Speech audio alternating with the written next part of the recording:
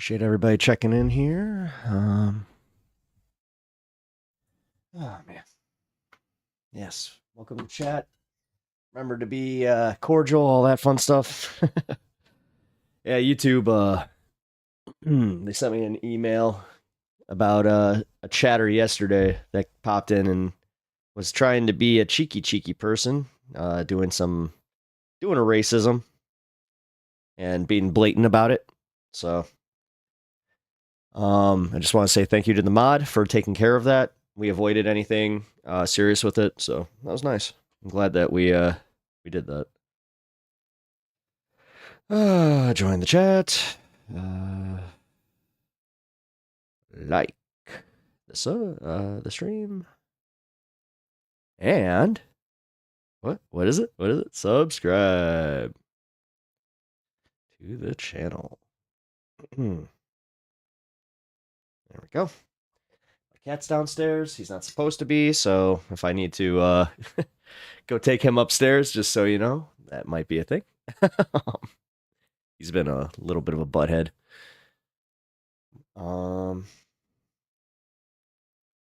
Let's see. What do we got? What's on the agenda today? What can I go right to?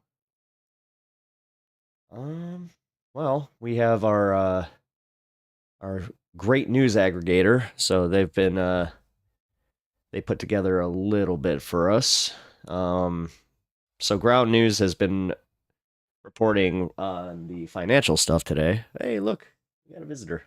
We got a visitor. Say hello. Say hello.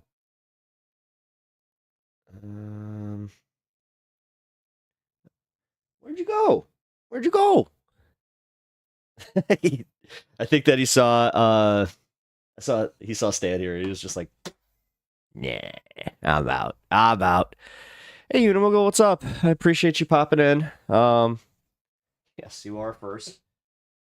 God, I always appreciate like when there's a race to get there. Let me get my music on.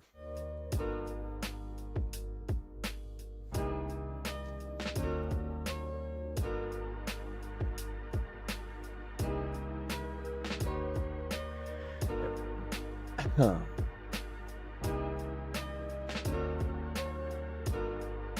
What has me more enraged at this moment is old Pelosi sunk AOC's chances in outrage. Yeah, dude. Like, yeah, they saw the writing on the wall on that one because they've been paying attention to some of the leftist circles, mostly, you know, just to kind of run interference so we don't get too big for our britches. You know, they want to make sure that we stay in line. You know, especially after the Luigi thing. All of a sudden, the Democratic Party, you don't think that you don't think it was planned at all to kind of get together and be like, hey, maybe we need to tone down the rhetoric versus the billionaires and, you know, the people in power because, hey, we're in power. So, yeah. Although, again, man, we're at a really interesting point in history where we have a lot of people who recognize what's happening. Whether it's on the right or the left, they do recognize that this is happening and that we are being fed a whole bunch of lies, specifically from like the mainstream media. Because I took it amongst myself yesterday to go and go to r/conservative on Reddit, and I spent about 2 hours there, where I was kind of shocked at how many people were attacking Fox News and other right-wing pundits specifically because of the coverage around Luigi, where they're just like, listen, we see what's happening. We see what this is. We do not want to be part of this. We don't want you guys to be able to use us against the left, which has been insane. One comment, I wish I would have screenshotted it, but it was kind of, it gave me a little bit of hope. They were just saying straight up, this is not a Republican or Democratic problem. This isn't right or left. This is class. We are now awake and we do not want to participate anymore. Change the system. I was just like, wow. So they're calling for just outright system change. Cool. Hey, what's up, Anna? Thank you for popping on in. Give me 1 sec. Oh, cool. Yep, Twitch is Twitch live? What's going on here? Okay, cool. There we go. Twitch is live.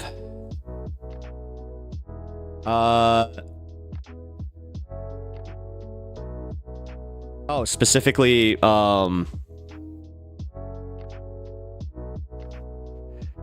sorry, I actually lost my train of thought when I was going over to Twitch. I'm sorry, Anna. Who said what, when, where? It's too early for that. Oh, no. We were talking specifically about how we need to just... I went on r/conservative on Reddit, and I just was going through I was just seeing what they thought about Luigi. So yeah, they're all on the same page as us, and they are pissed. Like, they are pissed. Who said the left or right? This is class. I'm just saying it was a random comment. I wish I would have taken a picture of it or screenshotted it, because I was shocked, because these people were they weren't even fighting amongst themselves, really. They were only pushing out the hardcore, people that were going, yeah, you know what? I think that this is bad for us, and that we need to have a little bit of decorum. And they were all just like, shut up, loser. It was kind of cool. And I'm telling you, none of them were lefties, because it was like you would go based on the next thing they would type, and you'd be like, oh, okay, you still suck, but at least we got this. So yeah, don't be surprised that I'm going to be harping on this and really trying to stay the course with the Luigi stuff and keeping that, at the top of our minds, because the media wants this gone. They want us to just stop paying attention to it. They are trying to move on, and we see it. We see it. Only, like, the biggest idiots amongst us are going, yeah, you know what? He had a family too. God, I think it was Hasan that said it yesterday, where it's like, yeah, notice the lack of memorial. His own family doesn't care about him. Because Sean Hannity was waxing poetic about, like, oh, anytime that something bad happens, on the left, or there's a school shooting, there's always, like, all these memorials, and there's nothing. I walked past there, and there was nothing, and that made me feel bad. Ugh, what a douche. Yeah, love class unity. Like, we have to definitely keep this up. Also, don't let the I might just call them microaggressions against the, upper middle class, and even just the lower middle class, because now what they're trying to do is they're trying to say, oh, you see, they take more, they suck, because they have more than you, but they have less than us, but they want even more. See, don't fall for it, because it's literally the next it's the next page in their book, where they're just gonna try and get us off our feet and get us fighting amongst ourselves. They're so mad that we're not talking about trans issues. They're so mad that we're not talking about Trump and, like, what he might do. And I'm telling you, man, CNN has got called on the carpet for it twice now, where even if they had to come out and just be like, our editorial team may have jumped the gun on this, and this should have been in the opinion section, because they were reporting it as actual news. That's kind of funny. Live from my work holiday lunch. Oh, man. Yeah, I was about to say, so, like, it seems like all you guys are doing your holiday stuff at work today. Duke mentioned in the Discord that he that he got, like, a little Christmas bonus thing, and he was just like, yeah, not happy with it. Can you just give me money? Because it was not a monetary bonus from my gathering. But Anna, remember how I said regular people pick up political positions a la carte, and we ideologues, but the full meal package, buy the full meal package. This is what I mean. Yeah. But even though it's a la carte for them, I'm not gonna. I don't want to be that elitist, diner where it's just like, oh, look at these plebeians. They don't even know what a quiche is,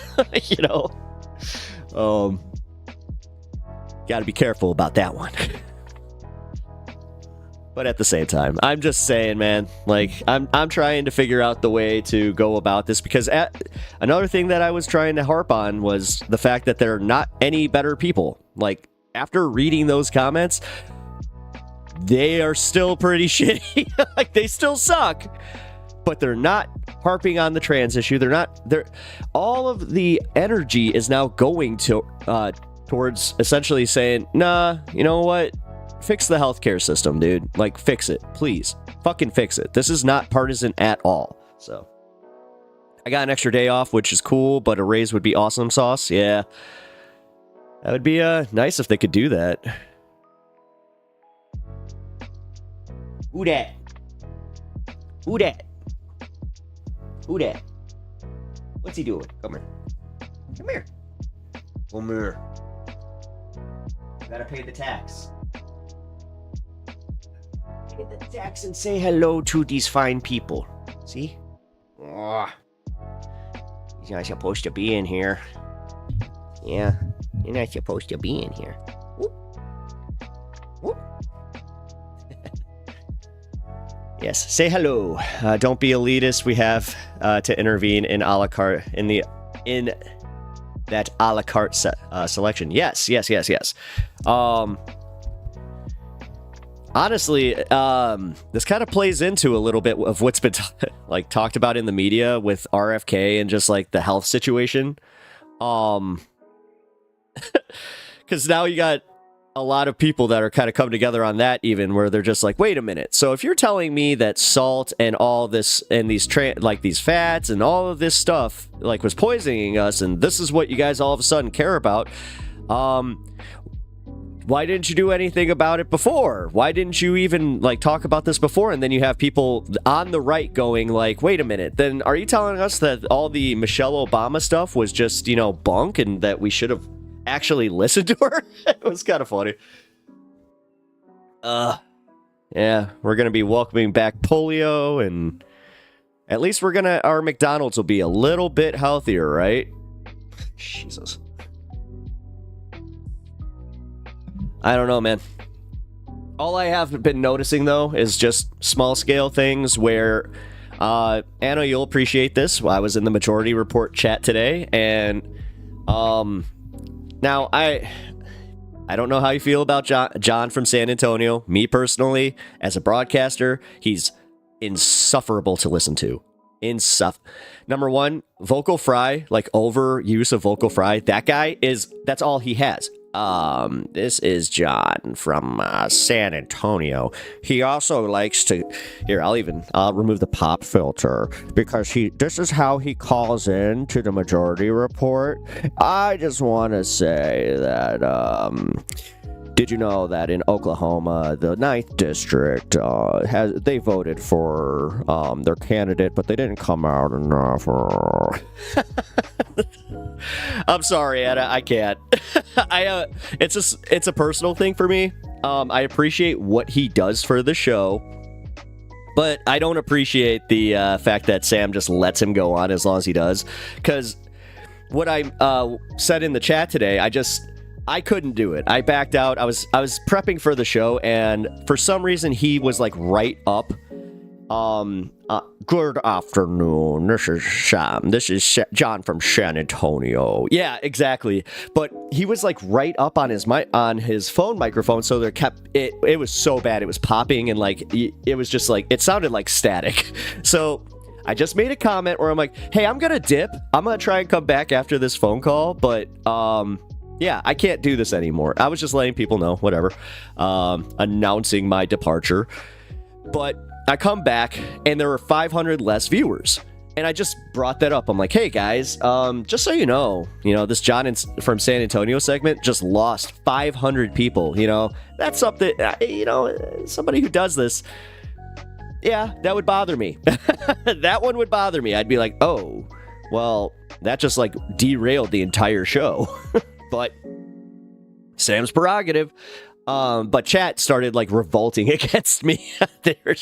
But yeah, because I am active in that chat, all of a sudden it turned into either you had the few people like Autumn Leaves and like Jerry McLean on there. Like, shout out if they ever see this. Like, you guys are awesome. But they were even kind of like, yeah, we'll allow it. We're definitely not gonna get rid of the comment, but there were enough people in there saying, okay, this is boring, can we move on? Okay, this is boring, can we move on? Okay, this is boring, can we move on?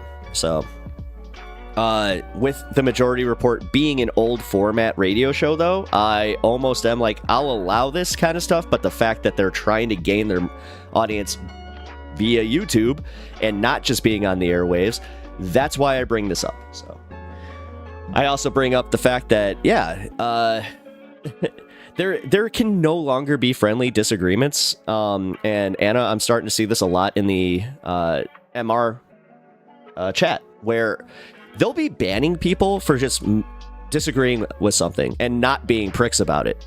I've seen so many just removed comments where I'm like, wow, mod power trip maybe? I don't know what's going on there. Yeah, man, I think that that community definitely needs to smoke a little bit and chill the fuck out. Because, man, again, if you even make one criticism about any parts of the show, they really do go after you. MR Discord is cringe. No, it is. I'm glad that I'm not part of it. Like, Anna, I know that, like, I was kind of bemoaning it when they kicked me out because, I'll be honest, I saw it, like, it was a good place to, you know, try and get viewers, and they were also pretty cool about self-promotion, but realistically, I'm a mod in another Discord. It does happen, but there's also good reasons to delete stuff. I don't know. Oh, no. I'm not saying that there isn't. No. And I don't think that I don't think there's a reason for it. Like, I had to do it yesterday because somebody was being a racist in chat. But what I'm saying is they'll delete the comments that will just, like today, a good one that I saw get deleted was just like, oh, God, it's John from San Antonio, and it was just Z's. And I was like, the only reason I remember is because I made the same comment. Mine didn't get deleted. That one did. So I was kind of like, Now, that makes me think, because did they, like, maybe think that it was a double post, or, you know, they didn't want the redundancy there, so they were just like, nah, we'll allow one of these. But, all right.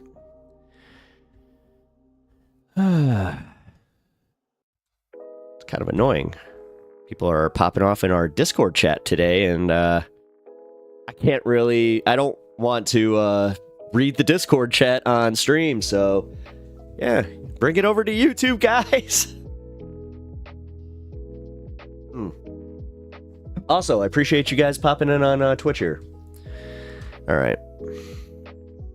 Also, Anna, have you noticed, like, what's going on with the MR, like, a chat, or just the fans in general, man? Because, yeah, they... Hey, Ramiel. Nice. What's up, dude? Welcome to the chat. Welcome to the show. I appreciate you popping in. I'm also going to cheers you, because that is kind of my deal. So, welcome to the show. Also, this is my first one today, so...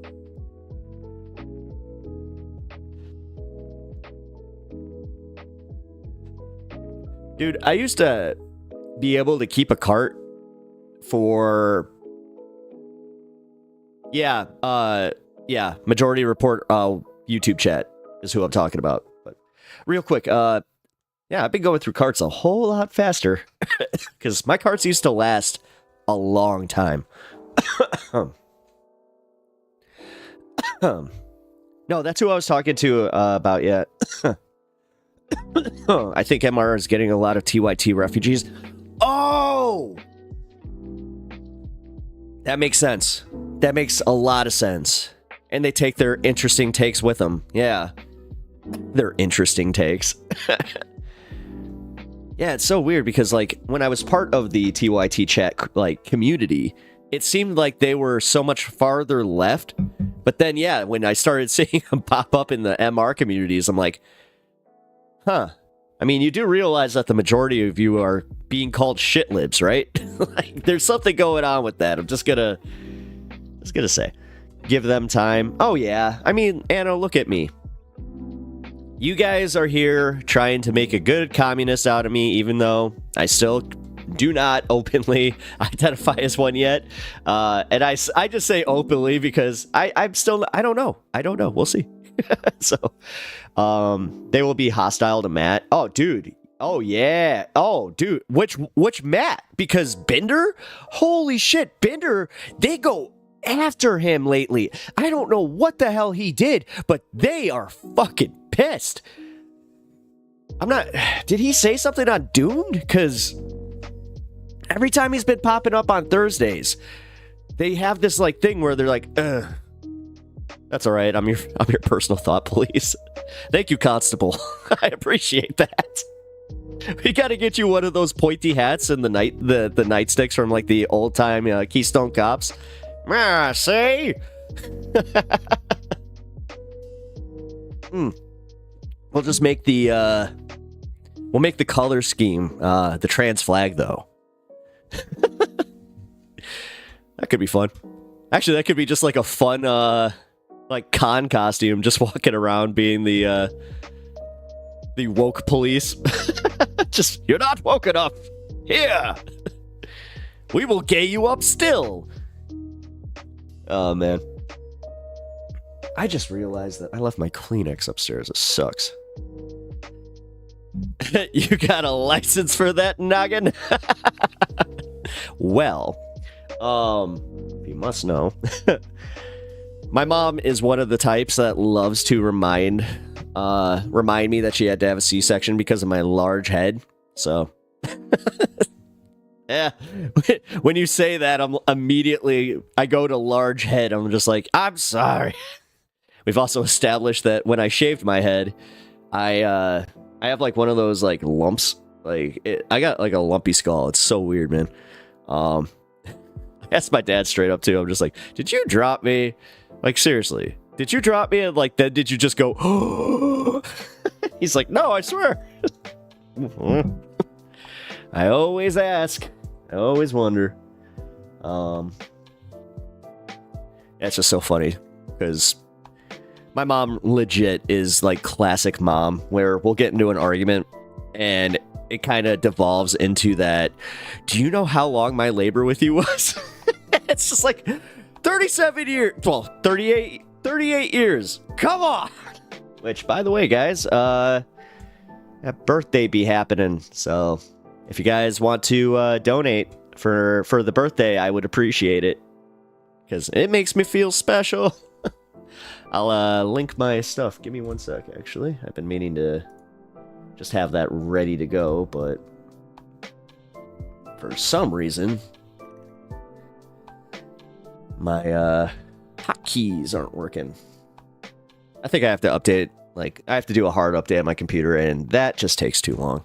That was one of those, like, I got the cue to do it right before I started, and I'm just like, immediately, no, I'm not shutting any of this down.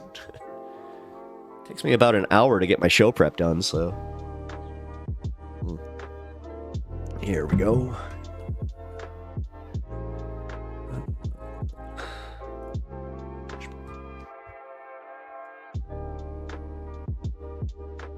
we go. Thank you. All right. JR's man, what's up, all? Hey, buddy. I appreciate you popping in. You know what? I'm going to grab my Kleenex because, dude, I'm having a little bit of a problem today. Allergies are so bad. Ugh.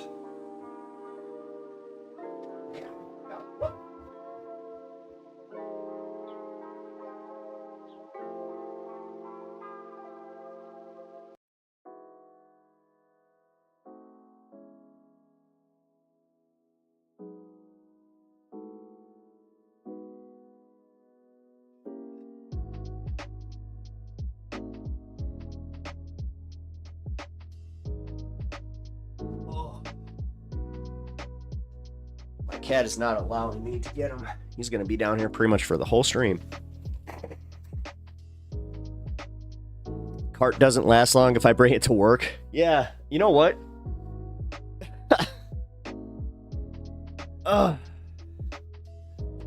Sucks because like I said, my carts used to last me like 2 to 3 weeks. Now I'm lucky if I get a week out of them. Yo, what's up, Mr. Meatball? It's good to see you. Haven't seen you in a minute.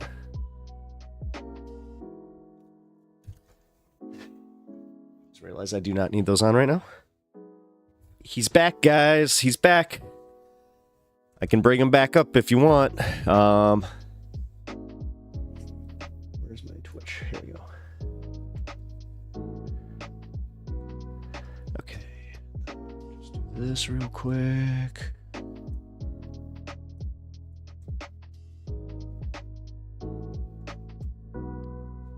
Hey. Hey. That will get you one ticket to the upstairs. Come on. My loop desk has been buggy in Premiere Pro, so I have to relearn the mouse and keyboard shortcuts. Dude, okay, so you actually get what's going on with me then. So for the past 2 days, I like reintegrated my setup, and I've been having this really weird issue where no matter what I do, when I set my hotkeys, when I set my bookmarks, and I like have my screen positions all set, it totally resets if I turn off my computer. So I have no idea what the hell is going on, but yeah, it's really annoying. Look at him. Look at him. He's being a scamp. He's gotta be careful though, because if he interrupts the dog nap, it goes from peaceful to, oh crap, especially if he gets them, because there have been 1 or 2 times where he got the cat and I was just like, okay, I'll have to clean up that fur now. Fun. Hey Brandon, what's up? Hey Duke, good to see you.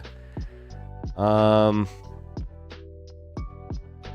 gotta be a file somewhere. Yeah, dude, I don't know, Anna. I've been looking up everything that I can.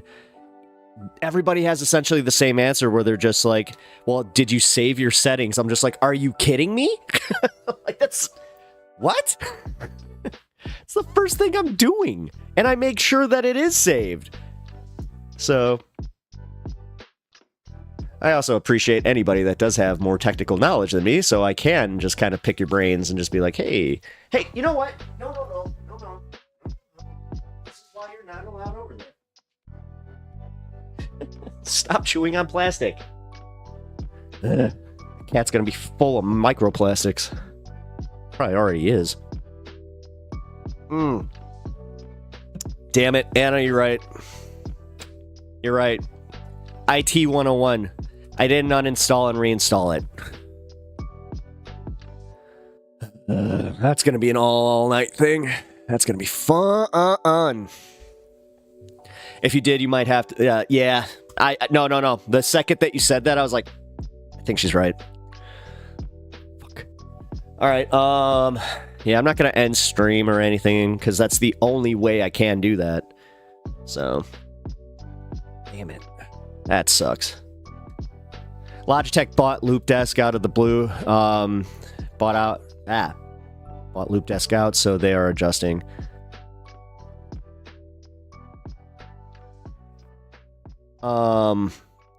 That explains also why I got my Logitech update. So, like, it just happened in the middle of the night last night. Like, I turned on everything. You know, this is a Logitech mic, so immediately it's just like, your update for your microphone has probably, like, gone through. I was like, oh, okay, cool. I go to check my settings. My mic wasn't even set to my fucking Streamlabs. It was... Dude. It's, if you guys haven't figured out, I'm not exactly the most technical person. I'm kind of lucky that I kind of figured out what to do just in this area and get started because, yeah, for real, it is, yeah, it's something that I've always kind of struggled with. You know, I took typing class, I took coding, but I wasn't really good at it, so... That's why I appreciate you fine people and answering my questions. Oh, so Anna and everybody else here got a cool announcement at the end of the show yesterday. One of the mods from Modern Day Debate, the YouTube channel, hit me up and asked me if I want to do a debate. I said yes. So I'm going to be chatting with them a little bit. It's Ryan. I'm sure you guys have seen him. We actually might watch one of the videos that he moderated between R and Ra, and I think I just know Stuart, you know, the eager beaver. Seems like a legitimately nice dude. Like, honestly, I wouldn't mind debating him, but yeah, Anna, it's kind of cool, right? So I'm gonna be doing that. I'm gonna be doing a debate. Which we all know also, for how long we've been here, I'm not exactly a debate bro. So, apparently Ryan just said, he was like, hey, I like the way that you handle yourself. I like your demeanor, and you seem like you would actually be able to debate. And I'm like, oh, well. It's that whole pushback thing. Yep, and ever since that, my updated system has been buggy, and damn it, JR. You already did the uninstall and it's still buggy. Fuck. All right. Mr. Meatball, congrats. Thank you. Yeah, guys, this is going to be crazy. So, Anna, right now, we're going to be talking a little bit more about it, but don't lie, you're a religious debate, bro. I didn't mean to be. I think that we're going to be talking religion. It depends on who they have, because it sounds like they have somebody lined up that wants to debate flat Earth, and I'm down. I'm down to debate flat Earth. I would love to kind of pick their brain to know exactly where the hell they're going, and, you know, how they haven't fallen off yet.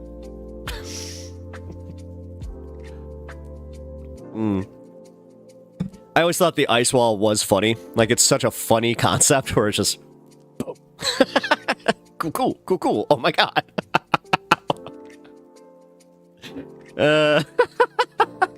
And yeah, I'm a globehead. Oh no, you believe in round Earth, you frickin' weirdo. God, how has there just not been? Because one of my favorite things, I don't know if you guys know a lot about this, but one of my favorite things that's happened is the guy who successfully did the trolling of all of right-wing society, where he was just like, do birds exist? Or are birds real? And it's a real movement now where they do not believe birds are real. Yeah, damn. Google debunker. Yeah. Flat Earth. God. Again, like, at what point do I even try? Like, in a debate, I like to at least know that the position is serious. In that case, even if they are serious, birds are drones. Exactly. Birds are not real. Just, you know what? We need to start doing that, guys. We need to start really pushing it.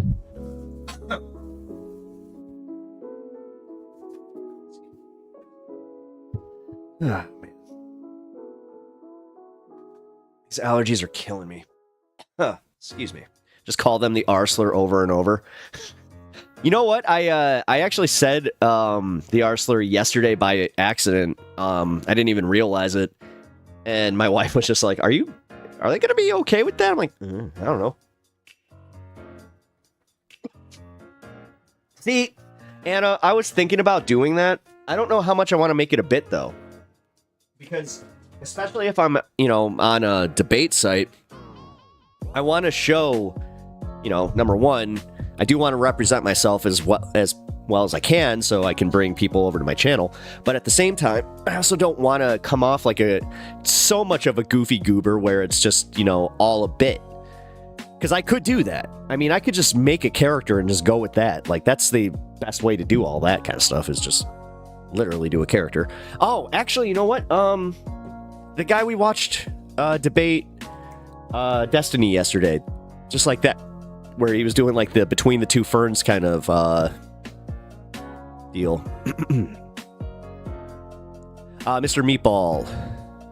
There was a movement that Sweden was not real, I believe too. Really? Sweden's not real. Oh, in Sweden we have very good healthcare, and we also have Greta Thunberg. She's very angry, but also well-spoken young girl. Not real. Oh boy. Do you know how the Earth was originally discovered to be round, measuring the difference in shadow angles of obelisks in Alexandria and other places in Greece? Yeah. I kind of, like, I knew that it was done with shadows. JR, sometimes they lean heavily on empiricism and what you can directly observe. That they, so, they really are that way, which is kind of weird because that could play into, like, the religious angle where it's like, well, are you are you a Christian? Because if you're a Christian, then, you know, that would kind of fly in the face of things. But now that I've never actually put that much thought into it, but now that I am, most flat earthers that I've ever interacted with, which it's only been like 2, both of them were atheists, so. Also, again, I have to be real. The ones that I have interacted with, they don't even really believe it as much as they want to just believe the opposite of something. You know, like, they're very much the contrarians. Like, and they do it just for the lulz and for the memes. So I think that's something I'm gonna have a little hard time with, is differentiating, like, what is what's their actual beliefs on it, but we'll see. We will see, because I hope that I'll be able to talk. I was hoping to talk to Ryan today about it and just be like, hey, so. But debate for the sake of debate, no answers, no conclusion, only debate. Well, that's kind of I'll be honest, when Ryan originally contacted me, I was kind of taken aback because I was like, well, I don't like debating I'm the opposite of Destiny. And honestly, watching Destiny's interview yesterday about, you know, what he gets out of debating, it's disgusting. You know, when they asked, how do you know you've won a debate? And they're like, when they delete their account.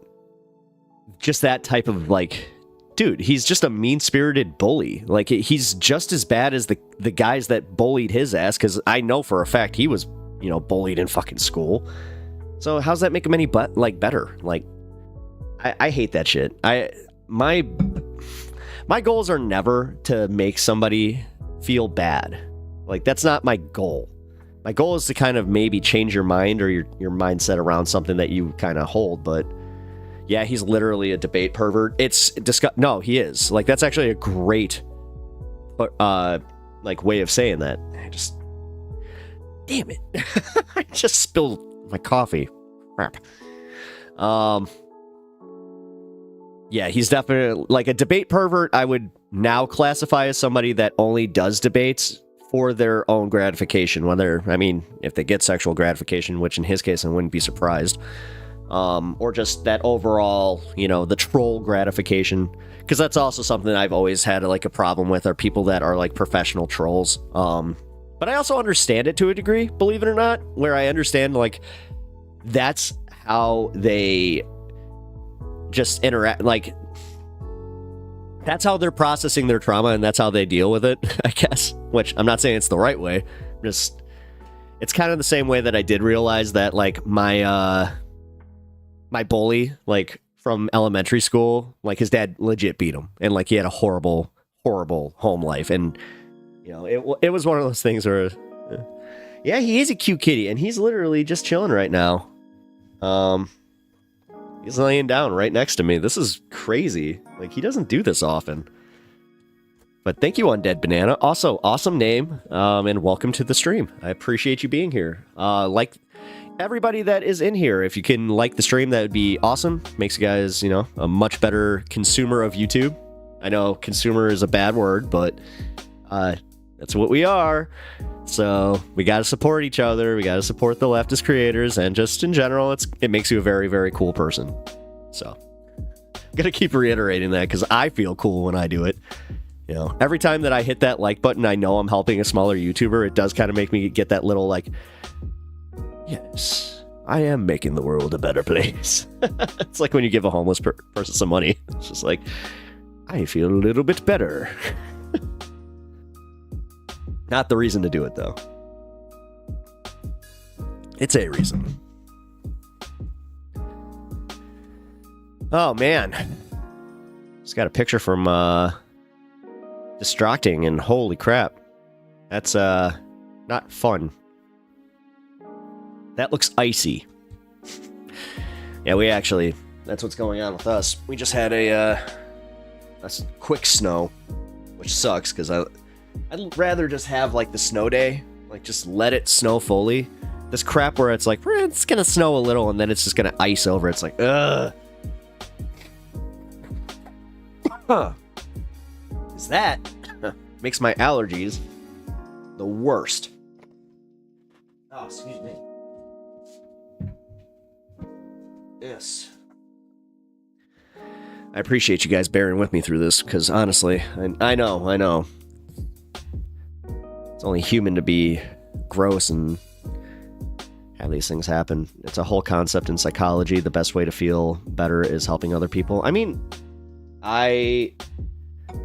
that's when I feel better about myself. That's when I feel better, like, I don't know. I genuinely have always liked helping people. Like, I remember when I was a little kid, we went downtown for, just to kind of go shopping and all that stuff and go see some of the sights. And I remember giving some of my birthday money to a homeless guy. And my dad, he was mad about it, and he was just like, he was explaining the whole scam thing, and then he said something kind of shitty along the lines of, he's just going to spend it on alcohol anyway. And then my mom, for her credit, she was just like, yeah, who are you to say that, though? You know, I think you feel better through accomplishment. No. I mean, this is subjective just to the user experience. So I can say that for me, I personally feel better when I help somebody. When I actually know I helped somebody, getting that thank you, like getting a hug, or even sometimes not even getting anything, just knowing that you did do something that made somebody's life a little bit better. Yeah. I'll be honest, I get a lot out of that. So that's also why when anybody on here says, I help them, or they just good stream and I help keep them company, like that kind of stuff.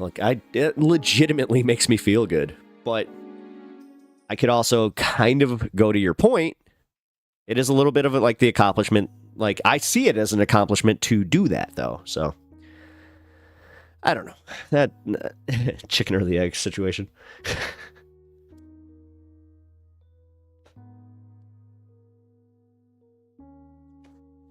All right, give me one sec.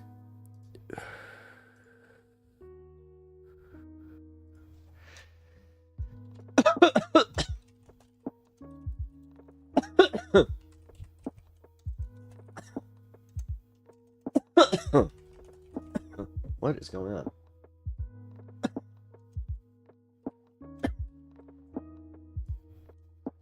There we go. You guys see that, right? Oh, no, you don't. What the hell? Okay. Oh, God, I hope this isn't... This actually might be tied to my problem.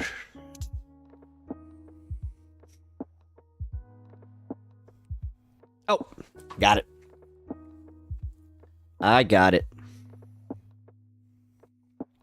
I think I paused my screen for some reason. Or not. No, it's bugging. Sorry, I was getting hopeful there. All right, the reason it is fulfilling is subjective, but this is common practice for patients with depression to get them to be more active. Oh yeah, I do know that, but also, God, I hate to always take it back to Christianity. But at some point, it does kind of, even if you have the religious aspect to your life. you can also kind of say the same about that, where, you know, doing your godly actions or feeling like you're impressing the big man. I'd say that's the same thing, but it's also not inherently bad if you're catching my drift, where it's like, okay, so you're doing something nice, but I'm studying both business and psych, so that's dope. Anna can't on the old iPhone, it seems. Yeah, you can. Just type it out. Brandon. It'll do it on our side. So it's not like the PC or when you do it on a Samsung device or Android device. What's up, dude? If you're good, then you can stay. Just please don't piss off your brother. You be good. He's being nice. You do it. You'll be good. Don't talk about depression if you don't understand it. Undead banana. I can tell you I understand depression quite well, actually. But I'm also not a I can just say, like, I'm not clinically depressed, so I'm one of those situational depression type of people. I have a problem where I can disassociate a little too easily sometimes if I get uncomfortable with the situation. Trying to work on that a little bit, because when I disassociate, it does kind of get scary, where I'm like, oh, great. Brandon Whitney, undead, I'm impressed, but... Or undead, I'm depressed, but thanks. Yeah. And depression comes in different forms. Oh, I know. Brandon Whitney, I'm not saying doing things for other people fixes your depression, just saying that it's one of the 100 different practices for treating it. Oh, yeah, I mean, dude, I'm not trying to even, like, simplify this, but it is kind of just like a simple solution where it's like, yeah, do things that would make you feel good in general anyway, you know? But I also do have that the reality that being a good person, it doesn't make everybody feel good. Otherwise, everybody would just do it. You know, some people are just missing that. Never been depressed, but have a lot of empathy for people. That's nice. I mean, hey, see, I appreciate that. Undead banana, so you don't understand? Well, no, I can say that I understand from being in, like, my situational depression, which, again, it's not just a case of the SADS undead banana. Like, I've had full-blown, you know, what could have shifted into full-blown depression for me, because I have a bit of, like, I have ADD already, and then, you know, there could be a little bit of a mood disorder there. Not bipolar. I've determined that, so, viral media AI. Hey, what's up? Appreciate you popping in. Microdosing for depression. That's when I start doing that. That's when I do. That's when I do a little microdose, and kind of brings me back, because, like, again, with my depression, it turns into just the disassociation of not feeling, and I don't like that. Like, I don't like feeling like I can't feel. Unhappiness comes from desires and aversions. Learn to observe them and let it pass instead of fixating on what you want or don't want. Oh, I mean, that's not what's causing it, man. Like, I can just say it, like, openly, man. Like, I've had death in my life, you know? I have lost somebody that was extremely close to me. Untimely, too. Also, you know, losing pets. I also, like, that does it when, you know, you lose a pet. That's where I say it's situational, but I also say that I understand a little bit of just clinical depression, because my mom grew up, you know, growing up with my mom, she has clinical depression, bipolar, mixed schizophrenia, so yeah. Sorry, Undead Banana. I also, like, I'm not trying to, like, take your like, I'm not trying to take anything from you, but at the, like, I don't know. It seems like you're doing the thing where you're just like, you've never actually been depressed, which I'm sorry, but what does this argument get you? I'm kind of confused. Anna, pep talks, that doesn't work for everyone.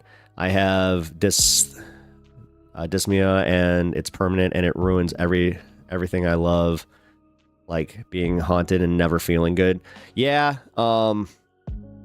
Again, I have it like small scale. Like I was talking about this yesterday. I'm not sure if you saw it, where I've been working in therapy with this, where I have this problem where I can never fully feel joy, because whenever I do get that joyful feeling, whenever I'm actually feeling really good about a situation or even about myself, I'm always looking and waiting for the other shoe to drop.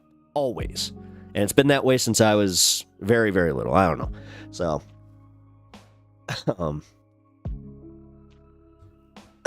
excuse me.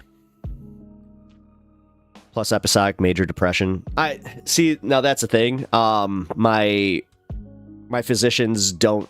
They thought that maybe that's what I was experiencing, but it's so weird where, like, in the middle of getting a diagnosis like that, I will come out of it and they'll just be like, oh no, you just, I did have one doctor that even tried to kind of be a little dismissive about it, where he's like, hey, kind of had a case of the SADS. I'm like, it was a little bit more than that, man. Like, when you're thinking of, is this world better off without me type of thing, yeah, that's a little different. So, what's up, Scott? Appreciate you dropping in. But Undead Banana, clinical depression is like alcoholism. You can get sober, but you will always be an alcoholic. Yeah, no, I understand that. That's why I'm not saying, like, I don't need the label of a depressive. I can tell you right now, I'm neurodivergent, so do not have autism, but I definitely got a nice little case of that ADHD. I walk on sunshine and daisies every day. Mr. Meatball. Hey, try not to be a dick. I see it. I see the joke here, but I could see somebody, if they're feeling depressed, they'd be like, why'd you gotta be like that? So I hope you understand it, Undead Banana, that Mr. Meatball was just being cheeky. Brandon Whitney, thank you. My brother took forever to be diagnosed with manic depression because his cycle is so wonky. Yeah. Yeah. Unhappiness isn't the same as depression. No, I understand that. That's why I keep trying to reiterate. I'm like, no, I understand the difference. It's not just about unhappiness. Yes, not wanting to lose people is an aversion.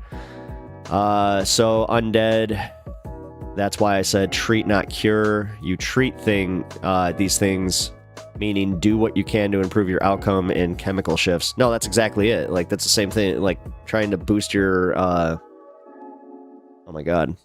I almost said dopamine, but, oh my god. It's the A and B fucking, I always think of the Lexapro commercials where it's just you have receptor A and receptor B, and then you see how the straight line is there, but yours goes like this and sometimes doesn't get there. It's serotonin, my lord. But yeah.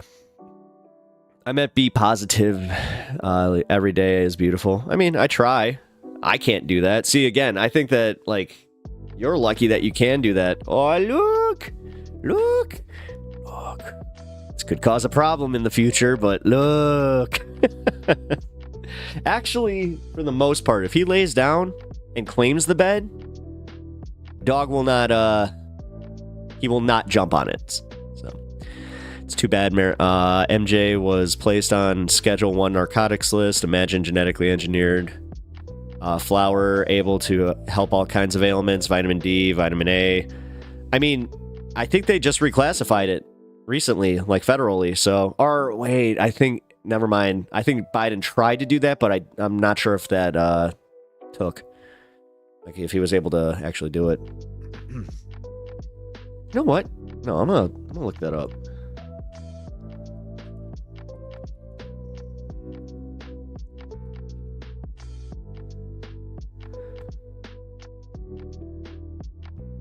He did. Oh no, he did. Back in May. Yeah, okay. I thought I remembered that, right? It's being moved from Schedule 1 to Schedule 3.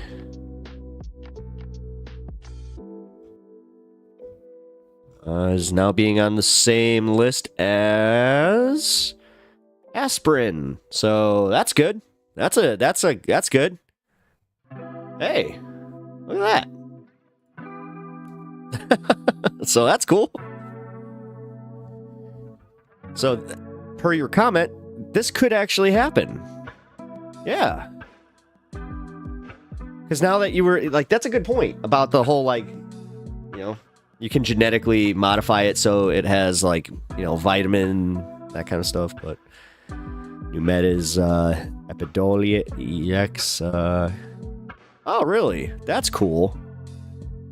Yeah, you know, my childhood friend, she actually was one of the first people I ever knew to use MJ for medicinal reasons because she had really bad seizures, and it was the only thing that would calm them down and also suppress them. So, yeah, she smoked for like super medicinal. And the weird part was her mom wouldn't let her like become like, you know, a stoner, essentially. Like, she wouldn't let her get into, you know, the culture. She was very, very adamant about treating it like it was, you know, I have to take my medicine now type of thing. I was part of normal when I was growing up, so I've always been an advocate for legalization, and it's kind of also why I think that, because it was like my main issue, because like, yeah, whatever, I'll admit it. If I had to be single issue at that point, it was going to be, you know, not just reclassifying, but, you know, legalization. We got it. We did it. You know?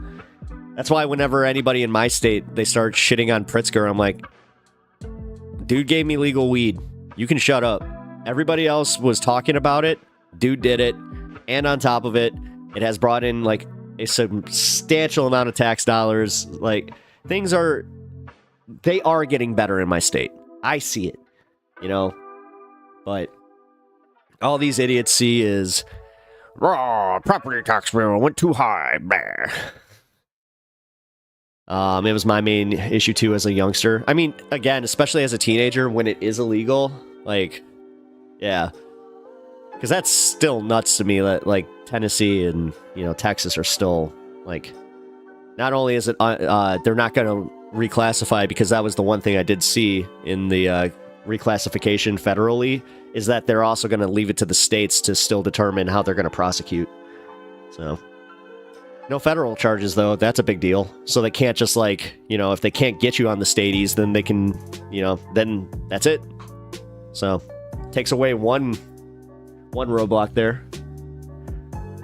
JR, how about it in PA? They took it down to the molecule being active, LOL. Yeah, I mean, the THCA is legal, but the THC not so. Yeah. So as long as you don't heat it up, you're good. Yeah, just eat it. Not for long, unfortunately. I'm pretty sure that's what he meant by all THC. Well, I mean, we'll see what happens. I know that Trump he ain't gonna be one to be like, well, I'm gonna come in and redo the federal, like, again, man, at what point are we also, like, getting a little ridiculous on our own side, just saying, oh, Trump is gonna come in here and he's gonna ban everything that we love, everything, without acknowledging, oh yeah, right-wingers get high too. Like, I can't tell you how many times I've been in a dispensary and seen fucking Trump hats. Let's try it while we have it. I mean, I'm in a state that is going to fight Trump's legal agenda, you know, to the end. And I have a feeling that it is, if he tries to send in the military, that could actually start, like, when everybody talks about civil wars, I'm like, you do realize that that's the declaration right there, so. Still need more legal freedom with it. Oh yeah, there's still work to be done, but at the same time, I'm not gonna, dude, Mr. Meatball, this is where I was kind of, harping on this a little bit. This is where you need to cool your jets and just kind of take what we've gotten and enjoy it. You know, the fight may not ever end, but it is like you can't be that guy. I hate that shit. That's also why, like, I hate that shit in politics, where it's like we win something, you can never focus on that win. It's like, here's a good example. When you're like, I play Pokemon, right? So when I get one of like the rare cards, right? Immediately my brain does that thing where it's like, I got it, and then I go to open another pack and it's just immediately gone. Dopamine gone. On to the next thing. We cannot do that. And I'm sick of people being so fucking easy to do that shit. It's kind of gross, man. Like, here I am talking about how I can barely feel joy, but now I'm starting to realize, I'm like, wait a minute, is this something that is just like, is this institutional at this point? Because this isn't a right-wing, left-wing issue. It seems like everybody is chasing the dragon, and it's not just, and then it's like, you catch the dragon, then next dragon. Like, ugh. I don't know. I'm trying to look at this from my perspective.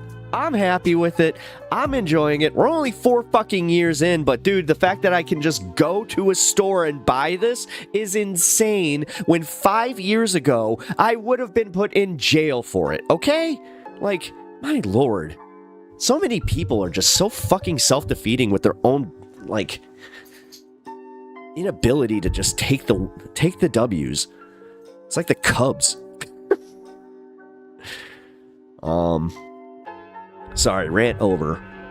Lieutenant Governor Dan Patrick proposed a bill that would ban all THC products in the state of Texas. Patrick believes these products pose I'm sorry, but Texas is the state where I'm like, if it's seceded, I would not miss it. And honestly, when I hear people that are, you know, of the left wing, and they're like, yeah, I live in Austin, or I live in Texas and blah, blah, blah. I'm just like, move. Move. Just get out of there. What are you doing? Especially if you're a woman. Like, I know. It's the Sam Kinison bit. Move to where the food is. Very elitist take. Everybody can just, you know, up and move. No, it's like, no, but I am dead serious, where it's like, no, you should really be looking into what it would take to move. So. I worked in a small town dispo, and 90% were super right wing. Yeah, I'm telling you right now, man. Like, yeah, I've even in like my super blue state, I still see enough where I'm like, yeah, good luck. Anytime that they start like, you get the super conservatives, like the ones that are you know, told by God, you know, how to be a conservative. Those are the ones that even like the Trump ones are just like, shut up, like, go away. We don't like you. So, JR's minute. Even when we fight, win the fight, we'll continue, but we can have fun along the way. Well, I'm sorry, that typo kind of made me go, huh? Even when we win the fight, we'll continue. We will. I'm gonna just put the we in there. Continue. But we can have fun along the way. Yeah. But also, I'm not gonna sit here pretending that, like, just because we have it now, like, dude, this idea, like, I'm not turning into Alex Jones with this shit, bro. It's too easy to do. And a lot of people are doing it, especially on the left right now. Like, do you know how many Kamala supporters are still doing the fucking conspiracy thing? Do you know how many Kamala supporters are talking about how the election was stolen and how it's the recounts? Like, if we just had recounts, like, they're literally doing the blue MAGA thing. My God. Let's not go blue MAGA. Let's not let our brains do this thing where we just fucking go to it's the most out there explanation, but it's gotta be the right one. All right, give me one sec. All right, guys. I'm gonna be doing a segment here in a minute. We got some fun. Load it up. Trust me, I do enjoy it, but I'm in Florida and they create an intentional don't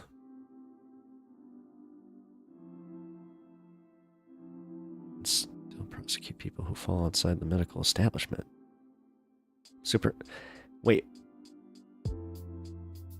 Ogopoly, like, are you? Wait a minute. Are you just saying like they're not prosecuting rich white people and they're still going after, you know, black people who have medical cards?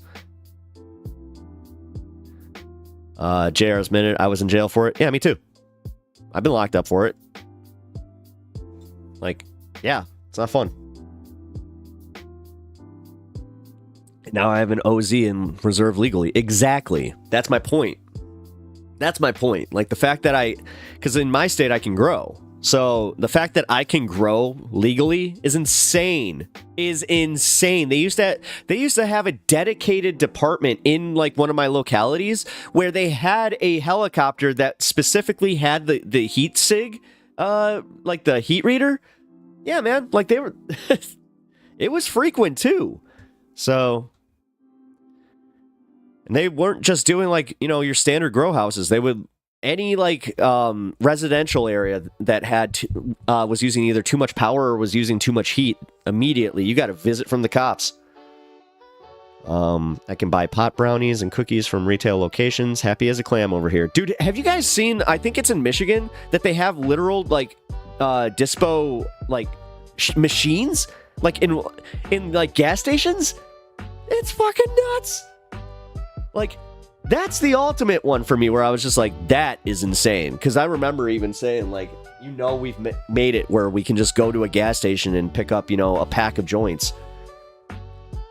But that's still a little ways off. And it should be. You know what? I hate to say. I don't mind the fact that they have to keep it separate.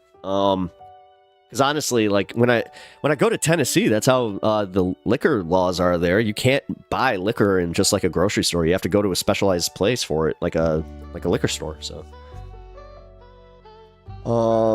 my brain to finger function is not functioning.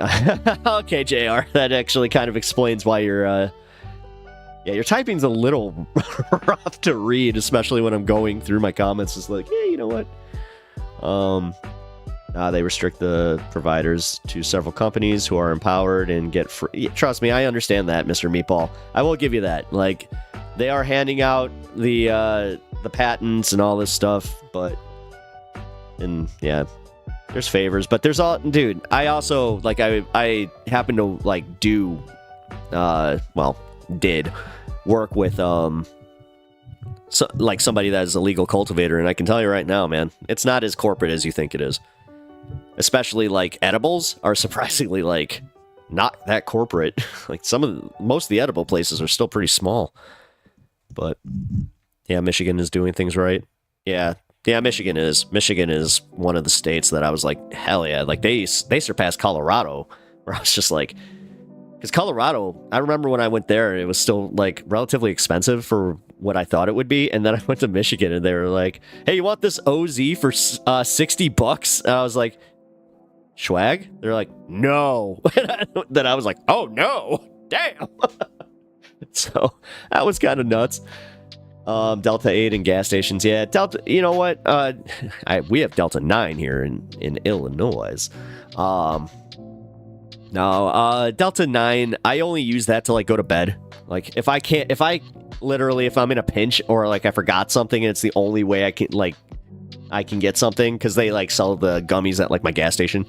I'll do that occasionally. Like they do the same thing for me. They work about the same for, you know, as far as just trying to get some sleep. So occasionally though, what was that one? The HCA or whatever? Forgot. There was like HCCA. But holy crap, that one, I wasn't ready for it. It hit me way harder than I thought it would. Which that stuff doesn't usually do anything for me. So I was kind of like, I don't know about this. Kind of reminded me like because I had a situation when, you know, I think we've all had one, especially if you came up during like the illegal times, the dark times. Hey, come here. No. No.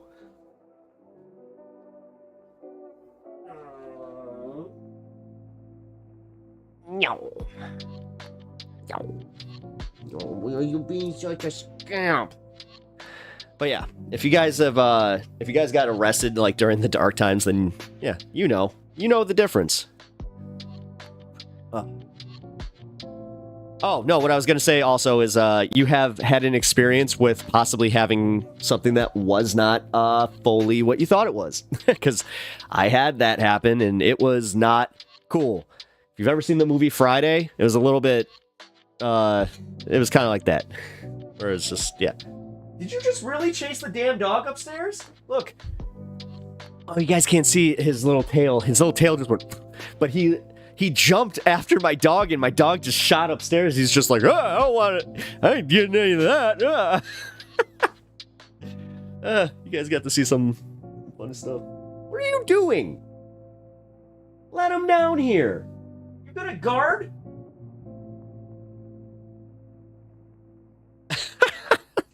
Well, is the kitty bullying you? It's okay, buddy. Did you see his eyes? He was just like, oh, you was being mean. You are a stinker. It's so weird how you're like, for like a half a second, he'll just be like, yes, I could totally screw this cat up. But that's it. Because the rest of the time, he's just like, he's gonna hurt me.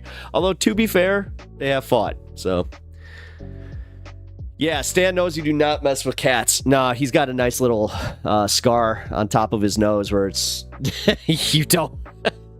He learned the hard way. Yeah. It's also so cute where he will just be like, arr! Like, he'll kind of like snap at my cat, but then he'll just be like, I'm sorry. I'll try and go and lick him and just be like, I'm really sorry. You don't have to run.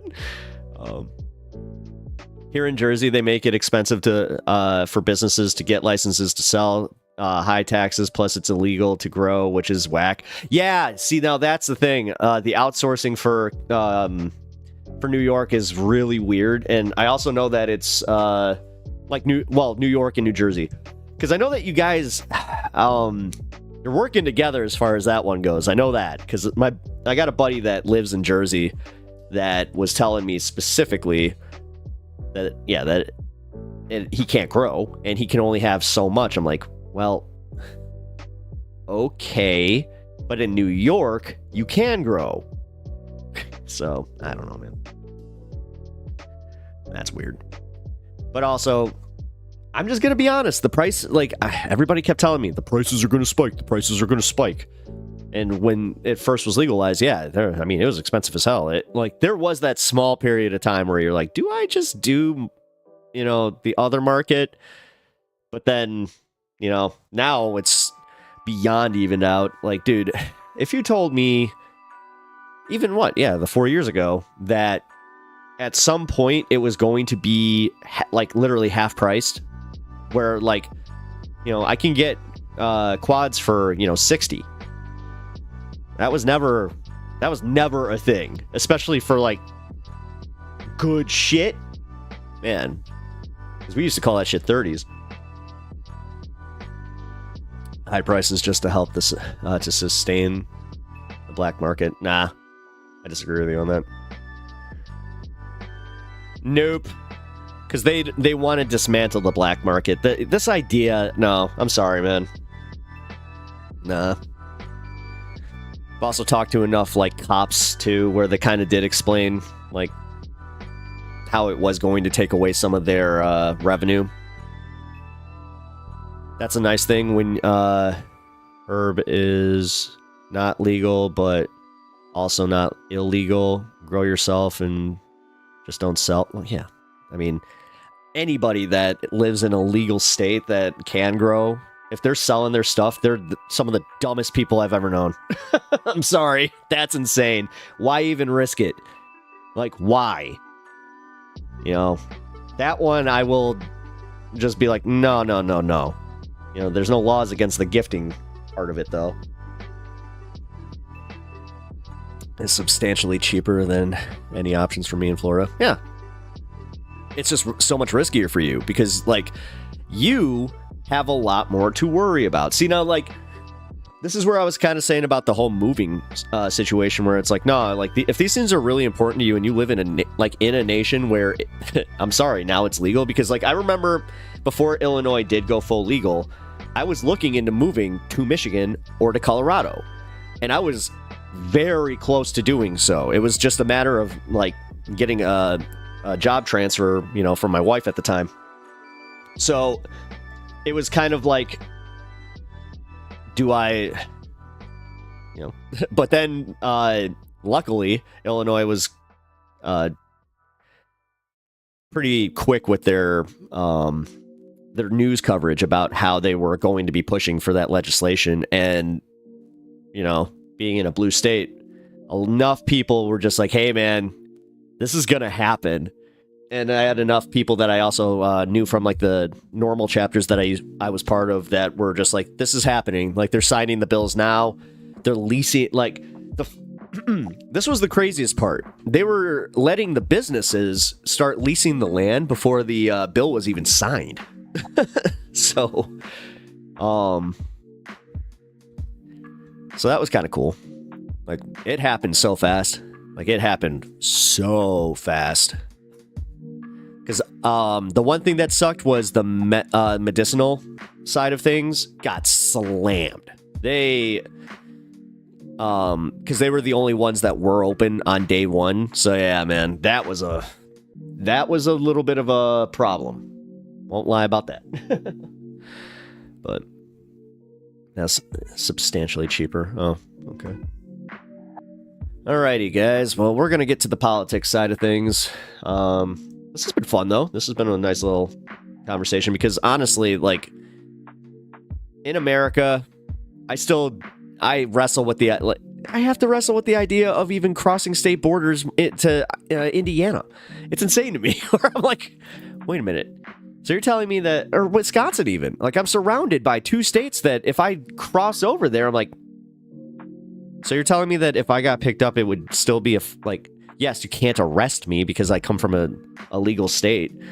I guess like that's where the federal scheduling also kind of changed a little bit how they can prosecute like cross borders and stuff like that. So I'm stuck in Florida. Moving is not ever going to be an option for me, sadly. Medicinal is good enough for me for now. I understand that. Like again, I know I was kind of speaking hyperbolically about, just move. That's why I was trying to also cap myself on that, where I'm like, all right, I hope you understand that, yes, I am saying this, but I don't mean it the way that a lot of people would be like, hey, not everybody can do that. I'm like, okay. But the best seed banks are all in the U.S., but in some states you can go to jail for it. For me, that's crazy. Oh, yeah. Yeah, it's insane.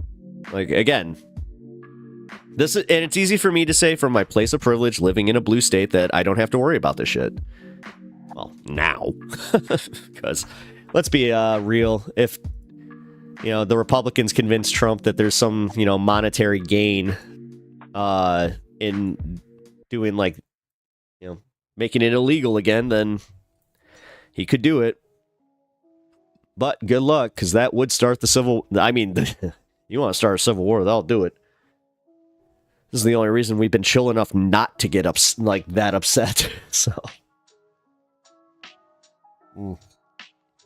alrighty, we're going to our news segment. So let me get prepped, and we're.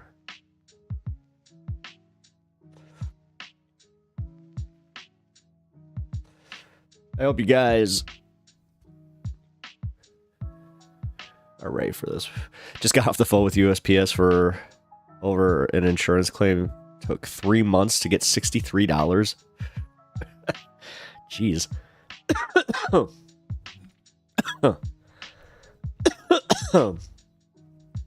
That's damn. That sucks.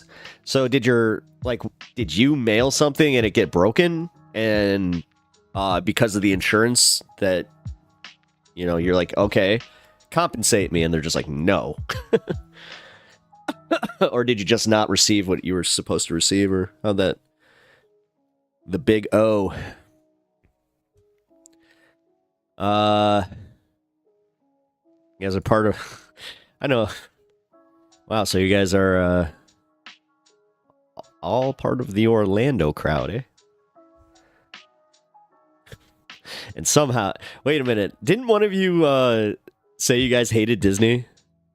I thought that was you, Anna.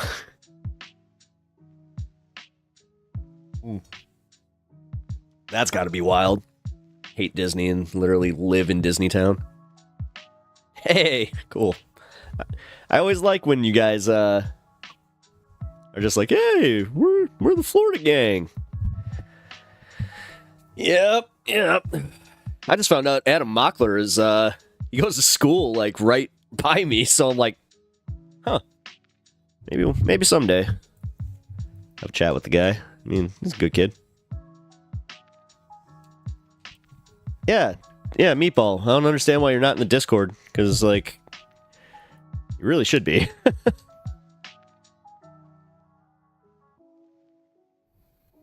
Alright. We're gonna go to news, and I hope you guys are ready for it, because this is gonna be fun. Because I'm not sure if you saw the update on the TikTok thing. Oh.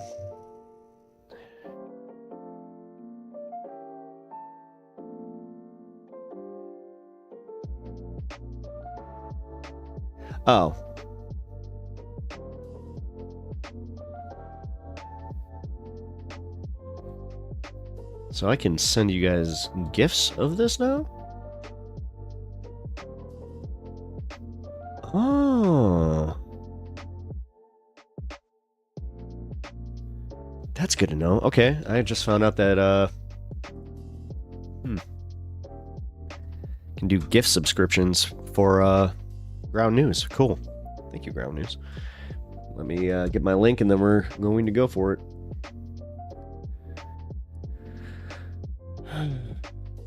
This takes so fucking long.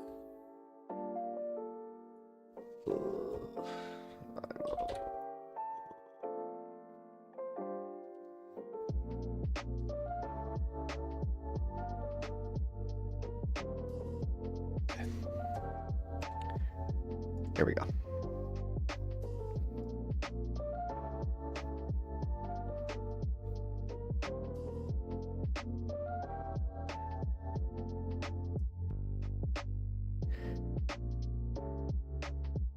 That is not what I thought.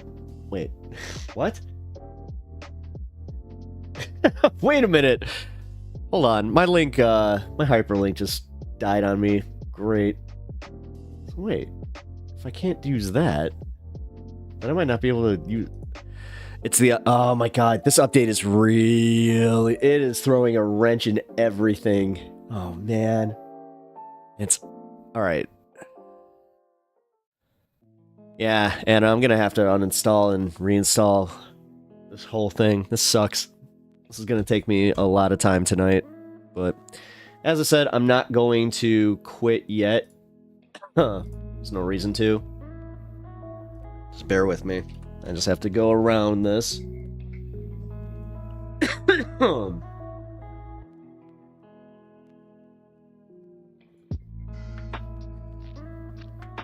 Alright.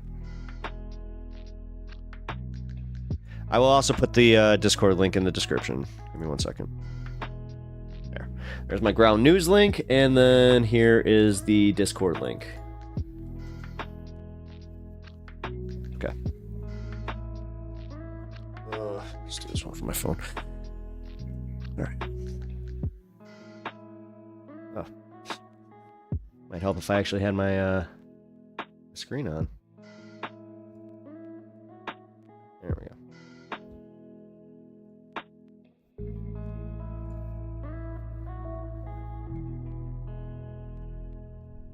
There we go. Oh, your package, they delivered it to Street North and the recipient was on Street South. Oh. Okay. And then here.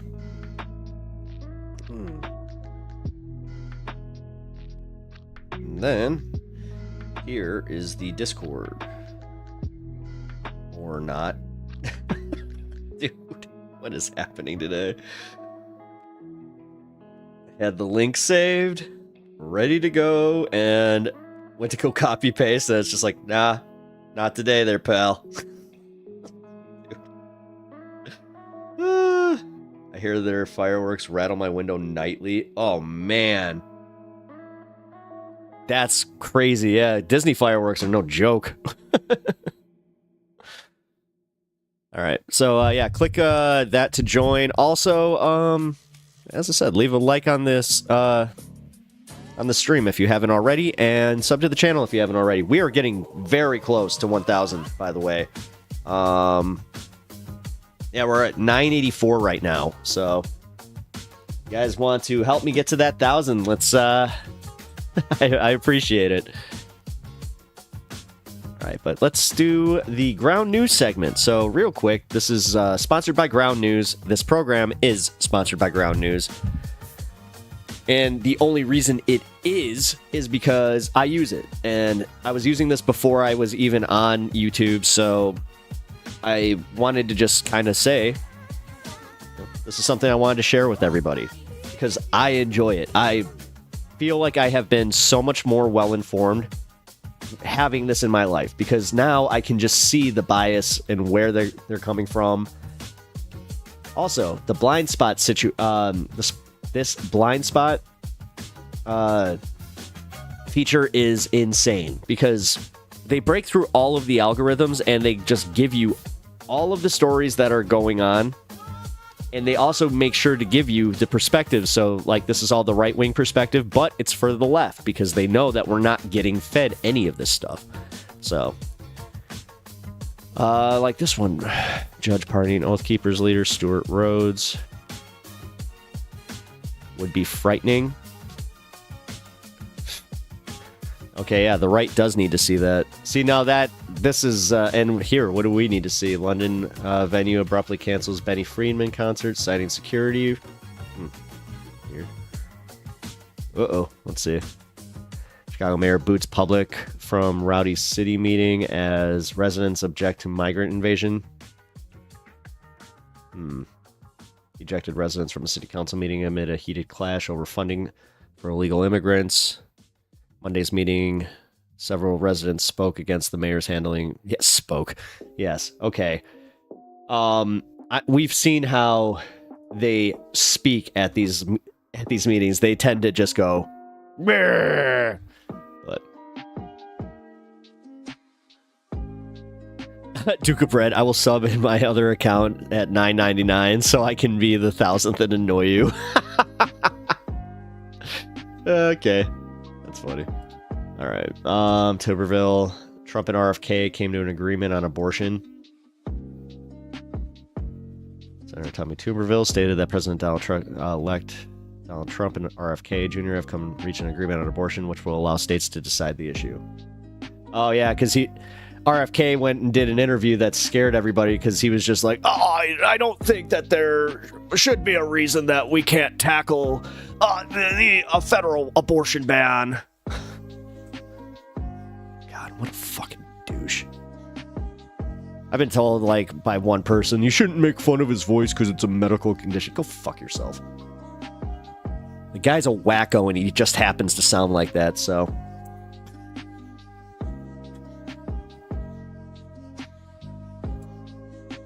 U.S. stocks fall to their second worst drop of the year on demolished hopes for 2025. Rate cuts. Dow drops 1,100 points.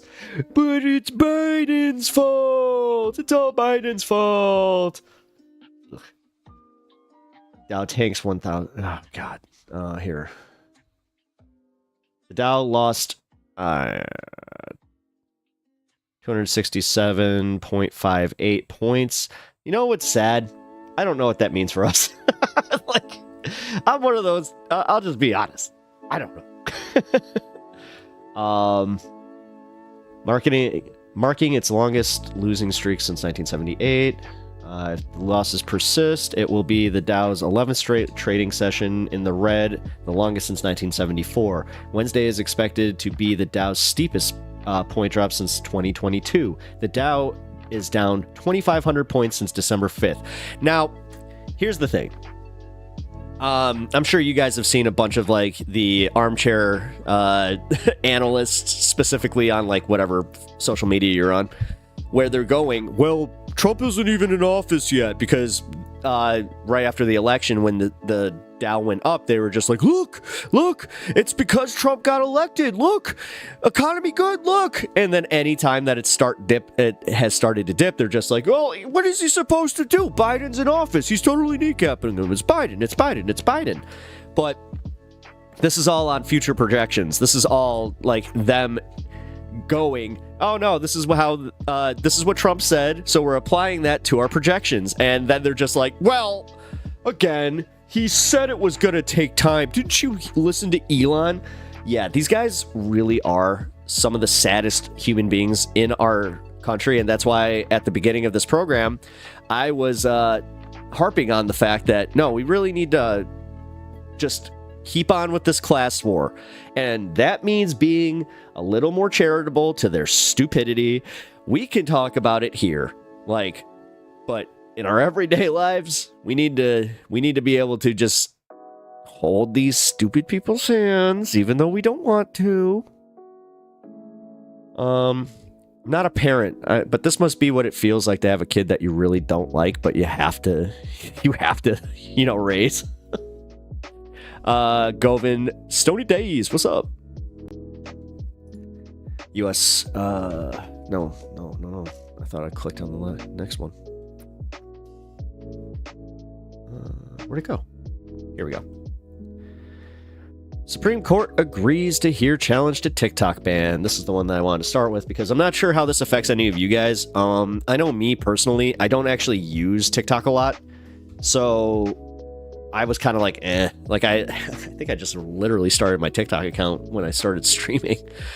But I do think it sucks. Like, this is a way for them to definitely sow dissension amongst the American populace, because if we're left with what, Instagram and Twitter, then it's just Zuckerberg, and oh my god, that makes those meetings even more dystopian, because that just means it's like, yes, we will cater to you, Lord Emperor Trump, as long as you keep us rich. And then Bezos too. Oh my god. Yeah, no. Okay, I hate to say, maybe I am actually going a little bit more with the conspiracy line of thinking with the TikTok ban, where I'm like, nah, this has nothing to do with it being a Chinese company. This has everything to do with the fact that it's a younger demographic, and everybody who is mad at it, like in our government, they just don't understand it. It was the one app that they're just like, listen, I could figure out Instagram. This shit? What the hell is this shit? The Supreme Court has agreed to hear the challenge to the TikTok ban. The decision is a significant step in the legal battle surrounding the popular social media platform. Legal experts believe the case could set an important precedent for digital privacy and free speech rights. The TikTok ban has faced numerous legal challenges since its proposal. So, on the lean left side, let's see what their article here is. The entry into force of the law requiring the Chinese parent company to sell the social network under penalty of being banned in the United States, scheduled for January 19th, was not suspended by the highest court. It's set for debates on January 10th. ByteDance in trouble. Supreme Court will evaluate the law that could ban U.S. TikTok.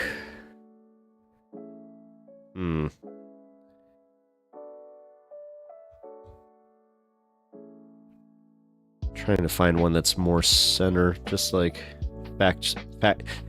Oh, all right. This one says high factuality, and it's in Spanish. So, La Corte Suprema de Estados Unidos anunció este jueves que escuchará. Oh, it's actually oddly enough, I could read some of that. I understand just enough Spanish to where I can like hear it spoken to me and be like, okay, and also read it and be like, huh, got that. Stupid question. Is TikTok like YouTube Shorts as an app? If yes, why don't use YouTube instead? Because the YouTube algorithm is different.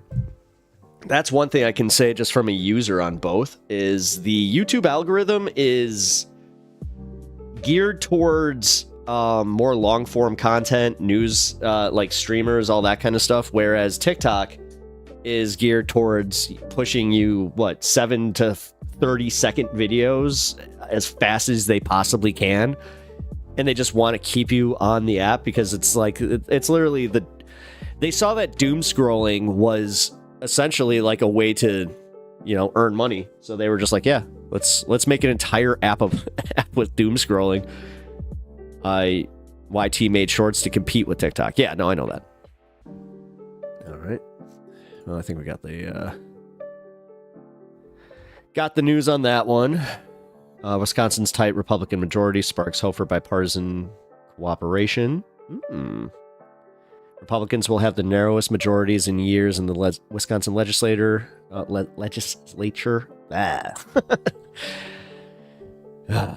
mouth is just doing that thing today where it's like, I'm going to do what I want to do.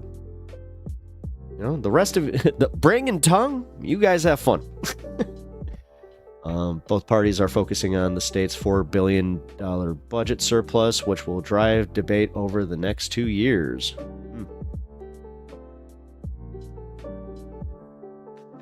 You know why they have a budget surplus? Because they haven't worked on their roads, their highways in years.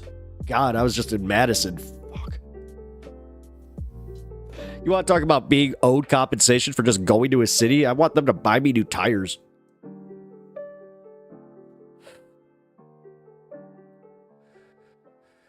COVID, just what we need. Yeah. All right. Judge violated code of conduct with critical Alito op-ed. Oh, what? Really? A judge has been found to have violated the code of conduct due to the critical op-ed about Samuel Alito. Oh, shit. The ruling states that the judge's actions were inappropriate and breached ethical guidelines. Oh, really? So now we're gonna be worried about ethical guidelines of judges?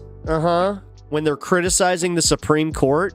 Yeah, this has nothing to do with them criticizing power, having some dissension in the ranks of power a little bit, below them, and then they're just like, we cannot have that. God, this is getting scary, guys. Like, the way that they're just blatantly coming at this shit and just, oh man, it's getting bad. It's getting really bad. I shouldn't be smiling about this because, this is me doing the nervous, okay, I am worried about this now. Also, notice, the lack of Trump news.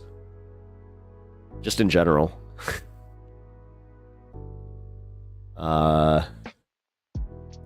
Trump warns Senate GOP not to fast-track Biden nominees. Trump warns GOP not to fast-track Biden nominees, expressing concern over the implications of doing so. Trump believes that rushing approvals would be detrimental to the party's interests. He urged caution in handling Biden's appointments to ensure a careful approach. Trump's remarks indicate his ongoing influence within the party. Media conglomerate, Murdoch family, Rupert Murdoch, Nexstar Media. Yep. So guess what, guys? The reason that they're even reporting on that as much as they are is just to be like, guys, do you see this? You see what will happen to you? Just remember. What is this? Benny Friedman. By Chesidic? Okay, now I'm... Hasidic. That's so dumb. That was real. Wow. I'm sitting there. I even knew it too. I was just like, Hasidic. But I'm trying to read it like it's a band name. I'm just like, because I saw singer and I don't know the guy. So I'm just like, so he's part of a band. Wow. A London venue canceled a performance by a Hasidic singer due to security concerns. The cancellation faced significant backlash and criticism from the local community. Local community leaders expressed disappointment over the cancellation. Okay, that's the AI. Jewish press. Do we want to even... Do we... Hasidic Jewish singer Benny Friedman. Mixed faculty. High faculty leans right. Here we go. Center.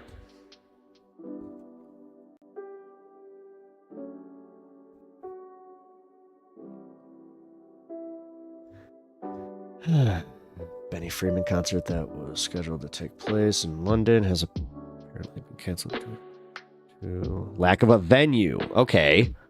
Wait a minute. Yeah, following cancellation due to security concerns. And then posted a video saying that the London venue that was secured for the World Yasir Shai is too pro-Israel or whatever it is.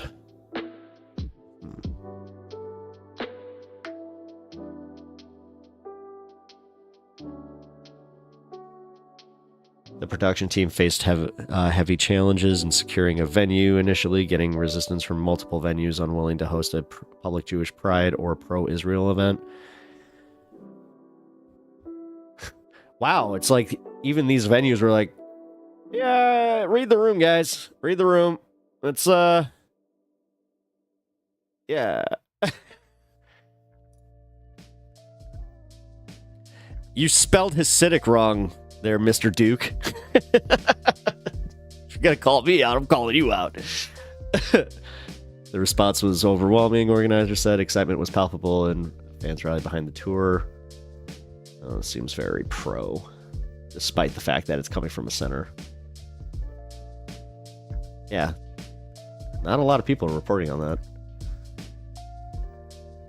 Oh, welcome, Twitch viewers. I appreciate it. Sorry, I kind of so ingrained in this story and also the YouTube chat that I kind of was just like, oh yes, Twitch. Hello. Alright.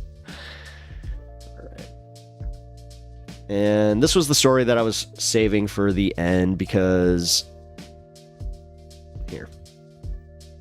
The Federal Reserve announced a quarter-point cut in interest rates on Wednesday, lowering the overnight borrowing rate to a target range of 4.25% to 4.5%. The Federal Open Market Committee indicated it would likely lower rates twice more in 2025, according to the dot plot matrix. Again, what I hate reading about specifically this story is just knowing how many people are going, like, if this does help the economy, they're going to be like, look, Trump. And it's like, it has nothing to do with him. It's literally nothing to do with him. Very high faculty. There we go. Come on. Reject. You'll get no cookies. Every time I reject cookies, I always just picture sad Cookie Monster. Just no cookies for me. U.S. Federal. I know, not that funny of a joke. It's legit. Like, I do have that. That visual of just sad Cookie Monster. The U.S. Federal Reserve cut interest rates by a quarter point, but also signaled a slower pace for cuts ahead. Blah, blah, blah, blah, blah. Economic activity has continued to expand at a solid pace, with an unemployment rate that remains low and inflation that remains somewhat elevated. So hold out for Cleveland Fed, Beth Hammock, who supported keeping rates where they were. Honestly, I'm very optimistic about the economy, and we're in a good place. Really, then why are people spending a lot less right now? You know? Just saw a report about this Christmas season not being that great for retailers, so I thought that's how we gauge this stuff, right? Right?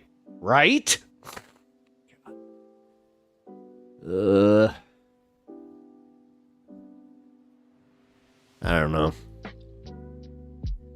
What do you guys think? Do you think, like, how do you know what? Fuck this. I should just be asking you. How do you feel? Like, how are you guys honestly feeling right now? How is the economy to you? Because that's one thing that hasn't been brought up at all. especially in like leftist circles, is just like, okay, so we always talk about the working class, but we're not talking. Are we talking about ourselves without talking about ourselves? Because yeah, sound off. Just literally go, this is me. Like, I don't make that much. Like, what the hell? And we keep getting just, man. And somehow, some way, we also have this problem where it's like, well, it's not going to get better. So, all right, let's see. Only 2 more hours at work, y'all. Send me some energy. Duke, I'm giving you the spirit bomb hands. You know, some people would call this, you know, the praise hands, but I just think of Dragon Ball where it's like, give me your Genki Dama. So yes, you get my positive vibes, positive energy. Let's go. Duke of Bread, Supreme Court is the only court in the U.S. that doesn't have a code of ethics. Yep. It's insane. Highest court in the land. No code of ethics, and on top of it, they have to have a freaking, you know, super majority in the Senate to even get, you know, impeached. It's insane. It's insane how powerful you made these people. And like all of us were kind of like, yeah, normal. Totally normal. On the lower coat, Mr. Pepper's so anti-Semitic. Oh yeah, I already got that. Okay. Duke of Bread. What's the reason why we can't call them Supreme Court Warhammer shit? I feel high. Economy is no bueno. Yeah. Okay, so we got one saying no bueno. I know that for me personally, it is not exactly great. I can just speak to like my grocery bill. Like, it was kind of weird. I noticed how in the last 2 weeks of the election, my grocery bill got a lot cheaper. And then right after Thanksgiving, it spiked again. And I mean, it spiked hard, where I was like, okay, that's a lot. God, just for like, you know, a loaf of bread. Here we go. Like, I got a loaf of French bread for my dinner tonight. $2.50. This shit used to be $1. Legit. It was like, I'm not sure if that was a store special or what, but yeah, dude, it was a fucking buck. So, I don't know. It was the whole reason you got the fresh bread. And now it also is bringing like that whole thing now that I was doing before, where now you think of all the wasted food. Because then you're like, okay, well, think of it this way. This is all perishable by the end of the day. So you guys are just going to chuck this shit. Like, honestly, which, by the way, for French bread, if you're honest, Jimmy John's has very high sodium in their bread, but it's also very cheap. It's 50 cents for a day old. If you have a Jimmy John's near you, it's definitely one of the like cheapest and easiest ways to get a little bit of extra calories and, you know, sodium in your diet. Making up for an election discount. Well, that's the thing. Like, God, do you ever just feel so duped that it's almost like you want to do the crawl in the hole thing, or like you just want to bury your head where you're like, oh, I'm so dumb. How did I not see it before? Because even I'm starting to come to terms with some of this shit where I'm like, what did we do? We just let this happen. And we're all like, collectively, like, yeah, this is messed up. And then we got the moment of like the very flash of class consciousness that we've had, and now we're right back to it. Like, here I am, I'm on the defense again. Like, I thought that we were all in agreement on this, but no, here I feel like okay. They were always going to get that money back. Yeah. God. It's just the way they nickel and dime us, but you know, these billions upon billions of dollars that are like is just sitting offshore. For what reason? What reason than other, like, do you understand how much of our economy is based on billionaires just keeping up with the Joneses, where they can't even spend all the money they have? It's not even feasible. They could lose it all in a really stupid way, but they cannot feasibly spend it all. Like, that's how fucked up this is too, because you'd think maybe see some of the problems. Nah, none of them want to fix any of it. There's no virtue, like, in any of these people. But here we are. We just, again, yeah, sure. Let's just keep working for these fucking billionaires and like, not get even this. It's always getting the nickel and dime. I mean, they're coming after our Social Security. They're coming after Social Security again. They're coming after, like, our entitlements, because our entitlements are the problem. If I have to hear about the fucking deficit, like, one more fucking time, I'm going to snap. Because you know who didn't care about the deficit during the Trump administration?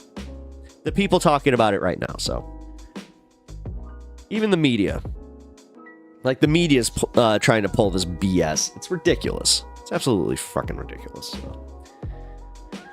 All right. Well, we got a fun little video coming up here, so let me just load that up.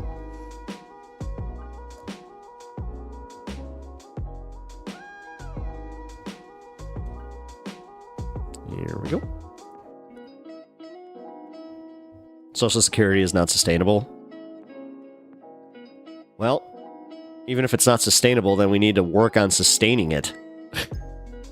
How about they pay, like, how come they can't pay in, you know, for every one of us? If any of these assholes want to move their money, there should be a fucking automatic law that they just instantly invest $1 billion. Like, if you have over, like, $1 billion, like, if you have $2 billion and you're trying to move those $2 billion, then we take $1 billion of it. Yeah, 50%. I'm done. I'm done playing nice. Nah. Because again, man, we're talking numbers like that you can't even fathom. You can't even, like, you could not even fathom the amount of money. So, also, that's dangerously close to just being like, yeah, it's not like we need it. I love that, where it's just like, yeah, I'll just capitulate and just be like, yeah, things are so fucked, but you know what? It's broken anyway. Here I am making a broader statement about billionaires, like, literally hiding the amount of money that they do, and then also bitching about taxes, and then we're just a lot. Here we are. Happened again.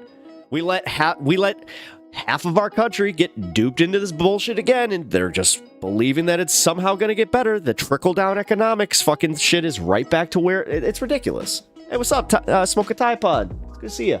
Thank you for jumping in chat here. Also, yeah, I mean, I feel like your emote is pretty dead on right now, where it's just ha ha ha, like it's Donald Duck is Caesar. Billionaires should be illegal, be multi-million. Again, yes, like, billionaires should be illegal. It is insane, the amount of money. They can't spend it all. Like, they can't just... How many houses can you buy?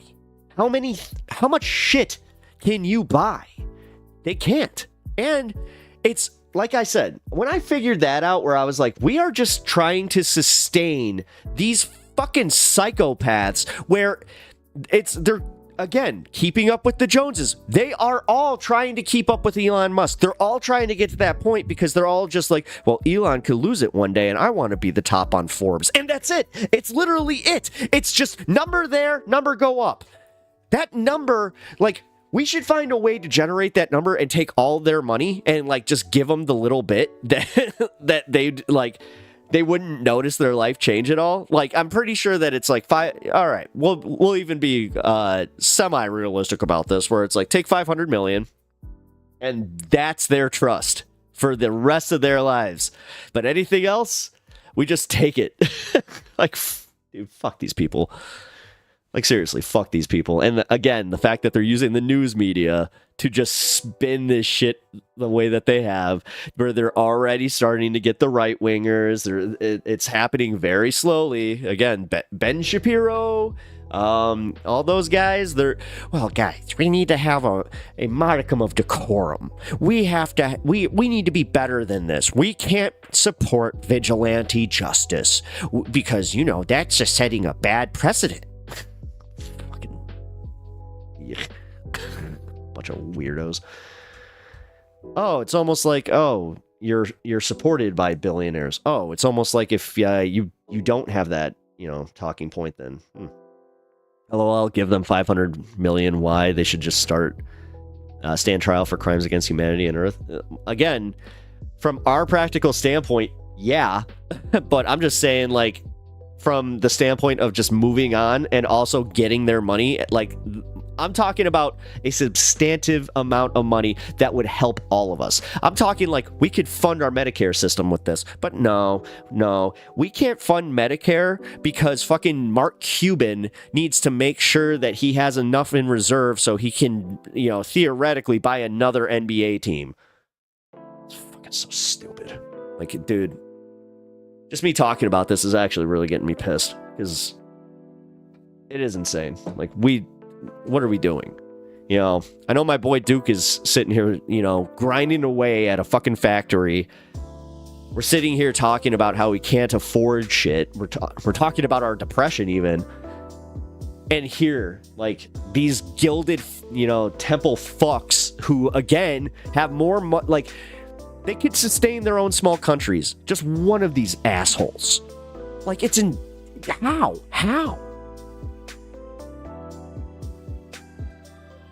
Govin, amen, it's a bad trip. We could fund stopping climate change. I mean, yeah, like those guys that created that thing. Preach, brother Pep, haha. Yeah, I'm literally working. Start yelling at that machine. Just be like, you are my oppressor. We get Duke fired. Oh no. At one point, he's just going to be like, that's it! The revolt starts now! I've had it! God, I mean, dude, I don't know why things like going into a dollar store get me also just like, why the fuck does this even exist? Like, and also, it's just, yeah! The hard part is to convince people that they have revolution is needed when they can play Pokemon Go for free. Hey, Pokemon Go's fun. Hey, don't knock escapism. That is like one thing I don't tolerate that shit because I understand that there is something to like keeping people distracted, but there's also something about shitting on distractions. Like, whatever.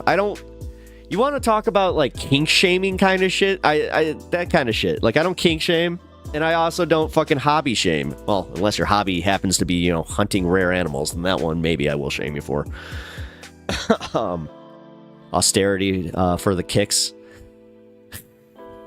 Well, I mean, that's why I was saying, like, for the 500, like, that's why I put that arbitrary number on there where I'm just like, I feel like that's enough money to, like, they can buy their houses, they can do they can do whatever they want, and we can still convince them that, you know, no, you guys are the rich, you're so rich and powerful, you're so much better than the rest of the people, you know, and also, I know we've all had this thought of just, if everybody just sat at home for one day, what that would do.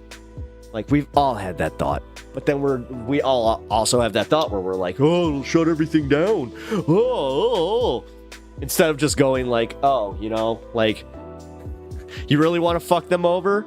You know what the best protest would be? For everybody that works in a grocery store, just to open up the grocery store for the community.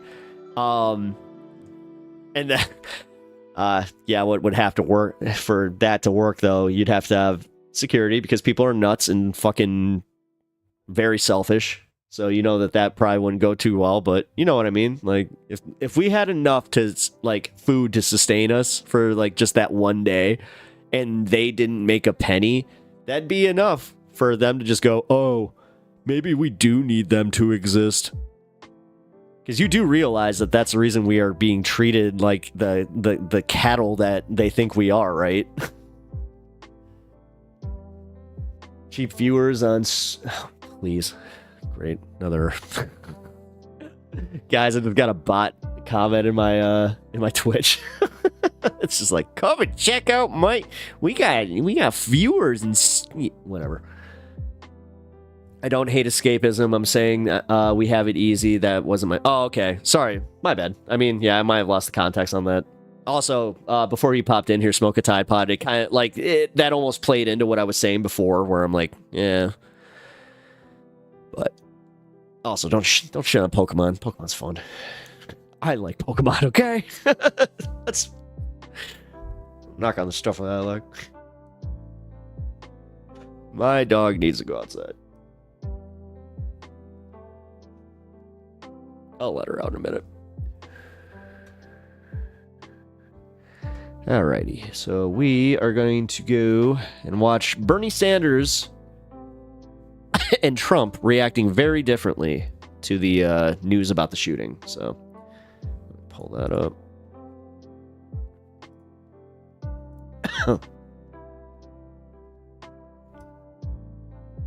Finally got it. Let's go. It's really terrible that some people seem to admire him, like him. Rising up is people's anger at a health insurance industry. Donald Trump and Bernie Sanders have now like both that Bernie reacted art. very differently to Luigi Mangioni's targeting of United Healthcare CEO Brian Thompson. And I'm going to play for you both clips. Still so jealous. He got one. Oh, he also got the Switch one, too. He got the N64 Switch controller. Ah, lucky fucker. Those are hard to get. And discuss. I'm also going to get to some new data out, some polling, showing how people feel about this. It's only one poll I've seen so far, but it's interesting and worth showing as well. But first, here is Donald Trump's reaction to the reaction. I appreciate to that. Luigi Mangione. Healthcare shooting, the I think shooting of the it's CEO. terrible. Can you give us your thoughts about that? And what do you make of Well, the I reaction think it's around the terrible. suspected shooter? Does that tell you anything about how people I think about it's a healthcare? terrible thing. I think it's really terrible that some people seem to admire him, like him. And I was happy to see that it wasn't specific to this gentleman that was killed. It's just an overall sickness as opposed to a specific sickness. That was a terrible thing. It was cold-blooded, just a cold-blooded, horrible killing. And how people can like this guy is, that's a sickness, actually. Right there. You mean like you and the people that like you? Yeah. That's really Preach. very bad, especially the way it was done. It was so bad, right in the back. The way it was done was so bad, yeah, because you're just like, Very bad, very thing like that. You can't believe that some people, and This maybe is also it's why I fake think news. that his shooting was completely staged, because notice how there's no fear, like nothing. Like I was targeted once. Did you know? Did you guys know that I was shot twice this summer? There, I was targeted twice. Nothing. That's why I think he knew it was gonna just nick his ear, kind of shit. News, I don't know. It's hard to believe that. I still can think even that was be a thought false of, flag, but, man. It seems that there's a False flag certain attack. appetite for him. Get Trump back in office. I don't get it. I'm not sure if I've ever seen someone talk so much about sickness without ever actually talking about healthcare. So at no point there does he connect the dots Give me a second. to private insurance, to the healthcare industry, to the for-profit motive at the heart of the healthcare industry, which is really the reason for people's reaction. You know, of course he's going to condemn the actual act of what happened, obviously. I'll get to Bernie's clip in a second. He does the same as well. But there's a way to do that and also understand at the same time why people are reacting the way that they are reacting. And of course, Trump is so disconnected from reality that he doesn't know, doesn't care. Of course, he's never had to deal with any issues with private healthcare because he's wealthy. He has no problems with it. The vast majority of people have a very different experience than what Donald Trump experiences. So let me get now to Bernie Sanders' reaction. Is this the right time in the wake of this horrific murder to be talking about health care policy? Look, Elizabeth Warren obviously understands killing and murder and shooting somebody in the back is totally unacceptable. But what I think has happened in the last few months is that what you have seen rising up is people's anger at a health insurance industry which denies people the health care that they desperately need while they make billions and billions of dollars in profit. So killing anybody, shooting somebody in the back who's the father of two is outrageous. It is unacceptable. Nobody should applaud it. I know Senator Warren did not. But I think what we need to ask ourselves when we talk about health care is why we are the only major country on earth not to guarantee health care to all people why we have a life expectancy which is significantly lower than in other countries, why working class people die 5 to 10 years shorter than the people on top. Look at how different these two responses are. On one hand, Trump only condemns the act of what Luigi Mangione did, doesn't have any greater conversation about healthcare or people's reactions to what happened and why they may be feeling the way they're feeling. Bernie Sanders is able to make those connections while also condemning the act, of course, but he's able to understand why people are feeling what they're feeling and have a greater conversation about healthcare. The question Duke Britt, I'm just asking questions there, or the I don't have the conspiracy brain. framing I'm of the just question asking the from hard Christian questions. Walker, the host there, Gay is frogs. so. It's just so. I mean, it's what you expect from these sorts of shows. But is this the time to talk about healthcare? It's like after this is what Fox News does after any kind of mass atrocity. Is this the time to talk about gun control? Yes, of course. Yes, it is. Anytime the issue is raised is the time to talk about it. Why would you avoid the conversation around? Why would we be why would anybody be talking about what happened if it isn't for the healthcare industry? It would just be, any other random murder in New York City. Like it wouldn't be a news story if it weren't for the fact that this guy was the CEO of a health insurance company. Of course, it is the time to talk about that anger, to talk about health insurance, to talk about a rotten for-profit healthcare system. It is the perfect time to discuss it. It's just so, God, they do whatever they can to try and avoid having any real conversations around policy and what people are actually angry about in their lives and what may actually help them if they were to move to a better system. It's just any excuse to not address the real problems. Let me get to this polling. So this is from Emerson College polling. This is the only poll I've seen so far on this. I hope more come up because I like to have a variety of data come in as opposed to just one pollster. But it is worth noting here. So I'll link to this full thing below the video as well, the full page. But they write here, do you think the actions of the killer of the United Healthcare CEO are acceptable or unacceptable? And look at the results by age. So what I really want to focus on here is 18 to 29-year-olds, which are somewhat acceptable and completely acceptable, amount to a plurality here of 41% believe that it was somewhat acceptable or completely acceptable, compared to 40% saying it is completely unacceptable or somewhat unacceptable. And the neutral number is 19%. Now, I got to question the who is answering neutral in a poll like this? Because to me, if you're going to be neutral on somebody being killed, I tend to think you are leading towards the acceptable position. You just don't want to say that in a phone call with a pollster, because why would you be neutral? You know what happened. Somehow, if you didn't, you're told what happened. How could you be neutral? I'm sure there's a position you can take. So I would actually, let's just for argument's sake, let's just throw it in. Yes, it's the effing time. We have been trying to change this as a country, and these effing wanks wouldn't listen. So now we have their attention With this larger number and say it's 60%. Yeah, that's also why I've been saying, we're looking at a plurality guys, of 18 to... don't get bogged down in, infighting in our communities. Let's not get bogged down on this, on even like some of the stuff that they're trying to distract us with. They really are trying to turn our attention away from Luigi. They don't want us supporting him. Notice how the news has not been reporting on him at all. 29-year-olds saying that it is acceptable, which, again, should be a wake-up call to political leaders, to the health industry, that the issue with healthcare is deep. It is not simply about, addressing some problems around the edges, maybe a regulation or two. No, the issue with for-profit healthcare is the fact that it is for-profit healthcare. That profit is prioritized over people's health. You have to completely throw the system in the trash. So that's not going to sound great to those who are making lots of money off of that system, but it's a system that would work for everyone as opposed to working for, a few at the top. And, even across the board, like, it's people, of course, when you're older, you're a little more comfortable, you're on probably Medicare.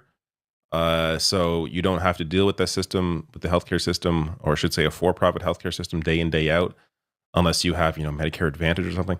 But there really seems to be you know what? No, I want to stop him on that one because I think that's BS. And I hope that we can start changing this narrative too, where you don't need to be in your 50s or even your mid 40s to start going and, getting healthcare. Like, preventative healthcare is a real thing. And then on top of it, we have all of these new all the new cancers, that keep popping up, that somehow the right, is just like, oh, it's the vaccines, it's the, it's the autism that's causing the cancer, because that's how they fucking think, instead of just going, oh no, it's literally deregulation on like the food industry and, pollution, like it's the unseen pollution that is also causing these things. But because of these, like in the industries that we work in, even like I know that it's what is it, the risk pool, like, dude, at what point are we going to just say, hey, I'm, 30 something, I don't feel great, why do I need to even like analyze it like this? Because that then puts us into the pool of like kind of what I do, where I have insurance, but then I have to go, well, I have to even think about this in the way that they might deny it, because they might see this as an elective at that point. Because if I don't get diagnosed with something, then it's they did that to me, by the way, where I had to get an x-ray and they were just like, you didn't need that x-ray because it didn't show anything conclusive. It's like, yes, but that doesn't mean the pain wasn't there. It just showed that there wasn't any bruises on my bones or there wasn't a broken bone. Yeah, it turned out to be a kidney issue. Contingent of neutral answers here that I get. I just tend to think are people that don't want to say that they support it. But worth noting that. Also, I want to play one more clip from Bernie Sanders here because he brings this into a larger conversation around the owning class is scared, and I like it. We are moving rapidly into an oligarchic form of society. Never before in American history have so few billionaires, so few people had so much wealth and so much power. Never before has there been so much concentration of ownership, sector after sector, power of Wall Street, and never before in American history, and we better talk about this, have the people on top had so much political power. We can't go around the world saying, oh, well, in Russia, Putin has an oligarchy. Well, we got an oligarchy here, too. And in this last election, in both parties, billionaires spent huge amounts of money to elect their candidates. And of course, this is why the healthcare system is what it is. When I first covered the story, I showed how much lobbying, how much money United Healthcare put into lobbying alone, and it's over $100 million since, I believe, the early 2000s. So $100 million into lobbying. That's even separate from the money they pour into elections. It's a wild and disgusting system. And I don't just mean healthcare, just money in politics, corporate money in politics, capitalism. How it has rotted democracy is a constant threat, not just in America, but worldwide. Though I would say it is extreme in America compared to a lot of other countries. That said, Bernie's one of the only people that has consistently been talking about this. And it's an issue that until that is addressed, money in politics, it's going to be hard to properly solve the problem with healthcare.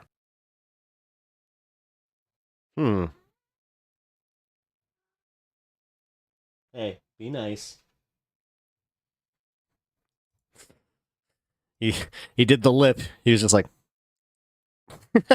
and the cat was just like, no. All right. Well, we're going to go to the next segment here after we go to the comments. Just give me 1 second. Europe has so many problems, but I am so glad I don't have to deal with private insurance. Oh, dude. Yeah. No, you're lucky. I'll just say it right now. You're lucky. Like, dealing with private insurance is its own special hell. It really is, because they also like the gaslighting, man, where they just, we're witnessing it in our news cycle, where it's just like, yeah, we're collectively bipartisan consensus is healthcare sucks, but then the news and the powers that be are just like, but you should be happy to have it. Yeah, and we're just like, they are kind of right, because they could just take it away. I mean, it's so bad that they're threatening to make it worse, which they're going to do anyway. So, like, dude, once pre-existing conditions are back on the fucking chopping block, I'm going to see a lot of Republicans all of a sudden go, oh,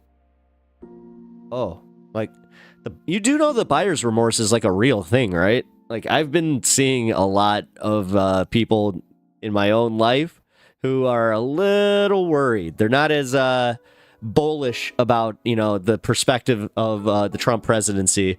They're just like, what's up, bud? Yeah. Get it done. Get it done. Say hi. Say hello. Look. Say look. Look at me. I'm so cute. Sorry. This is a good stun lock. Where are you going? Uh-oh. Losing latency on Twitch. Uh-oh. Give me a second. Here. I'm gonna turn down my video latency. I moved too fast. I'm sorry about that. Hold on. My Twitch viewers, just give me 1 second. I am adjusting this. Actually, I'm gonna have to do the same on YouTube. Apparently it's not as good. Healthcare should be a human right for absolutely everyone. Again, the fact that like we have this large contingent of people in America that have been sold on the idea that no, it's my choice to have the option to be denied. Like, it's my choice. What's more American than having the choice to be denied? Like, it's insane. Like, and they fight for it. Is there any...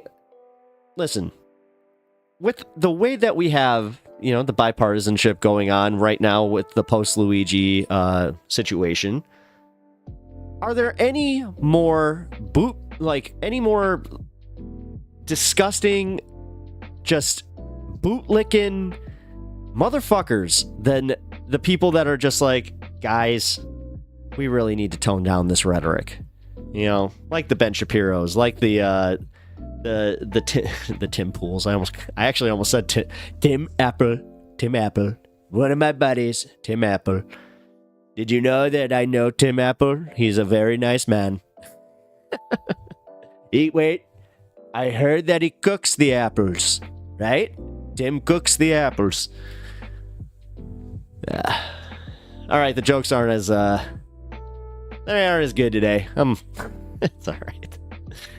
But I got a kitty in my lap, so that's something. And my dog is totally licking his balls behind me. He's going ham too, man. Excuse him. He is Yo! Hey!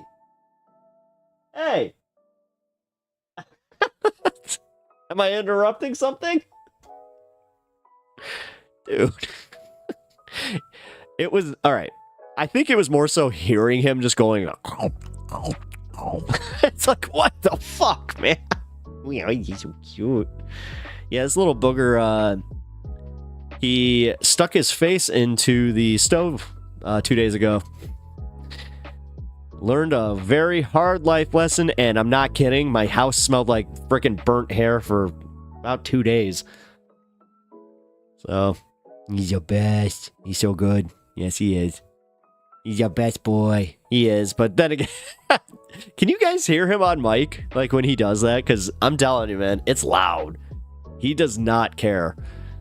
Let's see. All right. Let's watch the Anna thing.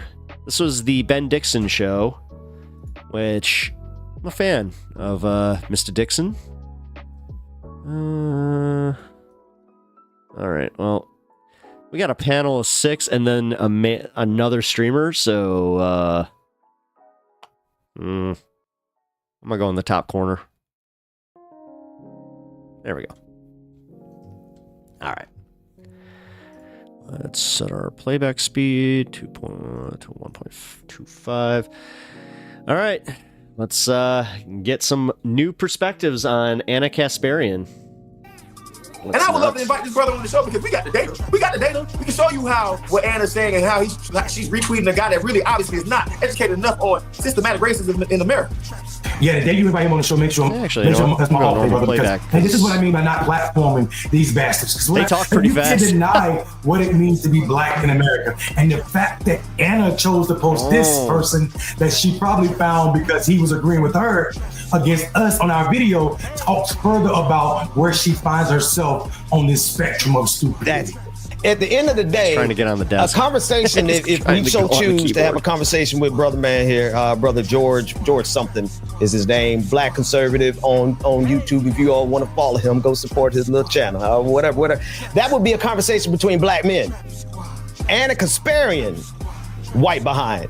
Her inner saltine is leaping out by her going to scramble and find any black face that she can that agrees with her to pit them against us. Anna, you're a lot whacker than I ever thought. Clickbaity political. Yeah. Thirst trap, squad, squirrel squad. Our mission is critical. To speak the truth to the masses. Yeah. We here for the fight. We ain't started, but we here to finish it. Hey, what's going on, Trap Squad? This is Pastor Ben. There's so much happening on your screen right now that I want to take a few seconds to break it down. Oh, shit. On the far left-hand side is the main conversation between Marcus Farrell, Mayor Mundell Robinson, and myself. We're responding to this guy, a black conservative that Anna Kasparian is now promoting, as he responded to our viral video about Mayor Mundell Robinson quitting TYT, the Young Turks, because Jank and Anna are turning coat and going full MAGA, which is why you see 2 sets of us on the screen. It might be a bit confusing, but the most important thing is to listen to what we are saying. All right, let's go. Peace and love. Isn't it funny that the first thing... I feel bad I'm adding to the Anna, confusion. You know, it's so funny. My mother watched the video I made of TYT, and she said, now, who is this Anna Asparagus woman? I said, my God, today. Anna Asparagus. All right, guys. You know what to do. You know what to do. Rosemary.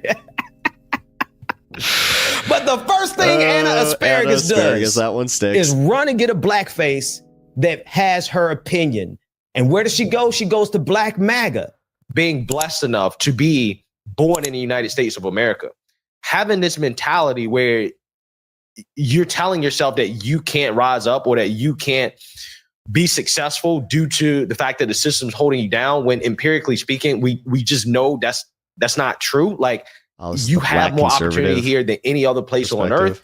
I think that, to me, in my opinion, is a mentality that is almost, I would say, almost put there on purpose. Listen, guys, just very simple, right? So trying to create the argument that institutionalized racism in America has been proven almost 1,000 times in this country by some of the best scholars, even conservative places have discovered that institutionalized racism the same is 3 guys real. And this reacting the guy's same arguing video. against him. Now, here's what I'm saying to you. A little work ethic and elbow grease is going to work for some of us. It's going to work for a lot of us. But for us to act like Wells Fargo didn't decide to give loans to white people over black people at 100-1. Bank of America, community-wide, Navy Federal, redlining. Hold on. Oh, we're not going to talk about redlining, but we could talk about redlining. We could talk about so many things in this country that was institutionalized, right? Government-funded programs that literally government-funded, not only practices by private entities, but government-funded. Now, here's my thing. Am I crying like a baby? No, I'm not, because there is a certain amount of work that black people need to do and everybody needs to do to get to where you need to be successful in life. But to act as if There's not powers that are against us. When we talk about just this year, they have been proving new scams and new things about loans in America and how they are given to black folks at a smaller amount, even though our credit score is the same, even though we might make more money than a white person. They'll get approved for that loan, whether it be for a business, whether it be for, so it's complete cap. And I would love to invite this brother on the show because we got the data. Yeah. We got the data. We can show you how, like, what Anna's saying and how she's retweeting a guy that really obviously is not educated enough on systematic racism in America. Yeah, the day you invite him on the show, make sure that's my off day, brother, because and this is what I mean by not platforming these bastards. Because the idea that for him to say that systemically it doesn't exist or it's been proven that being in America, just because America is the richest nation in the world, is like saying that every vegetable in the garden, because it's in the dirt, is a cucumber. Nobody, you're the only cucumber in the pile. He's an idiot. And what I mean by that is you can't deny what it means to be black in America. And the fact that Anna chose to post this person that she probably found because he was agreeing with her against us on our video talks further about where she finds herself on this spectrum of stupidity. Oh, absolutely. And the way that she's quadrupling down on it. Oh my God. I'm going to just say it. I think that there might be something going on there with the way that she keeps talking about that neighbor. I don't know, man. I don't know. She used to talk about her husband a lot, so I'm just going to leave it there. But it seems like something's up with her and what's his name, Jim? Folks, Anna is lost. The unmitigated caucasity of that white Karen. She ain't lost, bitch. I don't know what I'm insinuating. What am I insinuating? She's lost in terms of the progressive movement. She's a lost cause. No pun, pun seriously intended. Let's play this. Here's why Anna posted this dude. Done. All of a sudden, just 7 hours ago. I wonder why she posted this dude. But Democrats don't care about democracy. See, that's the thing about these individuals that really kill me. It's like you talk about how much you care about democracy. Okay, well, if you care about democracy, you should criticize your side of the aisle for overthrowing democracy within their own party. The most busy I've ever when I'm looking at the screen right now, I'm like, wow, this is a lot. Also, just from like a perspective of like design, I feel like maybe not all the white, as a background, it kind of makes it look a little more. Not having a real primary, always finagling their own primaries against progressive candidates, right? This is the same side of the aisle that finagled the primaries against Bernie in 2016 and 2020, according to them. Okay, and then come 2024, hey, they really didn't even have a primary. And then they turned around and got rid of Joe Biden because they figured out that he couldn't beat Trump, and they still his reactions are great. Refused to have another primary. Let them cook. Young folks say. That's not very democratic. Buddy. So, it's just funny to me how these individuals claim to care about certain things, but they don't think there's any room to criticize their side of the aisle when their side of the aisle clearly is not living up to these values that they claim they believe in. Why is it that our movement is failing? Okay. Again, it's called self-reflection. It's called self-evaluation, something that clearly these individuals don't know how to do, right? And to realize, where are we going wrong? What is holding us back from pursuing some of these other policies that we feel are less divisive and that can actually benefit the American people? Now, you may disagree with some of those policies, right? But for example, it's hard to have a conversation about universal health care, okay, or all these other. I said, I don't know what I'm insinuating there, man. I mean, things that the left she is talks for, about this Jim guy a when lot. Your whole thing is basically saying, well, if you don't agree with us on these identity issues, then hey, we just don't want you a part of our movement, right? We just are just not open-minded to hearing you at all or having any conversation about anything else unless you agree with us on these social issues. And I think, again, smart people realizing that this type of mentality is what's holding them back. Dude, come on. Okay? No, you have to be open-minded to the fact that, hey, on the left, some of these policies are out of control and they're leading to consequences that are actually bad for society, like this soft on crime agenda from the left, okay, that we see has negatively affected these liberal cities across the country. Liberal cities. And that's why you're seeing a lot of these progressives get voted out of office. due to the fact that they capitulated to the far left in the defund the police movement, the anti-law enforcement movement. These people get voted out. They're losing. They're losing due to the extremists. Okay, I wanted them to cook a little bit more. Go ahead. I'll play. Go ahead. Who wanted first? Look, young brother. Just 1 second, Mondale. When you do some research, he's like, "I'll back off, man." Bro, I was a national Black outreach director for Bernie Sanders in 2016. I keep having to remind these.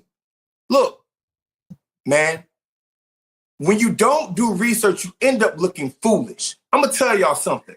Every Black person that mentions the left ain't a Democratic shield. Every Black person that has progressive policies ain't some kind of neoliberal that is going against Bernie Sanders. Bro, I'm not sure if you're actually asking this, Brandon, but is crime far worse in Republican-dominated states, Oklahoma, et cetera? Yes. Like, so for every time that I hear about Chirac or like the crime in Chicago, I always try to bring it back to where it's like, you do realize it's much more dangerous to be in St. Louis, but okay, go on. Was at the DNC convention when he was getting screwed over progressive policies. And you're going to mention that? We walked out. That's how you know they're not serious, Marcus. We walked. All of Bernie's delegates, we walked out. We walked out in Philly. We stormed out. It's just, to me, it's like this right here. It's an easy cop-out to me when all these people who are hating forget real progressive bona fides. It's a cop-out to me when people who ain't never really did progressive work to me, right? Progressive work. Put your life, your body, your career, your money on the line for progressive comment. Of course he's posing with Vivek like a damn side chick. He totally is. Getting blackballed, getting not uninvited to Congressional Black Caucus events, like that pissed me off. Getting told by pastors and people down south that when I'm organizing again, you were with Bernie. I don't know if I need the best with you. Bruh, y'all ain't, like, a lot of these cats who out here talking ain't never did no progressive work, right? Like, and then here's my thing. So he brings that up, right? I did more progressive work on the left than I'm sure he did conservative work on the right. But why is there some kind of comparison or acting as if we are the people who are while we ain't getting together? Listen, bro, I understand something very clearly. Medicare for all, Jesse Jackson, Bernie Sanders, free college, free tuition, right? Me personally, my number one policy is reparations. Number one, right? So for all you Negroes who ever talk anything about the show in the past week, have y'all pushed reparations as hard as me? Of course they don't. They don't support reparations, guys. All right, well that sucks. I missed 420. I'll have to make up for it. They don't support reparations. Of course they don't support reparations because they think that we can get it from the ground up, and like they got it from the ground up. Mr. Greg Foreman, get out of here, Cap. Man, these cats right here so full of it, bruh. They so full of it, man. I think part of it, Marcus, Ben, is I don't think you can separate this behavior from Jink and Anna. That's why they're retweeting each other and defending each other. Because first of all, did you notice what this brother said? His body was trying to smack him. His ancestors were trying to jump out of his soul. He was like, "This is why our movement is dying." He's conservative. How are you now associating with the progressive dying movement if you are actually saying, and you know an awful lot about what happened on the Democratic side, but you have nothing to say about what happened on the Republican side? These fake critiques are unbelievable to me. Do people know 150 million people voted in this past election? And Donald Trump has the smallest victory ever, by less than 2%. You know, less than 1% difference between him. Well, right at 1% between him and the vice president. And they talking about they have a mandate. You didn't even get 50% of the vote. That ain't no mandate. What you got was you had an entire 4 years to run for president against someone who had 104 days, who we didn't get a say in. The party gave us. And and I think people forget that politics is way more nuanced than what people are letting on this Twitter, on this here Twitter and this YouTube. And I think we need to get serious about that. This idea that we're soft on crime, this lie you continue to tell yourself about what it means to live in a blue city. Look at all the blue states in this country. They're way safer than red states. Red states are taking so much money from the federal government that if New York and California stop sending, most people in red states that are on need assistance would die. That was only 1.5%. Thank you. Would die. This idea that red states are holding up the union or have some kind of moral code when Texas won't even extend Medicaid and letting more people be uninsured. Texas won't even let the federal government assist them with their grid, so their people electric grid freeze and then their senators go to Cuba and stay warm or wherever he went. Hey, I do want to. Let me say one thing, Mondale. This is a little conservative street, and I'll give it back to you real quick. I don't like Republicans and I don't like Democrats. So I just don't like them. I don't like them. I think there needs to be a different party, or I think there needs to be a reform of both parties, right? Have legitimate arguments. Absolutely the Democratic Party. I can understand how people on the South Side of Chicago don't vote Democratic. I can understand that. I can't understand it maybe at the top of the ticket sometimes, but I definitely can understand it locally. And I have to say this because I want my thoughts to be understood. Like, everybody's not perfect. Rahm Emanuel closed 50 schools in the South Side of Chicago, right? 50 schools. I was there. I was actually running a mayor's campaign while he was closing those schools down. My grandmother lives on the South Side of Chicago, 95th Street. Oh, no. Right? No way. Shit. When you beg two administrations to open those schools back up, because what is a school? A school is an economic center for a neighborhood. That's what a school is. You hire teachers. Shut down my stream. I'm gonna be upset. You hire janitors. You hire principals, administrative staff, and you also give your kids something to do. And the only reason why they opened these schools up was for immigration.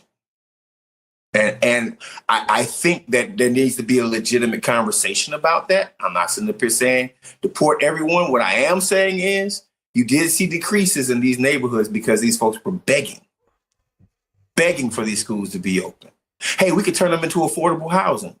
We could turn them into this, that, and the other. And they didn't do anything.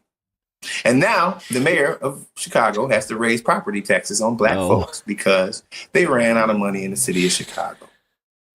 So I want to be fair on clickbaiting. And I know this might start an argument, right? But at least in the city of Chicago, when it comes down to he's trying black to attack folks on the south screen, side guys. and the west side, I'm very careful about what I'm saying right now. Wanting to support a Democratic administration in there as a mayor of their city, I can understand why they might not. That does not give credence to supporting MAGA. What I am saying is we have to be real about both parties. That's all. But we're gonna keep it real because I don't want to get down. I want to keep our energy towards him, towards these guys. So we ain't gonna. They have leveraged that for the benefit of MAGA. That's fair. For the benefit of anti-immigration rhetoric and hatred, not even just policies, but just hatred. They've weaponized that in black communities in Chicago, all across the country, quite honestly. And they have turned the eyes of black people away from the true problem, which is this overall system, the economic system and the white supremacist system as a whole. But they have us now pointing all of our energy to the immigrants who ain't got much about nothing more than we got anyway, right? And so now they have us doing the same thing these white folks have had us doing since time immemorial, dividing us and conquering us. We can't get black folks to get together to oppose them. We can't get brown folks to get together with black folks to oppose them. Why? Because they got people who they slide a little bit of change, Tariq Nasheed, to go out there and divide black folks from black folks. Even Tariq is dividing black folks amongst black folks. And so it's the same MO. So I don't knock what you're saying. I mean, especially when you mention Rahm Emanuel. There's not a Democrat that I loathe, I think, more than Rahm Emanuel. I have to really sit and think if there's somebody that I dislike more than Rahm Emanuel. And to see what he did shutting down those schools in Chicago, absolutely can understand the feeling of people in Chicago to say, I don't want to mess with Democrats no more. Obviously, you know what I'm saying? And then actually to see what Brandon Johnson has been saddled with. right? He's been saddled with a bag. It's always a black person who's going to get caught with a bag in leadership, having to fix the mess that's almost impossible to fix. Not to mention Greg Abbott and Ron DeSantis loading up the city of Chicago with as many migrants as they possibly could to actually exacerbate the situation. So if we're going to talk about it, we got to talk about it holistically. But you also have to be real about this. Like what happened today, we actually kind of read about it at the top of the show here, where I was reading about how Brandon Johnson got essentially booed out of a city council meeting, and they were talking about it in a way that it was like a bunch of Trump supporters or like Republicans, but it's not. I can tell you right now, it's not. It's a bunch of just the residents on the South Side they're the ones coming out and being like, no, these immigrants are taking away, like, and it's working. Like the class war is working because they are literally just so hyper fixated on the immigrants that they don't care about the billionaires. Hell, they're not even thinking about Luigi or like any of that stuff. They see, oh, what do you mean these immigrants are getting free housing? I don't even get free housing. Fuck this. And then you're telling me that you don't have money for our social programs? I want to just finish letting this clown cook real quick. But mentality is what's holding them back. Okay? You have to be open-minded to the fact that, hey, on the left, some of these policies are out of control and they're leading to consequences that are actually bad for society, like this soft on crime agenda from the left, okay, that we see has negatively affected these liberal cities across the country. And that's all right. I just saw that comment. 666 people watching, Ben. Uh-oh. God. All right. That's one thing I'm just going to say. Anybody who is religious that, like, honest to God, gets scared by that number, do yourself a favor and get out of that little fantasy land and just stop. Because even when I was a Christian, I was like, you guys need to stop. You know, that it even was like, you're going to see the mark of the beast, but then it's just like, but I have an aversion to sixes. That's why you're seeing a lot of these progressives get voted out of office due to the fact that they capitulated to the far left in the defund the police movement. The you know what number I'm scared of? 222. Because Corey Feldman and Corey Haim, they had a thing where, did you know that they had the number 2?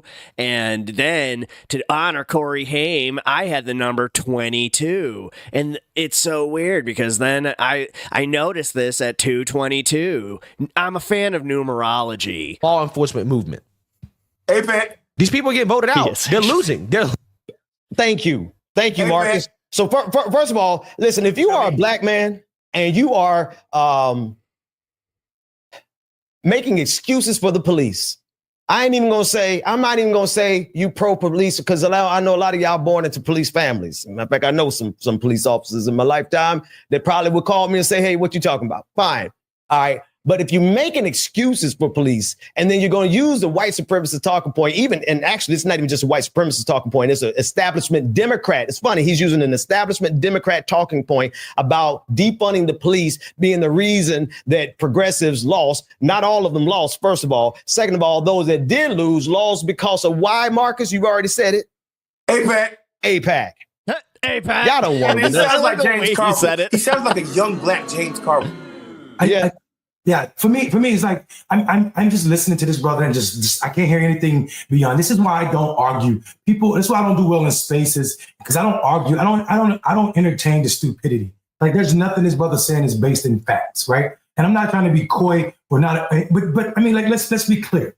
He's talking about in the year that Donald Trump is appointing someone who said they want to close the FBI building and turn it into a museum. He's talking about us being soft on crime. When Donald Trump was calling January 6th, people from January 6th, and we were on air, Clip Baby was on air during January 6th, guys. I don't know if y'all remember. Go back and watch it. Y'all should go back and watch it. And so he's calling these people hostages and talking about within minutes, he's going to free them.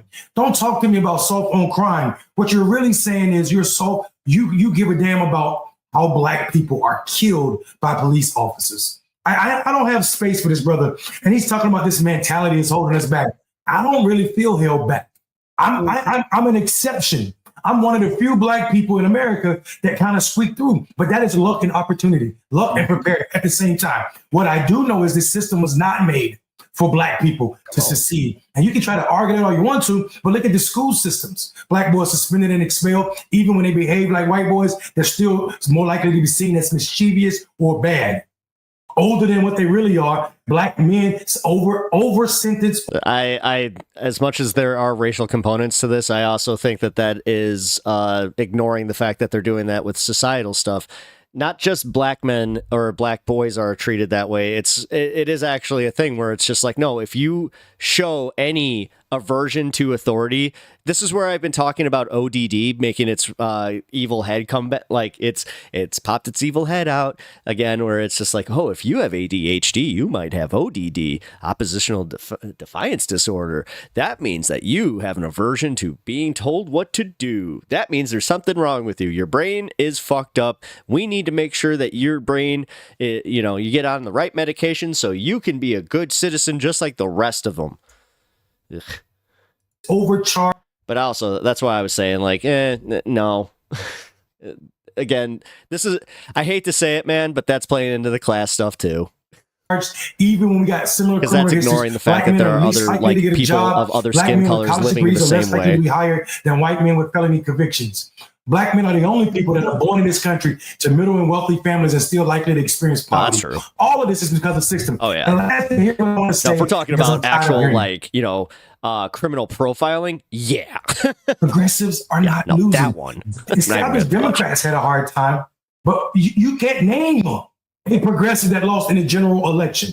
Come on. We watched the establishment. Hey, it's Adrian Vixen. Spend more money than anybody else working as intended. In congressional races against progressives like Cori Bush, AIPAC, right? Spend more money making it the most expensive congressional race ever to beat a candidate. But that's the cheating that they're talking about. What I'm saying is we don't lose in the general election. All of our progressives that I can call champions went back to their seats. That's right. The sister from Texas, Ilhan Omar, Rashida Tlaib, all those people went back to their seats easily. People say things without knowing what's really going on in politics. North Carolina elected a Democrat in every statewide seat. We even picked up a seat on the Supreme Court. We didn't win this. We didn't win the presidential race here.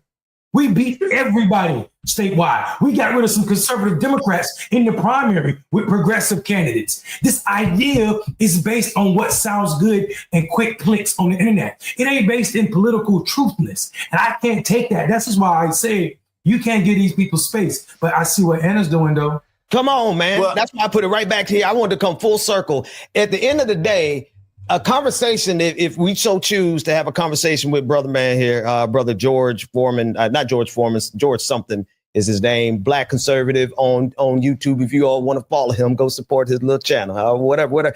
That would be a conversation between black men. Anna Kasparian, I'm taking white behind, has you. No, let me cook. Her Karening, her inner. Oh, Lord. Saltine. Help me, Holy Ghost. Her inner Saltine is leaping out by her going to scramble and find any black face that she can that agrees with her to pit them against us. Anna, you're a lot whacker than I ever thought, really. I actually was a fan of yours at one point, but now I'm having to question my own taste in people that I thought were good progressives. Like, maybe there's something wrong with me, because if you had it in you to do the standard saltine technique of going to find a black face that you could put in your space to put up against other black men, then you absolutely were never down for the cause at all, Karen. Hey, Ben, you know what? When I see this repost from her 7 hours ago, you know what I see? I feel like this is a little reductive, but okay. I can't be racist. I get black friends. It's not necessarily wrong. Exactly. Here go one of them right here. Yep. Here's my good Negro. Here's my good Negro right here.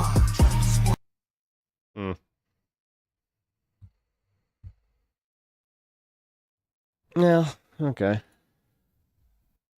Well, I hope Dixon actually keeps the show going, because I like this. Like, I like the way they do their panel, at least. They definitely...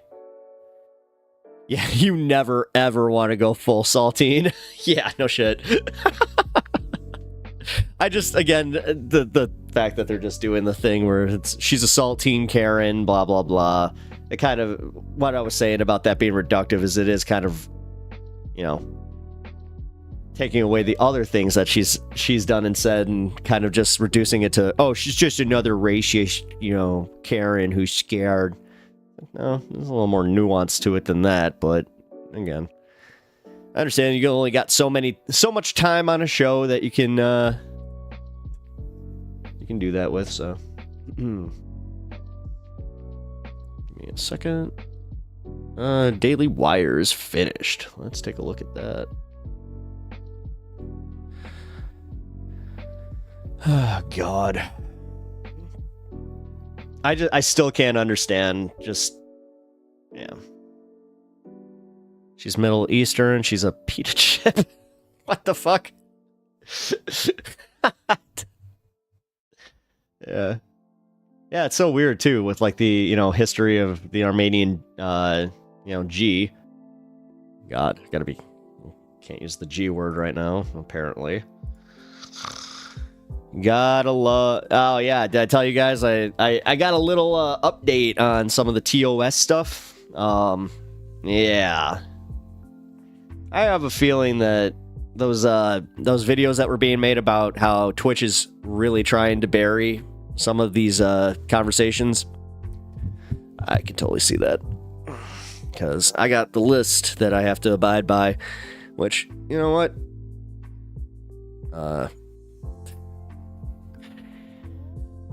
I'll just do it just so I can stay on the damn on the platform, but I don't know, man. It depends on how they get with that stuff. I might, Gee, ice cream. yeah. Honestly, Undead Banana, I had a moment like that where I almost said it too. I'm like, yeah.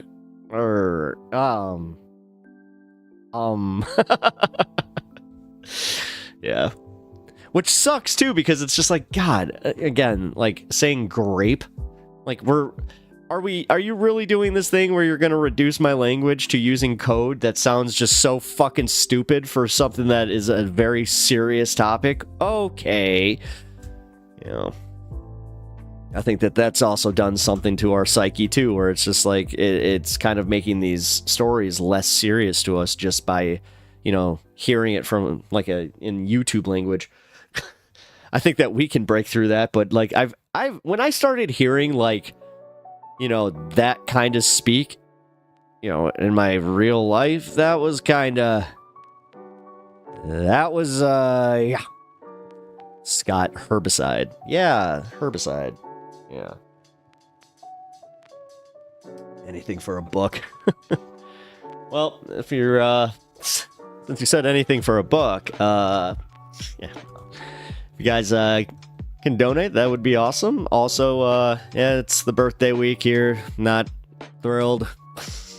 This whole getting older thing really hit me. I know it's kind of sad and pathetic on my end, where I'm like, but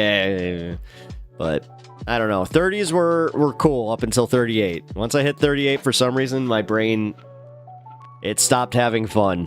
It stopped looking at my birthday as like, oh, this is a great time. So.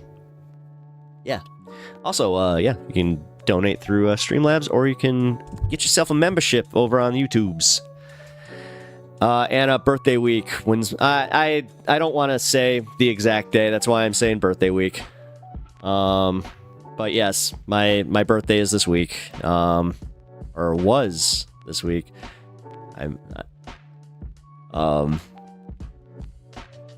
Yeah, Sages rule. You know what doesn't rule? Well, I think you understand, Anna. You probably had the same thing, where it's just like, if you had an even medium-sized family, it was just, I don't know. I had a lot of we'll just celebrate your birthday on Christmas, and Undead Banana, you are older than me? Oh, fuck, I age like milk.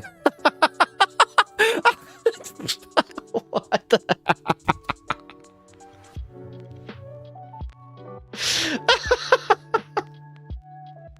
Sorry, that got me. All right. Yeah, I mean, yeah.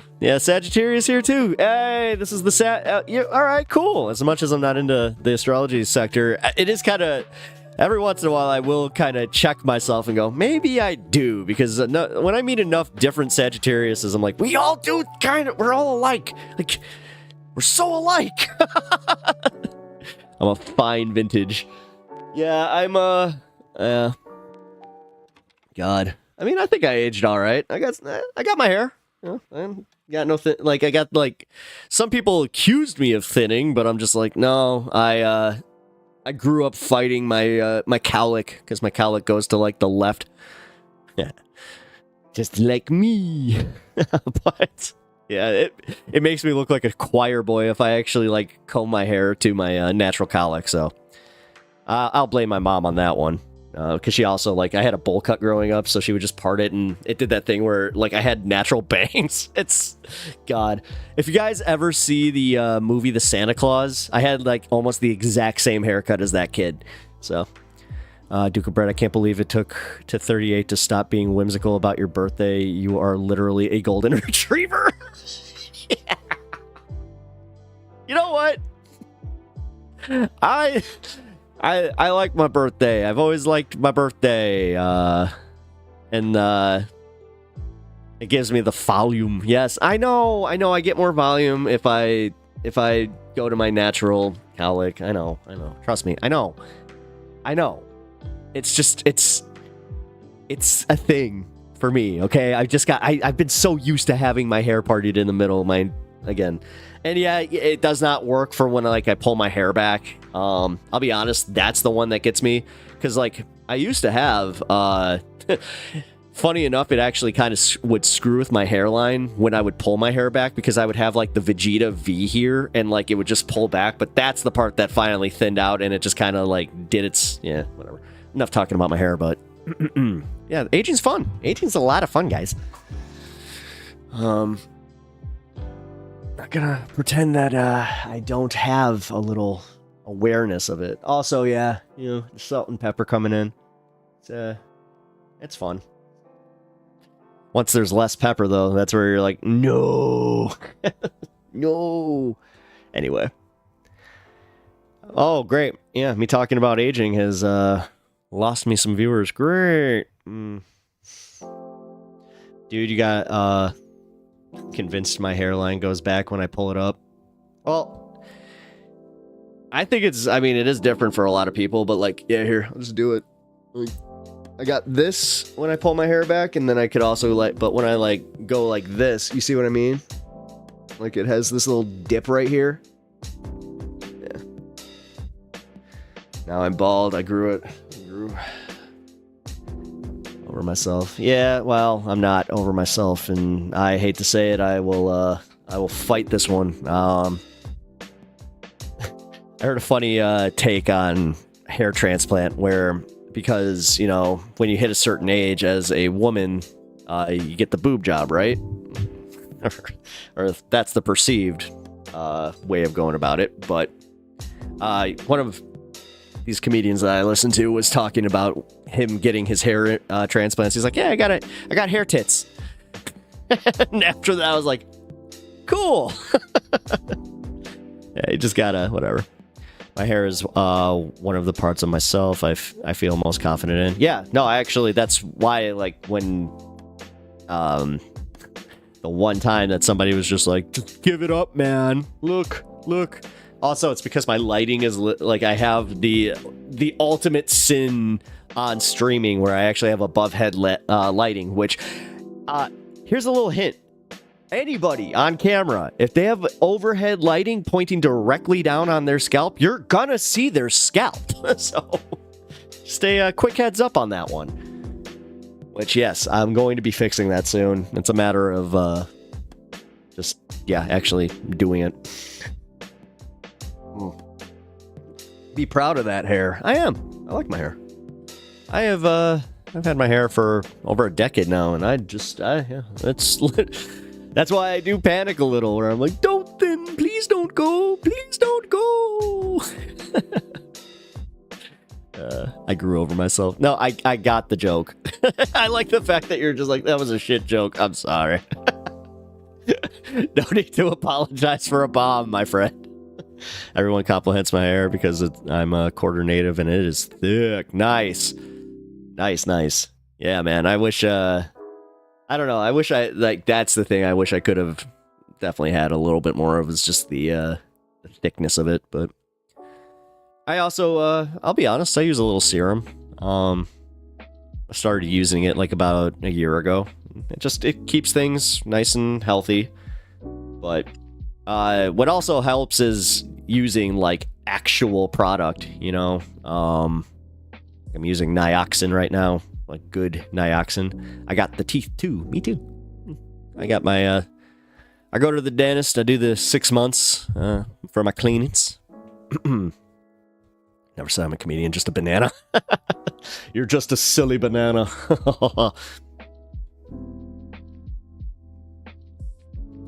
That wasn't a joke either. That was me just being a silly goose. All right. We're going to watch a video here. Give me a second. Pull it up. Oh, wait. I promised that we were going to do this. Oh, you were responding to Duke. And I was just responding to the fact that I'm like, I also have good apparently collagen is not a problem with me. You know what I mean. Because I was going to say nails too, but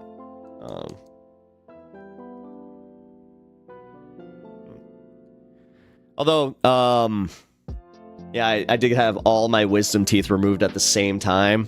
Oh my god, that was one of the worst times of my entire life because they were growing completely sideways. And not sure if you guys have ever experienced the wondrous pain that is your teeth growing at an angle and pushing against your jaw.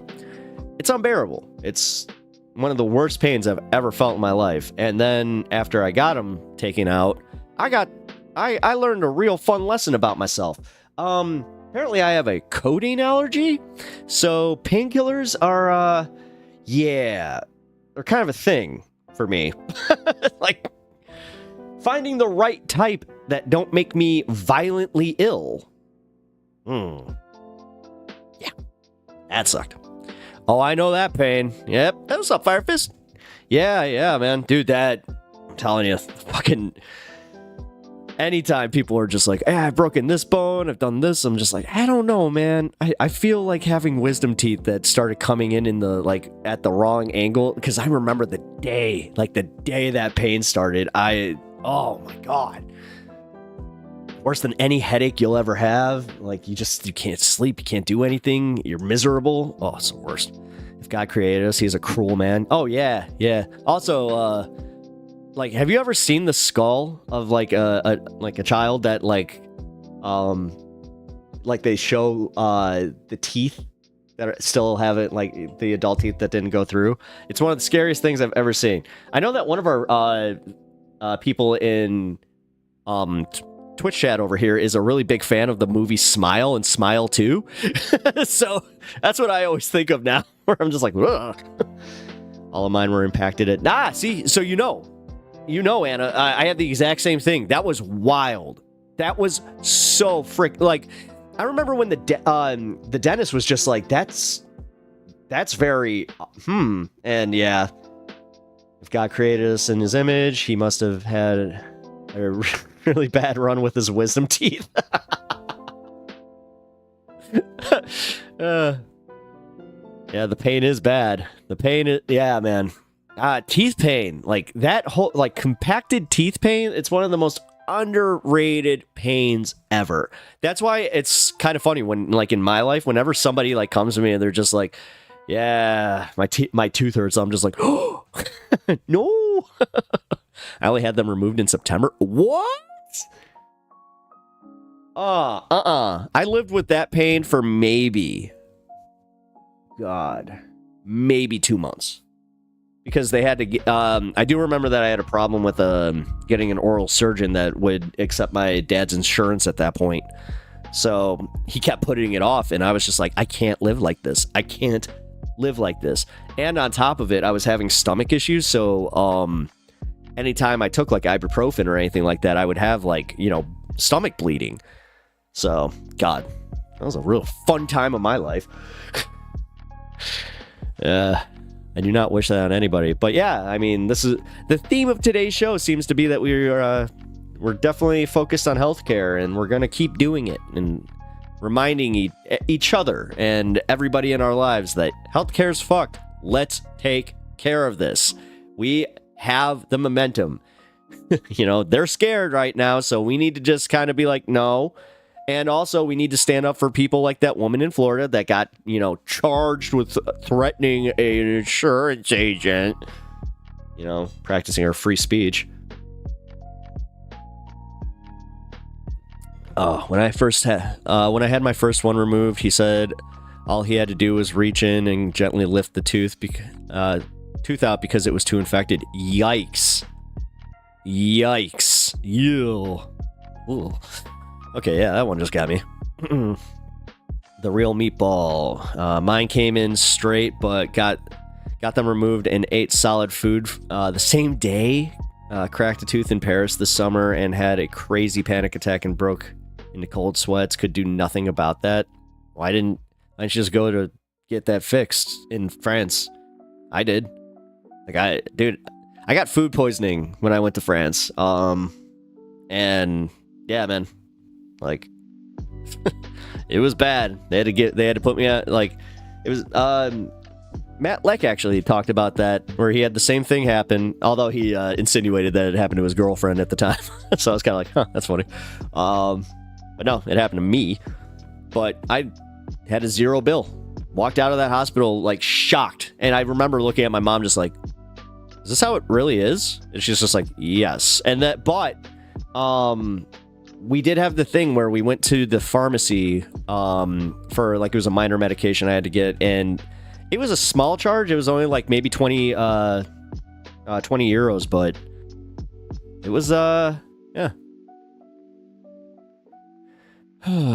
We are really poorly. I'll just say we are really poorly designed. Whole body could not. Mr. Meatball, whole body could not move. Sick to my stomach. Dizzy. Struggle not to pass out. At humble brag. Jeez. Yeah. I mean, I also took an injury when I was at a hockey tournament in Toronto, and that was like how I had my experience with the Canadian healthcare system as an American, where, again, shocked, where I assumed because I was American, I was going to get charged. I was like, oh, they're going to charge my insurance, and they looked at me like I was, like, what? You're not going to bill me? So, yeah. Yeah, trust me, the powers that be in the American, in the American system here, whether the politicians or even the doctors and the insurance companies, all of them it is very, very bad for them when an American travels out of the country. That's also why they go almost out of their way to be like, you don't need to go to another country, just go to another state. Going to another state's like going to another country. I mean, in this case, it is kind of fucking true. Going to the South is just insane. All right, I'll get to the video now.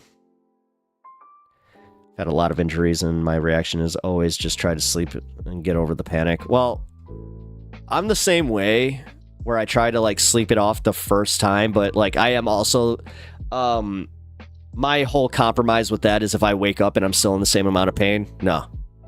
I don't fuck with that. It's the same with sickness. Like, if I'm that sick and I sleep and I don't feel any better, no. Nope. Better safe than sorry. But as I said, I'm one of those guys that I do have insurance. And you could argue I actually have pretty good insurance, but it's so messed up. Because even when I had to get my x-ray, it was just like, you guys aren't covering my x-ray?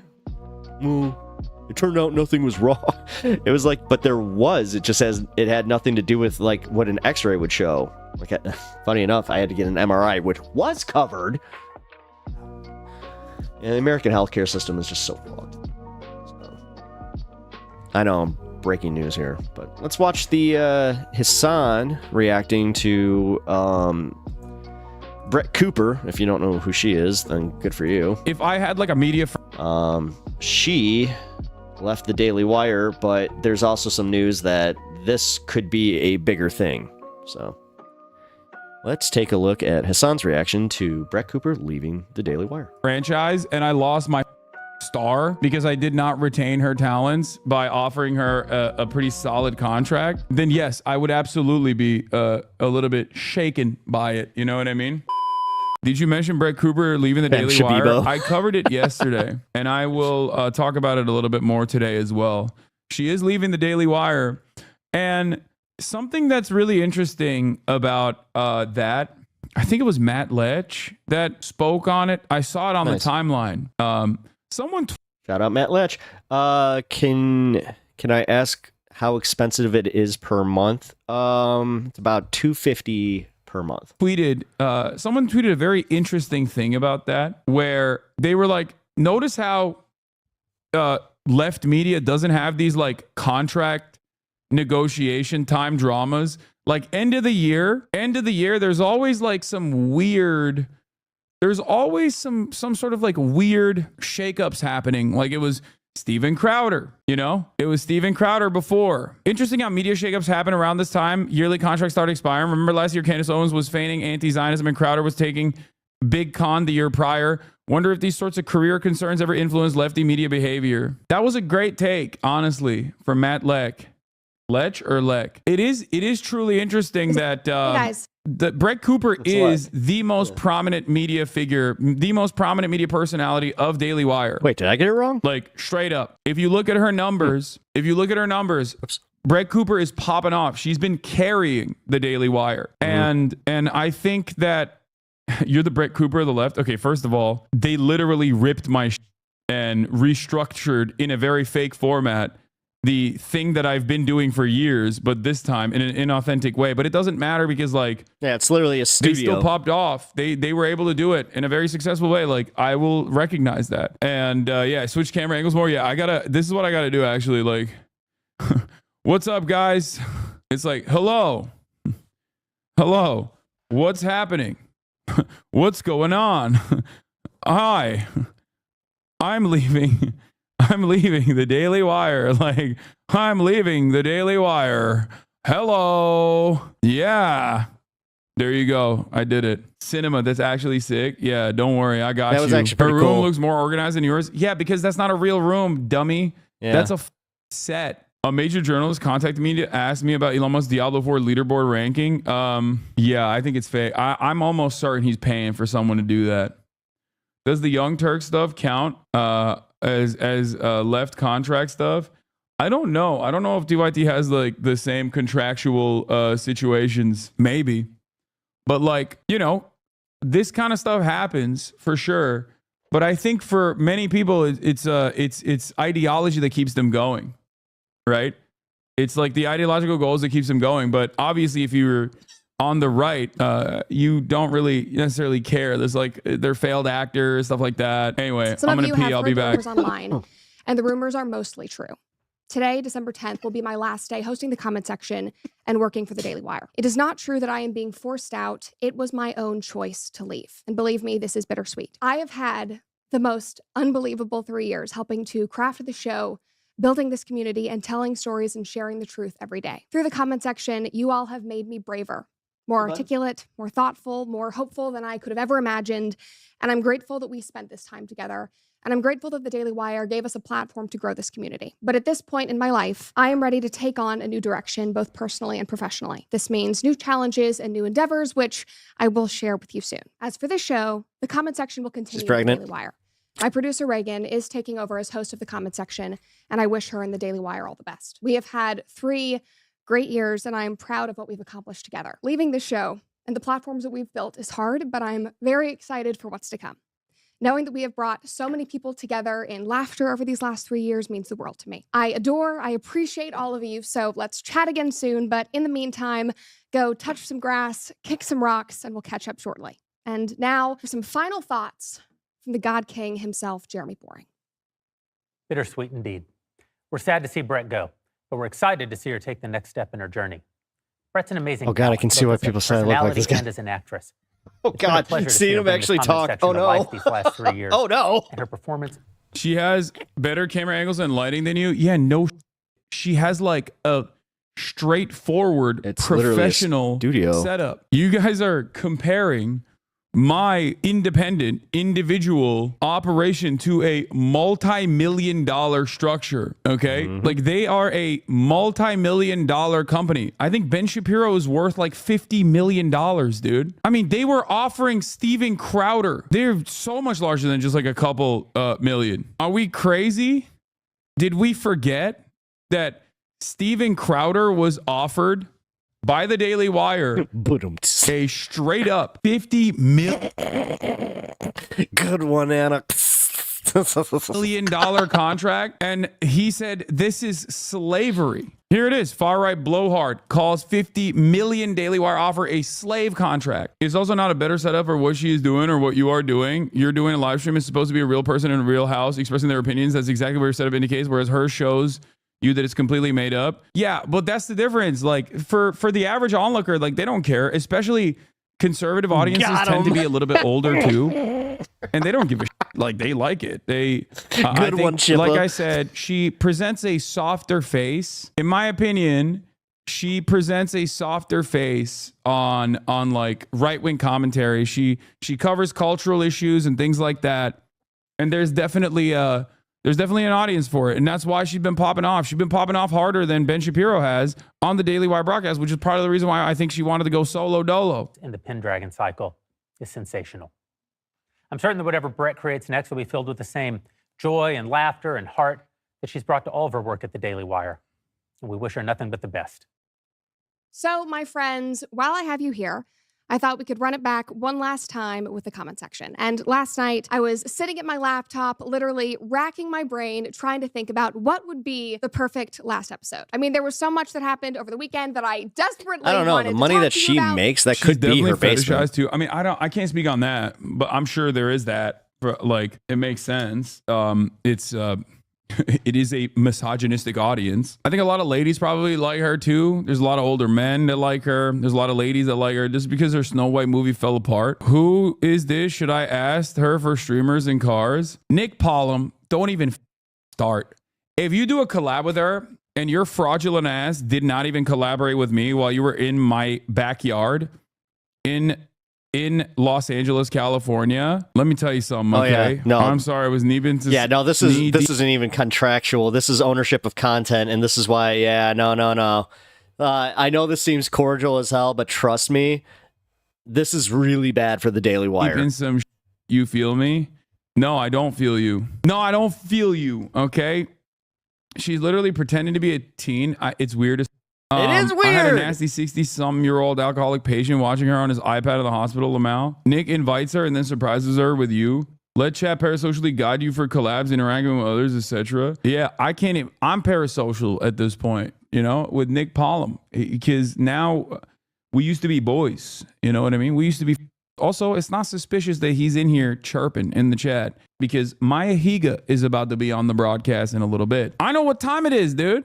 I know what is up. With me and Nick, we used to be boys. Now it's parasocial. Now that he won awards and shit, he don't me no more like that. It ain't like that. Do you think Ben in the Daily Wire in cope mode over this? I mean, I would be as a if I had like a media franchise and I lost my could never do star. That. I mean, because I did not retain. I'm a social butterfly, and I get along with pretty much everybody, but man, I watched him interact with like iShowSpeed and like a bunch of like these other streamers, and I'm just like, nah, that's where I could draw the line. I would be so awkward. I'd be like, I don't like any of you.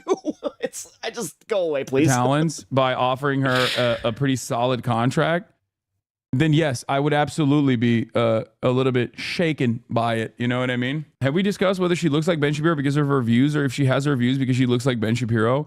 No, I think she was like a failed actress, and therefore she just kind of looked like that. I don't think she had these views from the jump. I think like this is the failed actress route, with Ben Shapiro is like he was a failed writer, but he also kind of had these views from the jump. But I do suspect that she will be, if she tries to be authentic, I suspect that she'll be less conservative broadly. But if she wants the hits, if she wants the clicks, if she wants the grift, she's going to have to be a lot more aggro and a lot more overtly right wing. So we'll see. Are you telling me she's not related to Ben Shapiro? I know it sounds insane, but she's not related to Ben Shapiro. But yeah, for the record, like with all the cutesy nonsense, like she's still over here talking about like how Jordan Neely deserved to be executed for being a scary nuisance.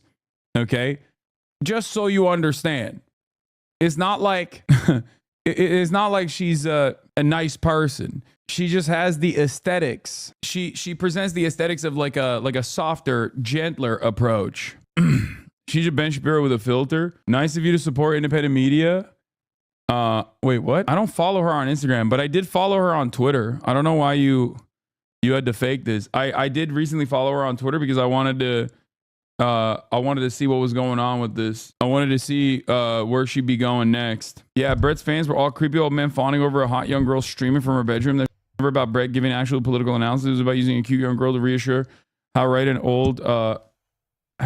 and in touch old conservatives are. There's a reason all the guys on Daily Wire have desks in offices and sets and smoke cigars where Brett is a colorful children's bedroom as hers. Yeah, I think they wanted to make inroads with a younger audience. And like I showed yesterday, she did. I don't think she made inroads.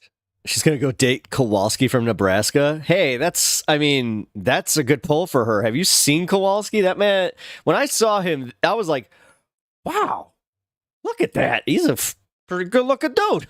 I was kind of shocked. With a younger audience necessarily.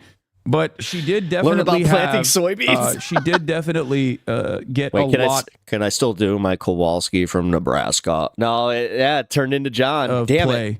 John from She was John kind of San carrying the Antonio. franchise a little bit. Like she was the Daily Wire's most successful. She was the Daily Wire's most successful entity. Okay, why didn't she stream? Seems like they tried to emulate streaming, but it was all scripted. Yeah, I think it's really interesting that like what I've been doing, and this isn't like me gassing myself up. Like we saw this with Turning Point USA and other right-wing groups when they had like their documents leaked. They openly were talking about having like emulating what I do, and this is the process. Like they literally were like, let's make a show of someone who is like fake streaming from their bedroom or from their living room, whatever, in an identical fashion to what we've seen with other successful media products in the political sphere. This, which is crazy. That means that they're not only watching, but also, you know, they're emulating it. Honestly, though, does she really think she would get the bag on this? She's a woman working for a very conservative right-wing media group. They would be happy to let her go, so they don't have to pay her more. To be fair, they did stream every once in a while. Yeah, but they're probably ass. Like, look at those streams, dude. They're an hour long, and I'm sure that they were very controlled. And notice how little views they got, except for, I guess, live from Buckingham Palace. We're actually here. I think they thought we were faking when we said that we were going to be at, look behind us, Buckingham Palace. We are here. The day of the coronation. How It's exciting. a lot better there. Both of the girlies that are no longer with the Daily Wire. Look at that. Both of the girlies. How would someone be able to hear me call HC dumb and then respond in the chat saying, says you? I don't know. Why are you asking me about your chat battles? Well, you know what? Seeing her all made up like that almost makes me wonder, like, maybe, I think she is trying to look like Ben Shapiro. She's leaning into it. Absolutely. There was a woman bishop, which was very... Right out here, actually. I don't know what they were Wow, that's protesting. very, Probably the king. Probably. Can we just call it what it is for that Daily Wire audience? It's like, oh, that's a little gay. I'm just gonna say that's a little gay coded there. You know, look at it's like I watch her because she looks like the Ben Shapiro. But I think it's very cool to see how different countries Wait a come minute, together. does that mean I have a crush on Ben Shapiro? Wait They a did minute, a 10-minute live stream. That's crazy. And then also on top of that, like, raining the memes with the original meme lord. I haven't really what's ridden that have to recently, do with it? but we do need to do a Francis. horse girl video at some point. Okay, moving on. Okay. That's good. That looks like every person that I react to in a TikTok. This is basically every person. This is so dude. Because I don't really care if you guys see my screen. I don't have anything incriminating on this. What is that? Well, to be fair, Anna, I was more so wondering, is it gay or is it gay? You know what I mean? I don't remember this. No. Am I supposed to know? It's a good reaction meme, though. No lesbian coding here. I think it was the Golden Globes, and someone on This okay. No wonder they have. No wonder the. Welcome back to the comment section. This is no wonder this is like obviously a very clearly streamlined process that they made. Twitch experience, both for boomers. Yeah, I can radicalize Candace. I'll fix her. She just needs to give me a chance. Okay, stop. I can fix her. Candace Owens is. Candace Owens is Dude, radicalized why do I feel all like on that her was own. you in Trust, comments? okay. She's radicalized in a different direction, and not in a direction where you can do anything with that. I wonder if am I still blocked by Candace? Oh, maybe she unblocked me. Oh no, I am still blocked, but I can now see people beyond the block. Shouts out to Twitter for that. Making an important announcement today on the show. I will then joined by most special guests to discuss that announcement. This will be the most important piece of content I've ever shared. It premieres in 38 minutes. You think she's gonna link up with Brett Cooper? I doubt it. Cause the way I see it is like Candace is I mean, she's too toxic. You know what I mean? She's like entirely too toxic. She pops off. Like she also does really well. Okay. She does really well. Make no mistake. But there is like she is overtly anti-Semitic, but more importantly for the conservative movement, it's not the anti-Semitism that's a problem. That much is clear. Anna, you just inspired me to get a soundboard, and I'm gonna get the clip from Braveheart. Freedom. They literally hired her, knowing full well that she was anti-Semitic. Off work. She's also an anti-Zionist on top of that. She's anti-Semitic, but also anti-Israel, and that's a bridge too far. That's completely unacceptable. And wait a minute. She got fired if for Hasan it is from an the Daily Wire entry-level leftist streamer, what's that make me? For that reason. So I don't think someone like Brett Cooper, unless they are ideologically committed to presenting themselves or collaborating and aligning with like someone who is an overt anti-Semite, I doubt that she will do that. Does that make sense? But maybe I'm wrong. You were wrong about the Queen. Yeah, I mean the Queen is probably like Candace. I have noticed that like there is definitely a lot of motion on right-wing commentary, but like not in the original, not in the OG right-wing commentator sphere. There's a lot of motion outside of that. Do you want me to be honest or tell a beautiful lie? As much as I want the beautiful lie, go ahead. If I were to put this on a spectrum of right-wing sentiment, if I were to put this on a spectrum of right-wing sentiment to get back to the Brett Cooper situation, you have the Daily Wires that are on a downtrend, okay? You have the Daily Wires that are on a downtrend. You have the Steven Crowders that are dying, right? Like they're done, they're cooked. But then there's a crop of like much edgier, much more insane right-wing content creators out there, like the Candace Owenses of the world and the Tyler Hitler Veras of the world. And even someone who like Asmongold, who have leaned into this like I like the Tyler Oliveras of the world attitude, and those guys are popping. Like they are putting insane numbers on the board. They're putting numbers on the board like I've never seen before. You know what I mean? Like it's a little bit meta chasing in the case of Asmongold, I would say, because I don't think he has like a coherent, consistent world view that revolves around, you know, consistently hitting like right-wing talking points. But it's like, I mean, look, the shock of truth we just found out, CEO killer, like his company suddenly no longer care about DEI after Trump's win. 1 million views. Like he's always had a relatively socially conservative bent when it comes to like DEI, wokeness in video games. And he has found a comfortable space in talking about, like right-wing politics in general. His views is pixelated good and woke is bad. But yeah, it's, you know, this stuff is banging. Like his like super basic right-wing, like look how stupid the liberals are content is popping off. Now, having said that, outside of that space, like the Candace Owenses of the world. I appreciate that. It's depending on how my idea of how ideologies are mapped, but I'd say you're generally liberal with social sympathies, not leftist per se, but social democrat, DSA adjacent. That's my opinion. No, are popping off as well. I appreciate it. I mean, a lot of people also in the podcast sphere. A lot of people in the podcast sphere.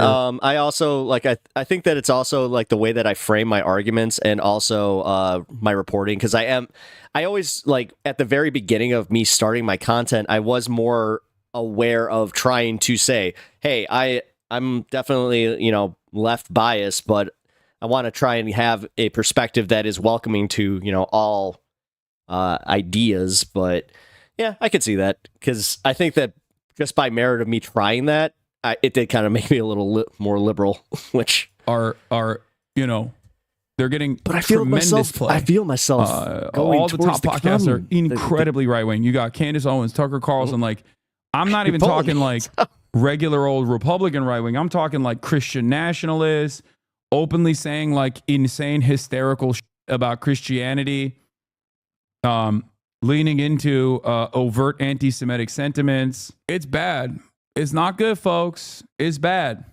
Hey, at least give me the credit. I never had like a full-on, like full-blown hateful conservative arc. Even my conservative arc was just through the church. So some of them are connected with the manosphere. A lot of those manosphere guys are also in the way that they are leaning. A lot of those manosphere guys in the way that they're leaning into like right-wing commentary, they've also increased the stakes a lot. All the while, we're still here. Yeah. Honestly, I mean, this is going to be a little bit of a hot take, but I think it's because we somehow are out there doing more outside of the Twitch sphere, but I don't know. You'd think that the terminally online would be the left. I don't know. Hasan is nauseating. Max pretense. I know he's not everybody's bag. I'll be honest. When I was first starting this, I was having some problems, you know, getting back into his content, because I had got like, it was kind of a mixture between his Ukraine takes and a few other things. But then because I did the thing that a lot of other people do, where he had the one bad take and I just stopped watching. I wasn't, you know, I didn't know that he corrected himself. So whatever. I enjoy him. I'll just be honest. I enjoy his takes. It's not just the fact that I'm trying to ingratiate myself with the online, you know, left, but that just happened to be an aside. No, he makes some good content, man. And that's why, honestly, so many different content channels are becoming just clip channels of his. But he's perfect for these times. He is. I mean, if Brett Cooper is the perfect streamer for what she's doing, then, well, I wouldn't say he's the perfect one for that either, but which is weird. When you think about it, one of the top streamers on the right wing is a woman. So that maybe that flies in the face of the chauvinist shit. I don't know. God, I never actually thought of it that way, but now that I am, weird. He didn't have a bad take on Ukraine. He had a incorrect prediction, which is different. Whatever. I was a little testy at that time, okay? I was literally like, when he was saying like his bad prediction, I was watching it happen. And that's when I'll never forget that. I watched it happen live. And then I also saw my friend's social media because he's a teacher in Kyiv. So yeah, I did get a little pissed about that one, but I also think that I had run my course with his content at that point, because I go through ebbs and flows sometimes. Majority Report is really the only one that I have watched daily since 20. It was before the Donald Trump election. It was probably like 2014, 2015. And it's kind of like TYT was actually my first like hint of leftist media, really. We actually covered this yesterday with Les Wiseman. He he corrected me. They were on Sirius XM, and that's the reason I was able to listen to him. Which then he was trying to be a condescending dick and be like, "What? You had a Sirius in 2003?" It's like, I did, because yeah, I'm a Howard Stern guy, dude. Like Baba Booey, Howard Stern's penis. Sauce on side. And then yeah, I was also an Opie and Anthony listener. So, which, funny enough, Anthony Cumia is a right-wing hack who you could say is kind of responsible for bankrolling, God, what's that guy? The Proud Boy dude, Gavin McGinnis. People calling, should clap. Wait.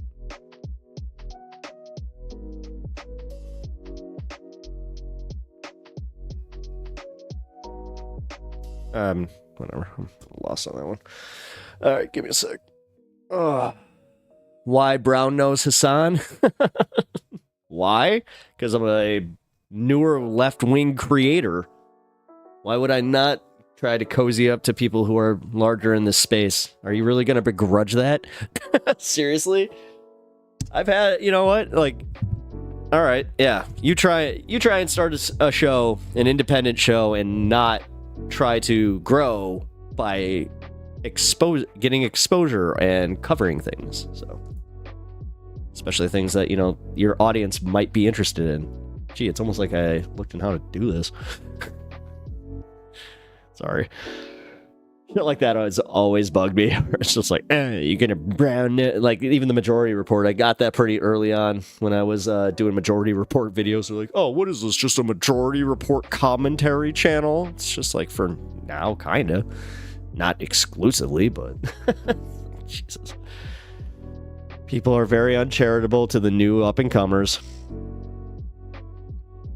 Brandon Whitney, I smell a Destiny viewer. LMAO. Yeah, it could be. The real meatball, he comes off as insincere since he has to intentionally misquote people. I also don't think the right has a as bad of a chauvinism issue as you think. No, I think that we are, well, I don't know, because what I would say is that it's pretty much equal, because, like, ignoring the fact that there are, you know, liberal dudes that are inherently chauvinistic is, you know, you're ignoring a pretty large portion there. More of them you would think, you know, with women's rights and the way that they claim to support feminism. I don't know, man. I've seen a lot of them, like, I've run into a lot of guys like that, where it's just like, I support women's rights. It's like, but the second that, you know, their girlfriend wants to be independent, they're just like, well, not like that. Glaze, not wrong. Destiny is my god. Oh, well, I mean, I don't, okay. Oh, that's a social as fuck thing to say. Damn. I mean, whatever. I still call Howard Stern the king of all media, but that was his self-proclaimed title, so. Nobody's a god to me. God, I still hold that, you know, that whole idea of, you know, just putting somebody on that much of a pedestal, like, nah. Nah, can't do that. Been disappointed too many times. Undead banana NIMBY feminism. Well, again, I don't. Destiny is depressing and sad to witness. I don't know. Watching his interview yesterday was pretty funny. What was that guy's name? I subscribed to his channel. Oh, give me a sec. Adam something. Yeah, not Adam something. That's a totally different person. Adam Friedland. That's very funny though.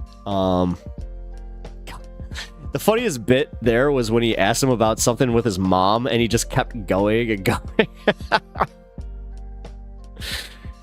Rome. I don't know. Ric Flair's the mother trucking man. Woo! Jet flying.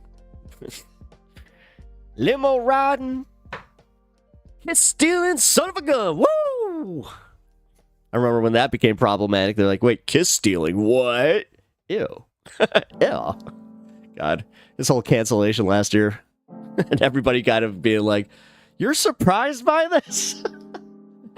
Any wrestling fan was just like, this should have happened a long time ago if we're going to be honest, okay? Like, what the hell? It's the same thing with the Vince McMahon one where it's like, we kind of all knew this. We didn't know it was as bad as it was, but whew, yeah, Vince McMahon one was wild. That was wild. But anyway, I appreciate everybody stopping in on Twitch. Welcome to the program. Also, anybody that has not subscribed to the channel, please do. Trying to get that 1,000th subscriber. Let's see where we're at. Also, like the stream. It really helps me out. Makes you awesome. Oh, dude, we're at 988. Holy shit. And it keeps you awesome because, yeah. Really? Like, I've had one person literally tell me. They were just like, I don't like liking things on YouTube because it puts them in my liked. It puts them in my algorithm. I'm like, okay. It's like, but did you like the content? Yes. Okay. Whatever. If that's your degree, if that's the degree of control, and you want to be the lord of your own domain, then fine, by all means. I get it. I also have a. My YouTube premium account is locked to only me. I remember when my wife was talking about it, where she's like, "Do you think that maybe we can do the thing on your account?" I'm like, "Well, we can," but I explained how it would work out, and she even said she's just like, "Well, then my algorithm would be messed up with a bunch of politics." I'm like, "Yeah." She's just like,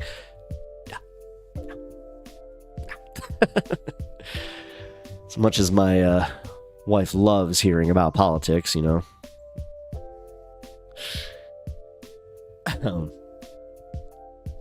God, especially now. All right, what do we got? Americans revolt against MAGA insanity. Okay, let's check this out.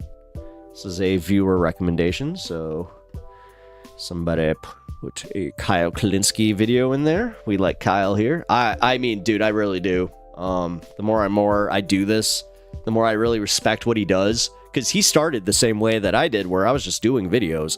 I would essentially break down my show, what videos I wanted to watch. I'd set it up kind of like a stream, but I would record it where I would just go through segment, and then I would put out the videos. And yeah, it worked out for a little while there before I started live streaming, because full disclosure, I didn't have a Ethernet connection.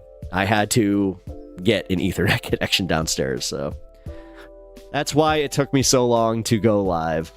I know, fun explanation, but trying to give you guys a little bit of the backstory. But yeah, let's take a look at Americans revolt against MAGA insanity. All right, guys, so we have some really, really interesting numbers here from CNN, which goes to show you the problem with Trump and the Republicans right now is they are, without a doubt, overreading their mandate, right? By the way, when all said and done, the popular vote margin is going to be like 1.4%, right? Razor thin. That's where I got that for. You're going to see that some of the things that Trump considers a top priority is not remotely what the public wants. So let's watch this, then we'll break it down.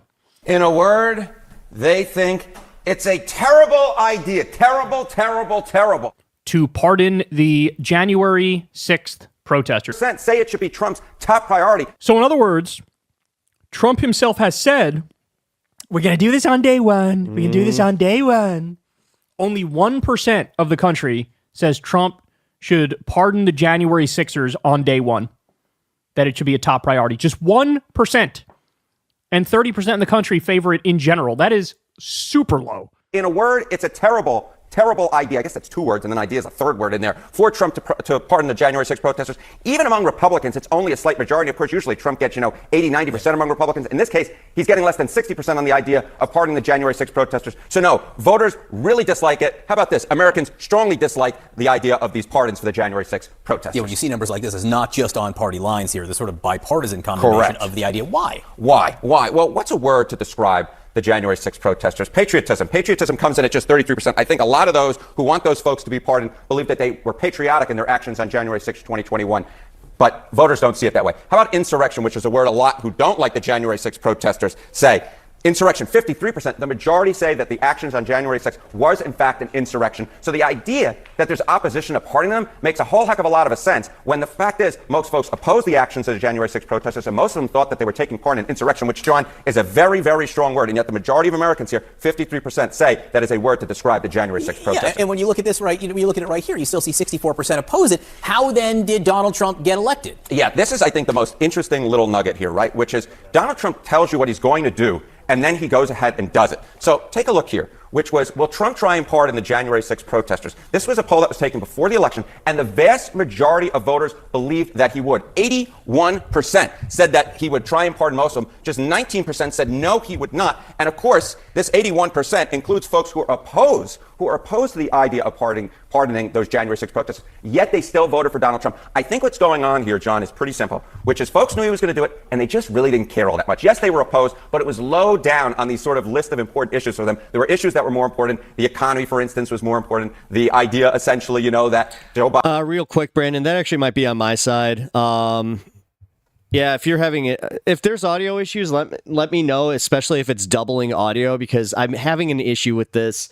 First, I explained this already, but I had everything set up. My mic was completely, set to level, but I'm noticing that it is picking up audio spikes from my speakers, which wasn't doing before. So if it's doing that, I'll just go back to headphones, because I'm not going to be able to fix this stream. Unfortunately, this problem is just going to be here until I restart my computer. Biden's approval rating was only about 40%. Most voters thought the country was going in the wrong direction. So they were willing to look past some of the actions that they thought that Donald Trump would do in office, actions that they didn't like, for the things that they thought that he would do that they would like. And so they were willing to vote for him, even though they didn't like the idea and they thought he was going to do it anyway. That's just an interesting number. 81% thought he would do it. 64% opposed it. What that tells you, people just didn't care. People just didn't care. Donald Trump does a lot of things voters don't like, and they just don't care. And I think Trump knew that, and that's why he said it. So in other words, 1, they're going to overreach, and 2, despite what Democrats think, there's actually a mandate for you to fight.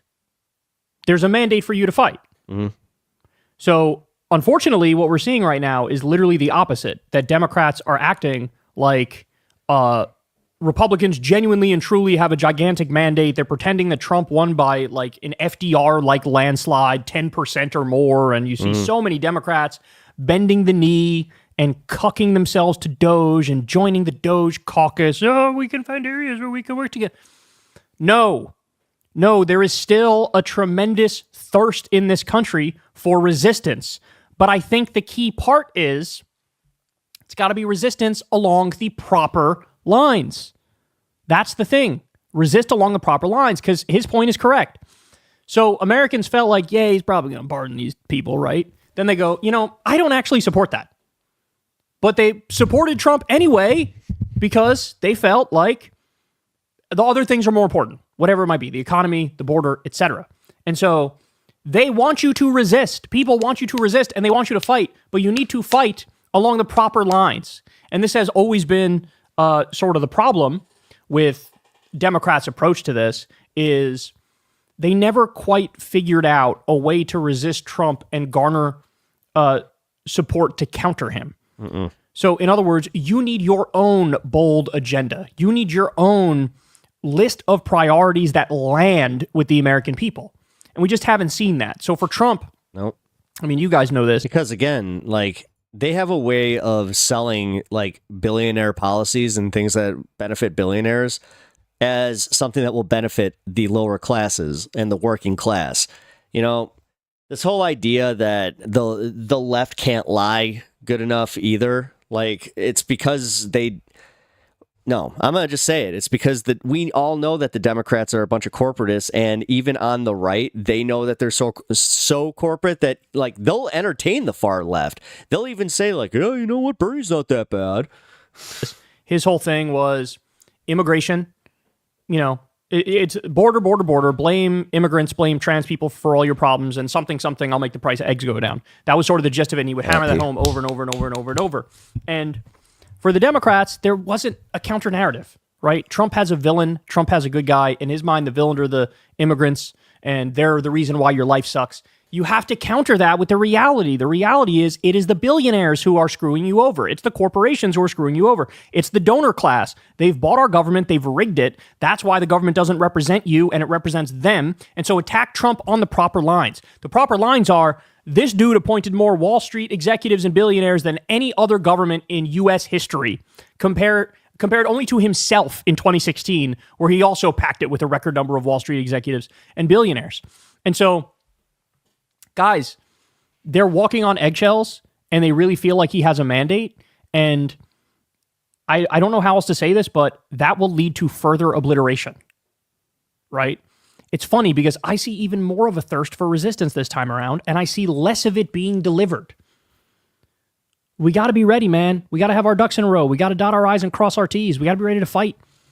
He's going to do horrible thing after horrible thing. He's going to do authoritarian thing after authoritarian thing.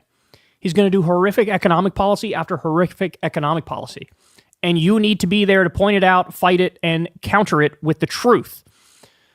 So as I've pointed out, you guys have heard a million arguments against Trump, but people don't talk enough about, hey, he cut taxes for the wealthy and corporations and not you. He did it for them and not you, his buddies, not your family. He ran as the anti-outsourcing guy in 2016 and outsourced 200,000 jobs and lied to your face about it. Lied about protecting the carrier factory jobs. Within a year, all those jobs were gone anyway, and that company robbed the taxpayers. So you got double screwed on that front. Under him, we lost 2.9 million jobs. 3 million people lost their health insurance. 3 million people. These are the things that matter to people. His labor department stiffed 8 million workers of overtime pay. You don't think that's an important fact that you should have told the public over and over and explain to them, we will protect your overtime and expand it. He is screwing you over and keeping it from you. By the way, another MAGA judge recently, swipe of a pen, said, 4 million people were supposed to get overtime pay under a new Biden rule. Axe that rule. Done. Over. Not doing it. MAGA judge did that. These are the things that people need to point out. These are the things you need to lead with. And don't be afraid to resist. Yep. Because it's this weird thing that happens. Like, after he won, there was this real sense in the air. People felt like, oh my God. So I guess, like, people just want him and his platform and his ideology. And I don't know how you can walk away from this election feeling that way when he was ranting about Arnold Palmer's dick. I don't know how you could lying about immigrants eating cats and dogs. Totally incoherent half the time. Bragging about, I'm going to deploy the U.S. military against our own people. Do you think that stuff was the stuff that got him elected? Fuck no. He says things all the time that people don't like. But they overlooked it for, hey, maybe at least he'll bring some semblance of change. It's your job to point out thing where he he's not going lied to change so much anything that they don't even to the know it's extent true. He does They change don't know, like, his own supporters don't know what he's going to do because he said so much shit, but even they think they're just like, nah, the thing that he said that's the wildest thing, nah, he won't do that. Oh, no, but when he does, then they're just like, well, Jim Skittle, what's up, bud? Anything. It's going to be to give his billionaire buddies more money, more wealth, more power. And you need to be there to stop that. You need to be there to resist that. Oh my God, you need stop. to be there to provide a counter vision to say, this is exactly the wrong direction. You guys voted for a revolution, but you got a revolutionary conservative, which is going to take us further in the wrong direction. So I think that was good analysis here from CNN. Very interesting. This is yet another example of an area where Americans disagreed with Trump, but Trump still won. So what does that mean? That means Democrats should not be doing what they're doing, which is genuflecting at his altar and pretending he does have a mandate and trying to find ways to work with him. No. Oh, yeah. Did you already hear about Resist, the guys in Congress saying that they're stand support up, his agenda? have a backbone, believe in something, deliver your narrative, deliver your policies, and don't give up. Politics actually matters. The substance actually matters. Changing stuff for people's life matters. And right now they're acting like it doesn't. And right now they're acting like he won in a Reagan landslide or in an FDR landslide. And I will not abide that. No way. Got to set the record straight. Hey, y'all, do me a favor and like and subscribe. It helps out big time in the algorithm. Click the bell as well for notifications when videos drop. And watch that video on screen right now. You want to. Yeah. He's had that same bumper for years now. I'll be like mowing my lawn and I'll just like, that'll happen and I'll just repeat it too. All right, guys. We are, what is it, 3:54? We're getting there. You know what time it is. Well, what time is inching closer, so just do a quick prepare. Preparation is important. Welcome all the new viewers. I just saw that I had a little spike. Appreciate you popping in. We're making our way to the next segment here. We just finished up the segment with Kyle. Duke of Bread, he is a good entry into leftism, yes, not liberalism. I mean, I would say that Kyle is more of an entry like level. Like, funny enough, Kyle is the entry level into the left that Anna was saying that Hasan is, in my opinion. Just because in reality, he is kind of how I got introduced to this sector of the online left outside of like, Majority Report. But even then, so like when David Pakman went on Joe Rogan, I did remember that like, the Majority Report would have Pakman on, but I never went to his channel. I never checked him out. Then all of a sudden it was kind of like, well, you know what? He was on Rogan. I'll go check him out. So I was a little bit of a Pakman fan for a while until he just, went full corporate shill. God, I'm surprised that he's not working at MSNBC.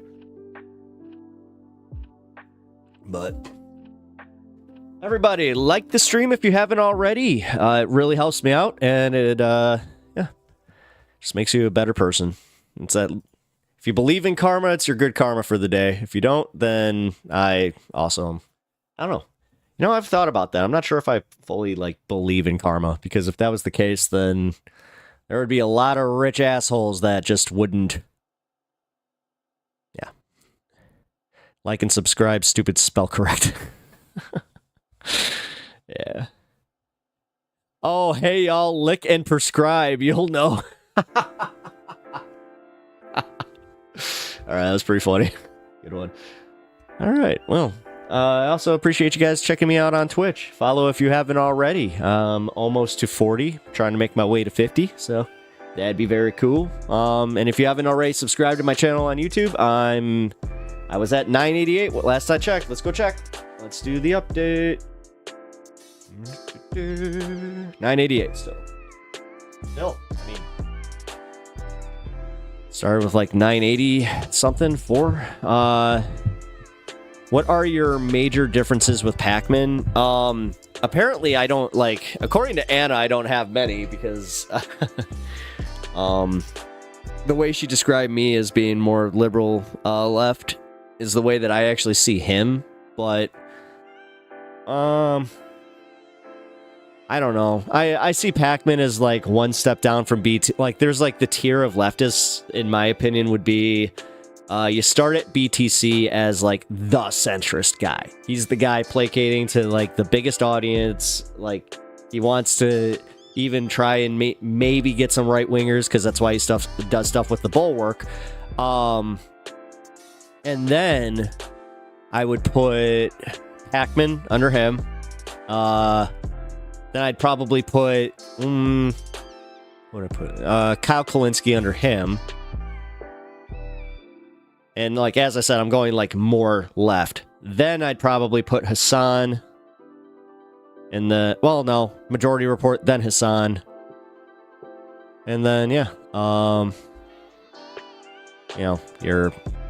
then you got the bread tube, I guess. Then you put Vosh and then Destiny, not really anymore. Destiny, fuck. I'm still confused as to whether he's gonna go full right wing or not. I don't think he is. You wouldn't do a discussion with the Bulwark? I would. No, I would. It's just, I don't know, man. Pac-Man is not critical of his... No, that's also kind of part of... trust me. I was going to say, like, his takes on Israel were kind of like it. That was it. That's when I finally unsubscribed. So, yeah, Pac-Man is a social liberal, economic conservative. In Europe, he would be in one of the People's Parties. So, center-right, Anna Kasparian in tears again because Peter Konopkin... Kropotkin. I can't say that fucking name. Excuse me. Got popped picking pop crop again. What? Man, you're coming in here trying with your rhymes. Just give me a second, guys. After I peed, I was like, all right, well, I have my new segment lined up. I have everything ready to go. And then Jim enters the chat. No, I appreciate you, bud.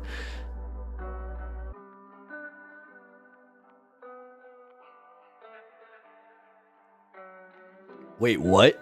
Hold on. Who the hell is this fucking liberal All right, shill? guys. So, Michael Smirkanish is Smirkanish? He's another guy This who guy I think sucks. it's fair to call him human oatmeal. That was always my nickname for Chuck Todd because he's just incredibly boring and he never says anything interesting. Michael Smirkanish is the CNN version of Chuck Todd. He is boring, bland, stale, vanilla, wishy-washy centric. Well, you know what? Here. Ruben.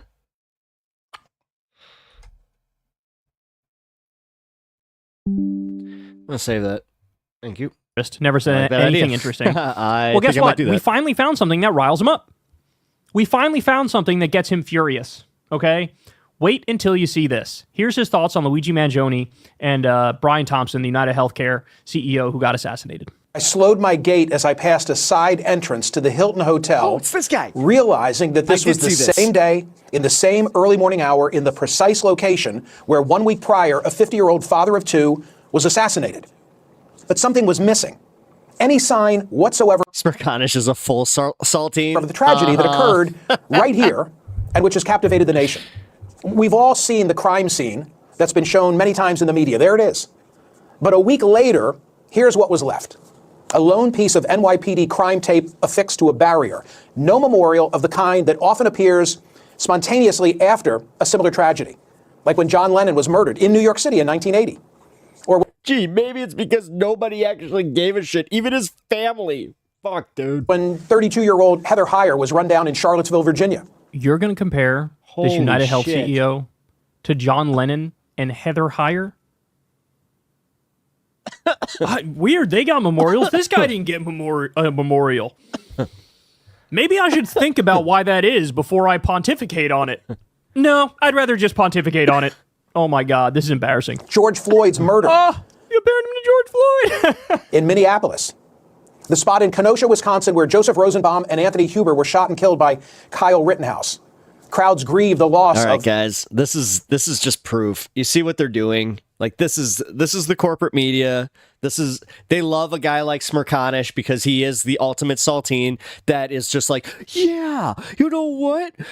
We should have more decorum. Helena Hutchins, God, the cinematographer, was fatally shot on the set of the film Rust. Is just... The University of Georgia held a vigil for Laken Riley, a nursing student who was killed by a migrant near campus. This is embarrassing. When people die, they usually get memorials, but like this guy didn't have a memorial, but he's a person and he died. So lay epic own Robin with B, facts is and this guy logic, serious? broskies. Yeah. Oh my God. Look at his face. Yeah, like look at this just saltine mother. His face just emits low IQ. And when Donald Trump returned to the site of his first assassination attempt in Butler, Pennsylvania, supporters appropriately honored Corey Comparatore's life and service by placing his firefighter's uniform in the stands. But there was no sign of any makeshift memorial on 54th Street. I can't. This is like... Bro, like when my grandma died, I cared. But like, why didn't I care the same amount when Osama bin Laden got murked, bro? They're a person. They died. We gotta be... Kyle's way less. What? Kyle has pretty good takes on Palestine. Like, what are you I don't know doing? what What you're is asking this? here, But Stephen there was no Colbert's cheese. sign of any makeshift memorial on 54th Street. Instead, a poster was taped outside the Hilton Hotel depicting the suspect Free as a Luigi. saint with the Yeah, words see, "Free Luigi." This is why. A reference This to the is it. 26-year-old. He is so mad. Oh my God. Because people care more about Luigi than the dead CEO.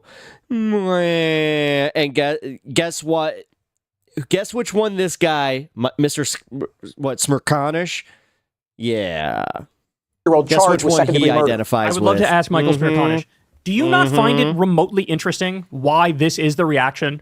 Why there is no memorial for Brian Thompson? Why there are the Free Luigis on? Does that not interest you? That's a good You question. just shut your brain off and go, murder's bad. Again, thank you. Brilliant. I'd love to thank all the amazing, brilliant, intellectual commentators who reminded us this week that murder is indeed bad. I would really like to thank you. Everybody forgot. They forgot, but you reminded them, and now they got it, right? So thank you for your contribution to the conversation. Like, he's not interested. He's not interested. It is a fascinating phenomenon that the reaction was what it was. And you know what? We have the answer. We know why the reaction was what it was. Because fucking everybody in this country has a horror story. It's not just me and hardcore lefties who are like, man, our health insurance system shouldn't exist as it does. That's a widespread belief, bro. And look, I naively and incorrectly thought, oh, like, since I know a little bit about how the system works, that's why I feel like I do. But other people, if they don't know the way it works, they don't have that same feeling. Wrong, they do. And maybe I sold people short in the sense that they do know more than I thought they knew. They know that with a health insurance company, you pay them every month. And by the way, that it goes up and up and up and up and up. So they're price gouging you on the front end. And on the back end, they deny you claims wherever they can to make more profit. Everybody gets that. Everybody knows that. Everybody sees they're an unnecessary middleman that acts like a mafia, a parasitic mafia keeps getting pulled. that price gouges you. Everybody knows that. Apparently, everybody knows medical bills are the top cause of bankruptcy in this country, and everybody knows somebody who has a horror story, has somebody who died because they couldn't get the care that they needed, etc. And since they overreach, since this impacted way too many people, since they know these people provide no positive service, that was the reaction. Here, this is. I'll make this simple for you, Michael Smirkanish. Let me make this really simple for you. So I could use the extreme example. You know what? I'll water it down a little bit. Okay. If somebody was an indentured servant and they finally get freed, and then they gun down the head of the indentured servant company, I don't think you're going to see memorials for the indentured servant executive. Because people look at it and go, you know what? Indentured servitude? I'm going to go ahead and say that's wrong. I watered it down. I was going to use the slavery example. The slavery example is, you have a slave and they end up killing the plantation owner. And you're not going to see, broader society is not going to be like, oh, murder is bad and wrong and no matter who we're talking. No, they're going to be like, yeah, I kind of get it. Like, I kind of get it. I kind of get it. That's not to say murder is good. It's not. That's to say that context matters, right? Specifics matter. What the person's legacy is matters. And we all just these idiots like to shut their brains off and pretend. See, here's the thing. Michael Smirkanish he's a simpleton. And I mean that quite literally. That here's a man who, since there is the veneer of respectability in the way the system works, that dupes him into thinking it's got to be legit, right? It's the same kind of thing that you see if the IDF carpet bombs a whole bunch of kids, murders women and children, starves an entire population. These are the type of morons who look at the situation and go, well, hold on, the IDF, they're wearing finely pressed suits and they look really official and they have patches on their arms. So it's got to be legit, right? They look serious. They look legit. They're playing the role. So, and this is the same kind of thinking. It's the same kind of simplistic thinking. Well, hold on. These health insurance companies are giant corporations. They have many people who are clients of theirs and customers of theirs. They pay them every month. There's a corporate structure. You have, the executive at the top. They make decisions and policy tweaks all the time. And so since there's a guy at the top and it's very organized and the guy wears a suit and tie and he goes to meetings, therefore, he's a valued member of society. Wrong, no. I hate to tell you this, Michael Smirkanish. You can wear a suit and tie and be a head of an organization, and the whole purpose of that entire organization can be predatory and wrong and immoral and unethical, right? It's like the predatory payday loan industry. Same thing. Shouldn't exist. Like private mercenary armies. Shouldn't exist. Like private prisons. Shouldn't exist. There are certain things that shouldn't fucking exist. They just shouldn't exist. That whole industry is a fucking farce. That whole industry is criminal by its very nature. And health insurance is probably the worst of the worst. And so he fell for the trick. He's also probably status quo biased too, right? Like, what do you mean? This is how it works, and that's always how it works. So it's gotta be like that, right? Yeah, but again, you could have made that argument back when we had indentured servants, or back when we had slavery. Like, what do you mean? It's always been like this. So why would people now have a problem with the plantation owner? It's like, because some people are more in touch with the nature of reality and what is fair and just and ethical and immoral than you are, with your fucking nat IQ. Hey, real quick, thank you, Scott, for the $10 donation. I really appreciate that. You in your comfy studio over at CNN, Scott Lacoste, wanting a memorial for Brian Thompson. Thank you. Maybe instead of pontificating, stop and think, hey, why is the reaction like it is? And if you bothered to think about it, if you bothered to look into it, if you bothered to read the stories of the countless people who've had their lives ruined from health insurance companies, then he would know. He wouldn't come out here looking like a fool, like he is. So, I mean, absolutely embarrassing. Just pathetic. And remember, the media, in the wake of Trump winning, the media had this moment of like, bro, wow, we really kind of missed the mark. I guess maybe we need to understand the people better, bro. We need to we really need to get back in touch, bro. And then, boom. First instance Nice. of like, why is the reaction is what it is? They're immediately like, everybody shut up. Everybody sit down. Shut up. Don't say that. Don't believe. Toddler. Jesus Christ. I'm like, yeah, fart sound. That this is bad, murder's bad, and murder's wrong. I'm not going to look any deeper. I'm not going to think about it. It's like, well, is the problem now, isn't it? You're totally incurious as to why the population is where it is. There's a bubbling, boiling, seething anger and hatred towards the status quo, towards the corruption in the system, towards the immorality of the system. And you got nothing to say about it except, give the guy some flowers on a memorial. He's just not smart. No, All right, can't guys, read the that's room the show, either. y'all. Love y'all very much. Everybody. Like, seriously, he cannot read the room. He can't read the fucking fact that everybody is collectively like, no, fuck this guy. And he's just like, why? Why must I live in a society that is cheering for the offing of a CEO? Why? Why can't I live in a world where CEOs can just feel safe and just feel like they can do whatever they want? Ugh. Ridiculous. Anyway, guys, we are T-minus 9 minutes. Well, actually, yeah, 9 minutes. But yeah, like I said, thank you, Scott, again. Also, shout out Duke for the donation yesterday. I appreciate the $10 donation from you as well. You guys can support me through my Streamlabs link, and also, if you guys want to, you can join the membership. You can get a membership on YouTube. But the other thing is, if you, since you donated, Scott, I have to do something through my YouTube. I'm gonna get you your membership, get you as part of that member squad.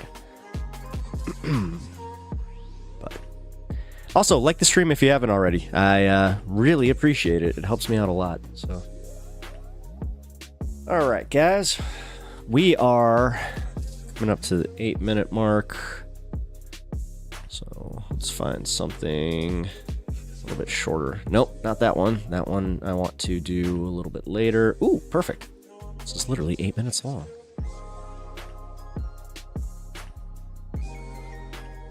Most people who are in my life, most people who I love, most people who I, probably feel the most loyal to. I mean, they're happy, that, I'm being read by a lot of people. They're happy if I get an award. They're happy, if I'm on a certain show. But it is not how they ascribe value to who I am. And what I mean by that, or why I'm saying Inverted that Mystic, is, what's up? those are the people to whom I'm accountable. See ya. Those are the people who will ultimately, judge me. And so it's like there are a circle of people around me who exert more weight than any booker for any show or any sort of editor.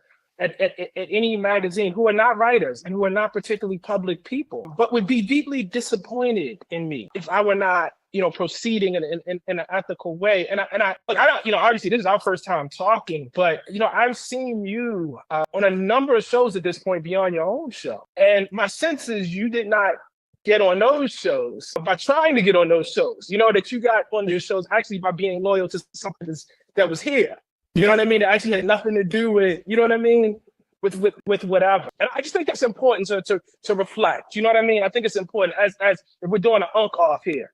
So all the young nephews and nieces, coming up.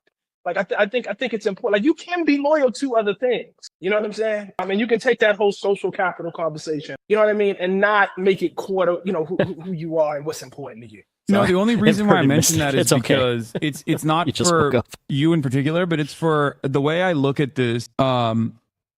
Like people benefit from leaning into pre-existing hierarchies and not really disrupting them, and not really coming out with like bold declarative statements. It can sometimes be a gap in education or your personal experiences, like understanding what apartheid looked like until experiencing it with firsthand accounts, which I do want to get to in a second. Or it can be, in other instances, like a cynical way where you know what the truth is, but you choose not to reveal it or not to talk about it because you are worried about advancement. You're worried about your career taking a downturn. And I think that there are a lot of people who are cynical in that regard, especially in the media landscape.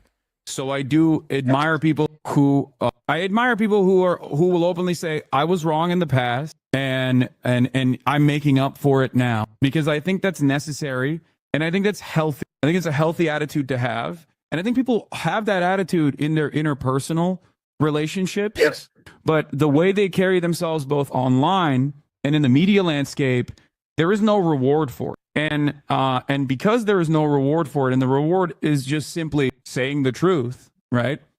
But people do end up getting somewhat punished for it, and you only get rewarded if you double down on speaking on telling an alternative narrative that you might even know is not entirely Inverted mystic. Anna isn't a right winger or a grifter. She just had something horrible happen to her, and people tried to diminish her their experience. Sure, you can chalk that up to the destruction of ego, but like from her perception, I can understand it. It's crazy to me that people think Anna and Cenk are right wing. I wouldn't say they're necessarily right wing. I think there is a right wing pivot, especially lately with Anna. I don't know, man. This whole thing with her neighbor Jim, and like her new perspective on things. I don't know. entirely true. That's trying the to be reason charitable, why but explaining to I don't want to be people too that are charitable. listening that there is value here, and that's what I mean. Because like, if I'm going to be very real, if I'm going to be brutally honest, you could have continued never speaking about Israel ever again. You could have changed your perception. You could have changed your mind. No, I know. But I'm saying that, like, in an alternative scenario, in an alternative universe, where there's a different Ta-Nehisi Coates who saw the truth and was still more personally invested in continuing to have a media career that he cares about. Some people do care about these things. Clearly, I think the vast landscape is dominated by people that are careerists, that are personally invested in their own success and don't necessarily have this ambition to speak the truth, no matter how hard, no matter how difficult that task may be. And that's why I think it's important to be honest and highlight that. Now, and I appreciate that, bro. I do. Yeah. I appreciate that. I don't want to come off as unappreciative. That ultimately is still, and this is something that I also want to stress, is still inconsequential in the grand scheme of things, because what you are trying to do, I think, is exactly what I've also been trying to do on a multitude of different issues, which is utilizing the privilege that you have and utilizing the privilege that I have for offering a voice to people that are otherwise voiceless, while simultaneously also saying you shouldn't be the person to even, like, the very fact that you yourself are the messenger in this process, I think shows a gap, an asymmetry that is worthy of criticism in and of itself. The fact that there is no entrenched Palestinian position in any Western media operation is a issue that's worthy of criticism in and of itself.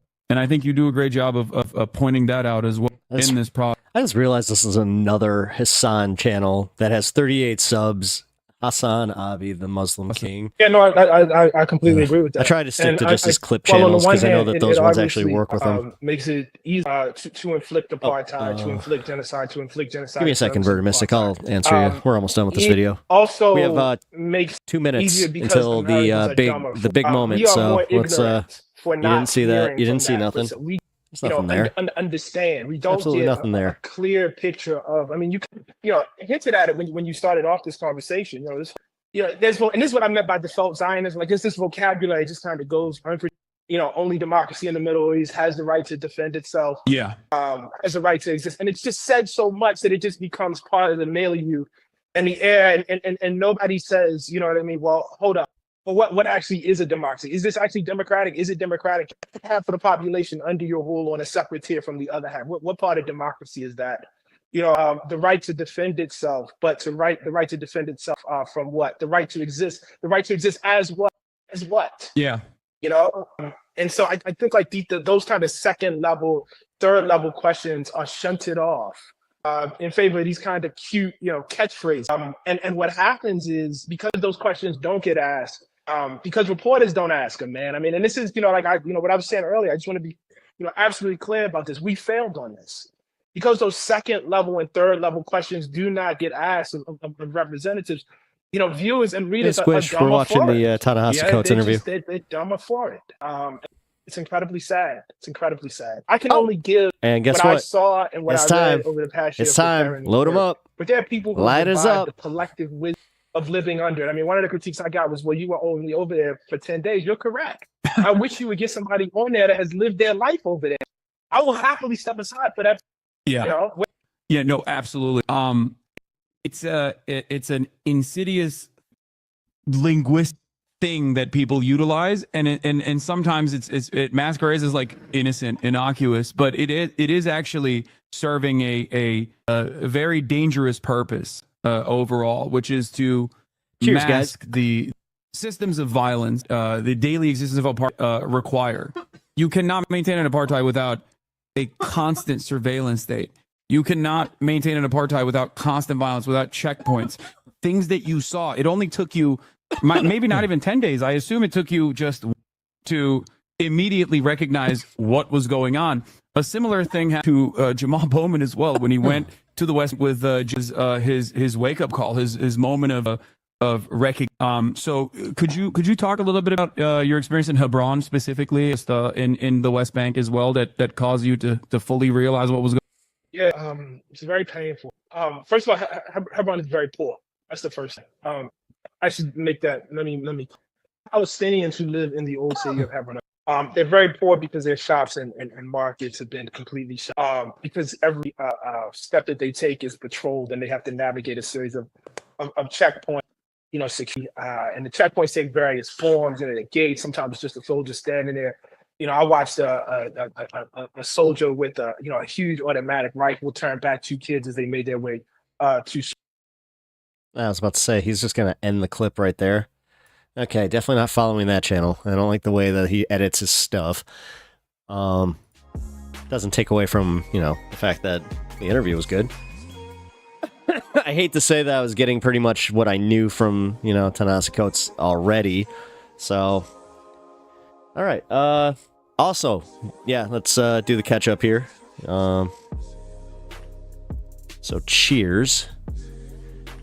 I know, late cheers, but I got let's go through chat here. Inverted Mystic. Also, I wasn't able to properly shout you out. What's up, Inverted Mystic? I'm glad you're here. And Squishmallow Dragon. Also, appreciate you popping on in. Yeah, I wouldn't say she's like a right-wing voter, but she has had a shift in viewpoints, and that's okay, I guess, because TYT was always about finding stuff out. They can still care about workers' rights. They can still advocate for equality, etc. Well, yeah, that's the thing. That's why I again, Duke of Bread in chat actually just said that. He's like, yeah, you're always too charitable, but I am trying to be fair here, where I don't think that they abandoned their principles entirely. I don't think they're full-on Trumpers. I don't think that they're MAGA heads. Like, a lot of people are saying that online. I don't think that. What I do think is that they had a right-wing pivot. I think that they're trying to court that audience a little bit, but they're trying to do it in the same way that the Democratic Party was cozying up to, like, Liz Cheney and like, oh, you know, maybe we were wrong about this. Maybe, well, you know, even if you're wrong about this, we can agree to disagree kind of thing, which I understand that because I have that with my own channel here where I'm like, listen, I'm not just, as much as I love my leftist community and I love you guys, especially like educating me on these things, I am more than willing to entertain these conversations and you know, have people that don't agree with me on everything. I don't know, man. Like I feel like that's something that needs to be worked on.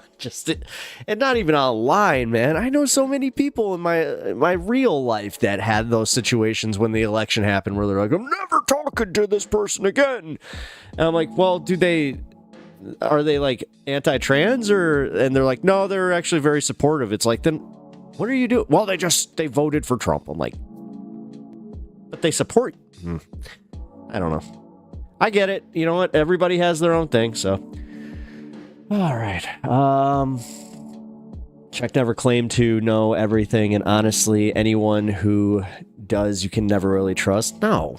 And dude, I'm just saying from my personal point of view, I have not been that big of a fan of TYT for the last like year almost. It's kind of the same reason that like I like Bernie Sanders as a politician over other politicians is because at least, you know, Majority Report has been consistent in their viewpoints. They haven't had like these weird arcs, especially for like the one thing that really bugs me is how much they're downplaying like how much Dave Rubin content they made, how much Tim Pool content they made, because Jenks just went on Tim Pool and it was just like we both cover each other kind of thing. It's like, yeah, but I remember some of that shit where I'm just like, you guys were pretty, like, you would make segments about it, especially in the member half. God, I was a member for a long time. This is my very first YouTube membership was TYT. But I'm not going to pretend that, you know, good things didn't come from that network. You know, it gave us Emma. It also, you know, gave us John Adirola. I don't know why I said his name like that. But gave us him. God, it gave us a whole bunch of people. Actually, Ken Klippenstein. That was a big one. Oh, wait a minute. You know what? There was a video about that I wanted to watch. Because he called out some of the media on their coverage about the Luigi thing. Where is the Ken Klippenstein? Oh shit, was it not on YouTube? Ah, crap. That's not good.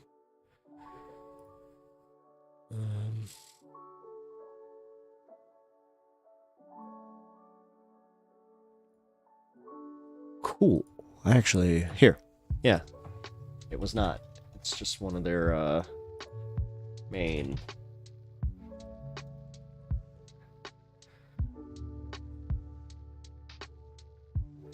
Oh yeah, that's right. Here. Klippenstein was the one who released the manifesto.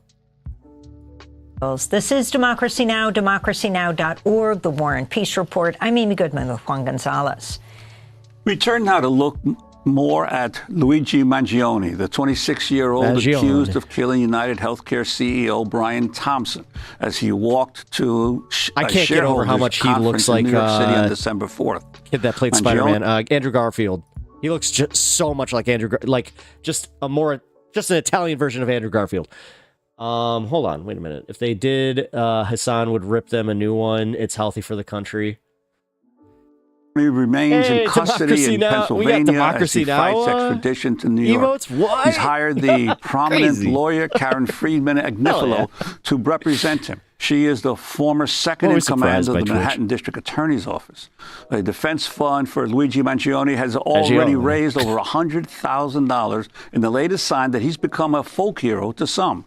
On Sunday, Senator Bernie Sanders appeared on Meet the Press and talked about why there is so much anger directed at the health insurance industry. No, hold on. Stephen Colbert Cheese, no. That was more when Michael Brooks was alive, though.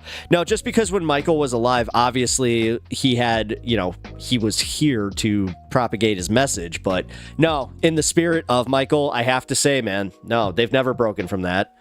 That's honestly why I don't think Nomiki's on anymore, is because she was going more towards that corporate way of doing shit. And then on top of it, she had that weird thing happen with DSA.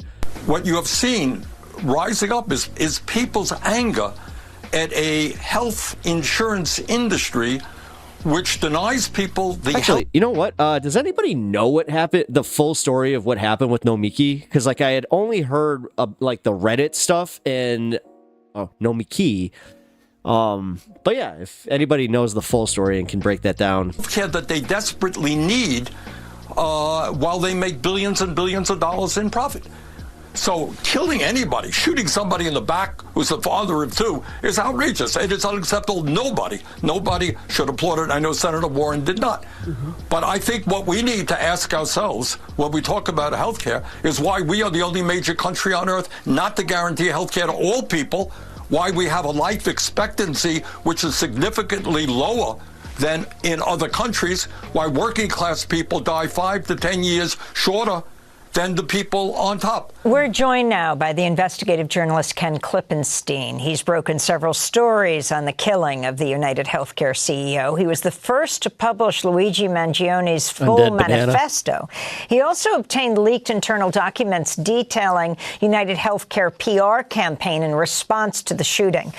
We welcome you back to Democracy Now, Ken. So fucking cool. When we say that you were the first to publish the manifesto, you weren't the first to get your hands on the manifesto. No. In fact, most media had their hands on it. Explain how you made that decision to publish it when they were withholding it. That's exactly right. The major media outlets, from the New York Times to the Post, CNN, ABC, all had their hands on this document, were sitting on it, sharing it with themselves socially, which I know from my friends at these various outlets, but refused to provide it to the general public. And so when I obtained the document and read through it, I didn't see any reason not to publish it. And so I went ahead, did that in response to what I saw as media paternalism at its worst. The judgment that this is safe for us to read, but it's not okay for the public to read. Ken, in that manifesto, what do you think were some key portions that were most newsworthy that the public deserved to know about? The overwhelming focus on the healthcare system as an institution. That's not, of course, to say that it's okay to kill somebody. I think that goes almost without saying to advance those goals. But to see in this the fact that it wasn't just a completely random act of violence, as in fact the major media repeatedly asserted it was. If you look at, there's one particularly egregious case by CNN in how they were trying to paraphrase the contents of the document, again, without providing the underlying document to the public to come to their own conclusions, saying that in this are the rantings and ravings of a crazy person. When you read through that document, which wasn't that long, but it's very clear from it that this individual was motivated by grievances about the healthcare system. And so that's why it's important to get that out to the public. I think that if you ask these major media outlets why they didn't do that, the explanations fall along roughly two lines. One is that it's not safe for the public to have this. It might inspire copycat killings. I think that's similar to saying, violent video games are going to cause children to shoot up schools. I'm very skeptical of that.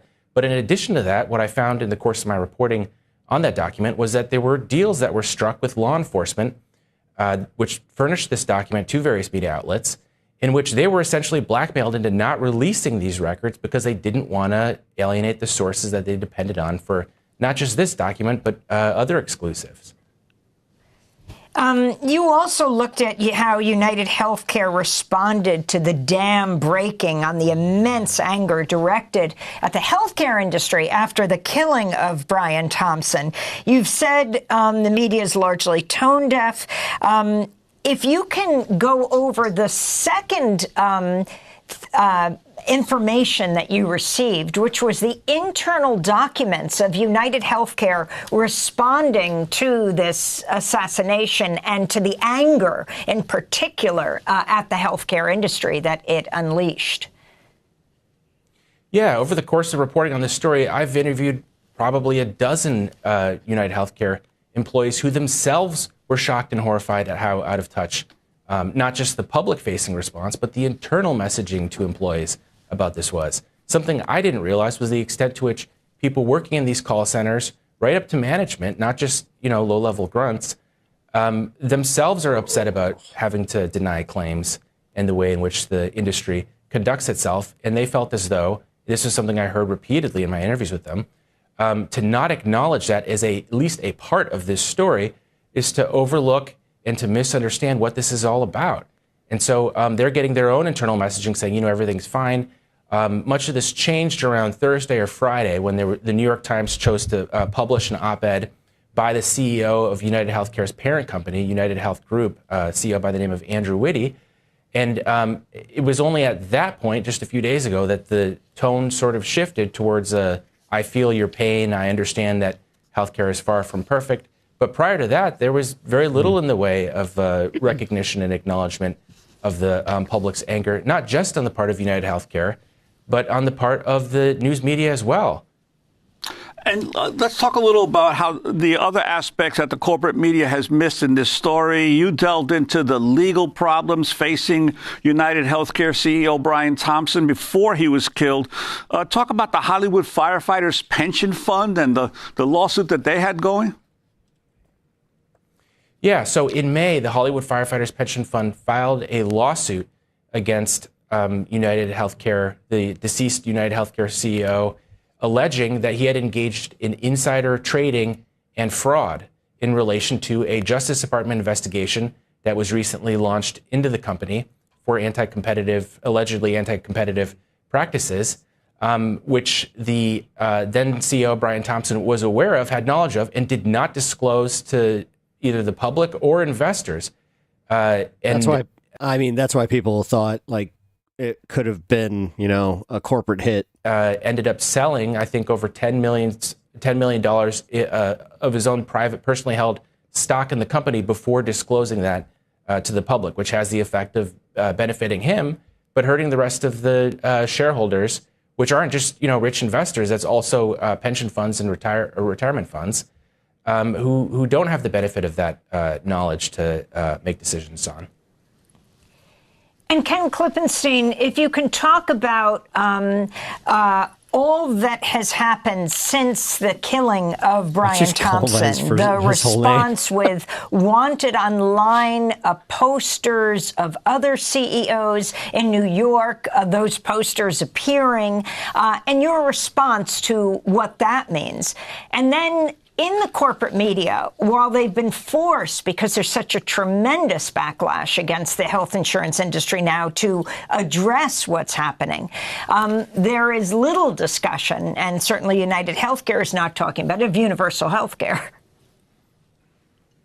That's exactly right. And I speculate that it is the absence of discourse around our healthcare system that fed into the rage we're seeing now. I did a story during the election on the two conventions for the major nominees, Donald Trump and Kamala Harris, and noticed that between the two of them, in their convention speeches, they mentioned the word healthcare twice.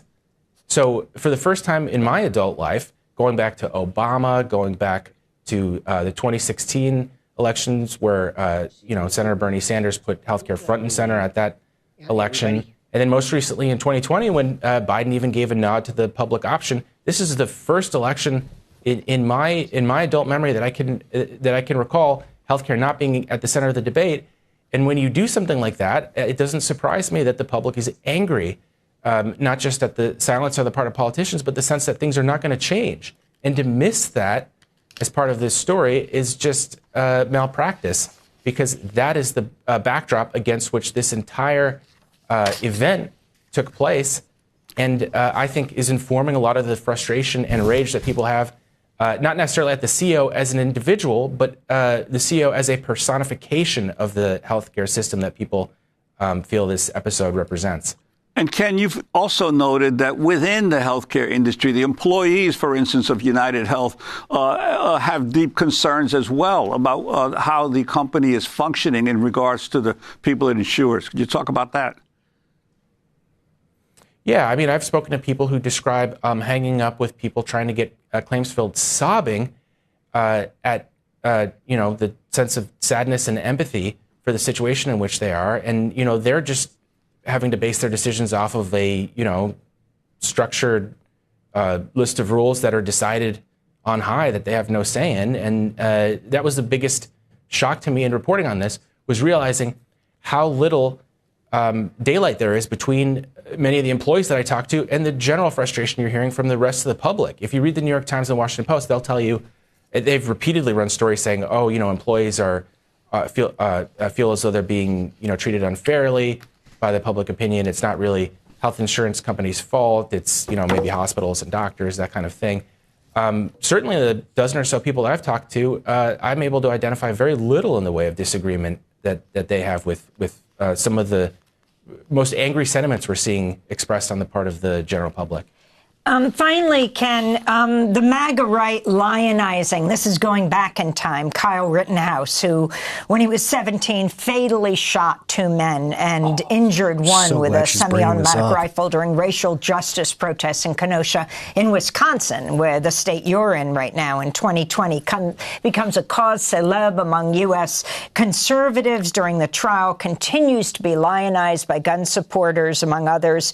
Your response to those who say the left is doing the same with Mangione now, and that no matter what the cause, the extrajudicial assassination of anyone is reprehensible. Judicial and judiciary. Those are 2 words I have a real hard time with. Yes, of course it is. I think that practically, I hope that goes without saying. As to the political dimensions to this, I would encourage people to just look at the manifesto, look at the wealth of social media posts that are available to us, to go through it and read and get a sense of the alleged shooters' political ideology. And I think what will become clear is that this is not a partisan issue, just as healthcare being a serious problem in this country is not a partisan issue. I think that comes through very clearly in both the manifesto that I published and in the public response too. I mean, this is anecdotal, but even just on a personal level, the people that I've heard express frustration in the wake of this, they're not saying, this is all Obama's fault or Biden's fault or Trump's fault. They are angry at the corporations, which, in the case of United Healthcare, spend huge sums of money lobbying the federal government on both sides. And you can see this in their campaign, in their political contribution disclosures, lobbying both parties to keep the system that we have in place and to make sure that the problems we have are not ameliorated. Ken Klippenstein, I want to thank you so much for being with us. Investigative reporter, have broken a number of stories on United Healthcare CEO killing. We'll link to your recent articles posted at kenklippenstein.com. Speaking to us from Madison, Wisconsin. Yeah, that was, wow. Okay, wasn't expecting to actually cover like that whole thing fully, but that was freaking great. Give me one sec. Okay.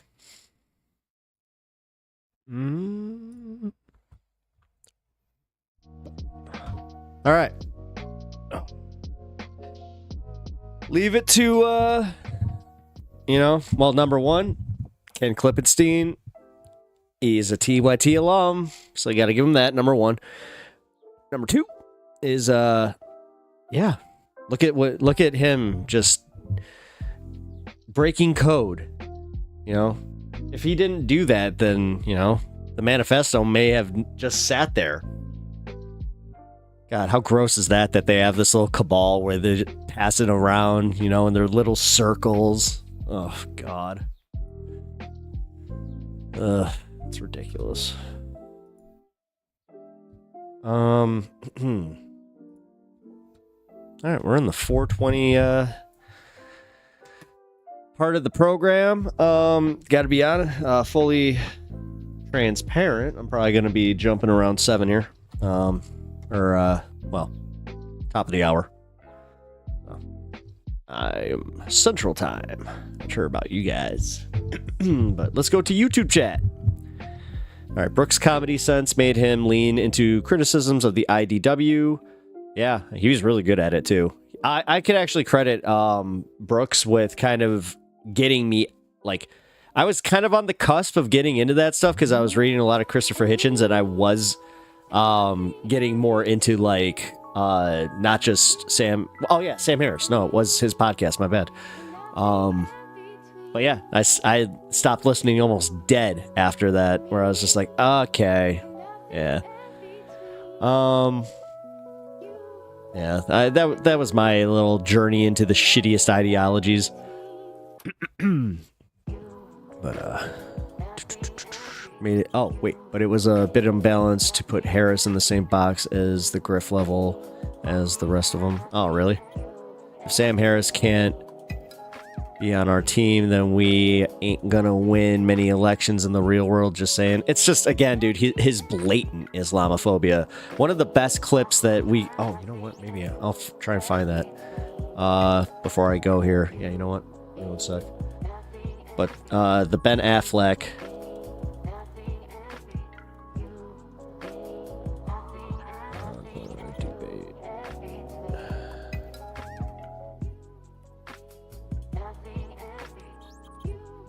It's 10 years ago. Yeah, this is it. Here, you know what? I think I can play this. Even if there was a disinfo fog over our media. Yeah.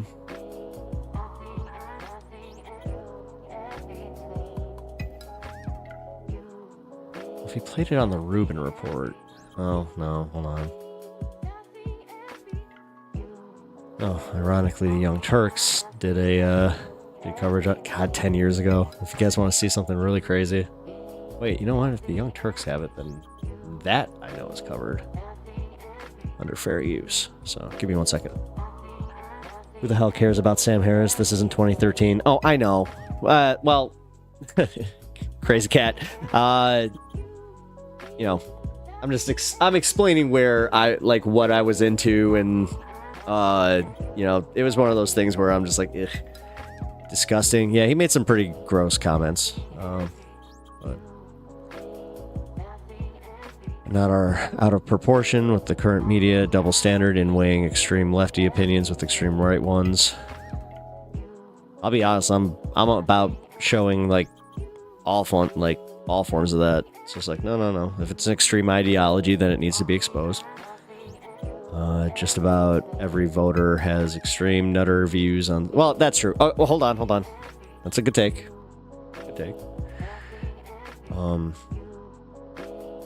Since they can't dive that deep into politics while focusing on more instrumental realities in their lives. I'm just saying, in general, even people that interact with politics the way that we do.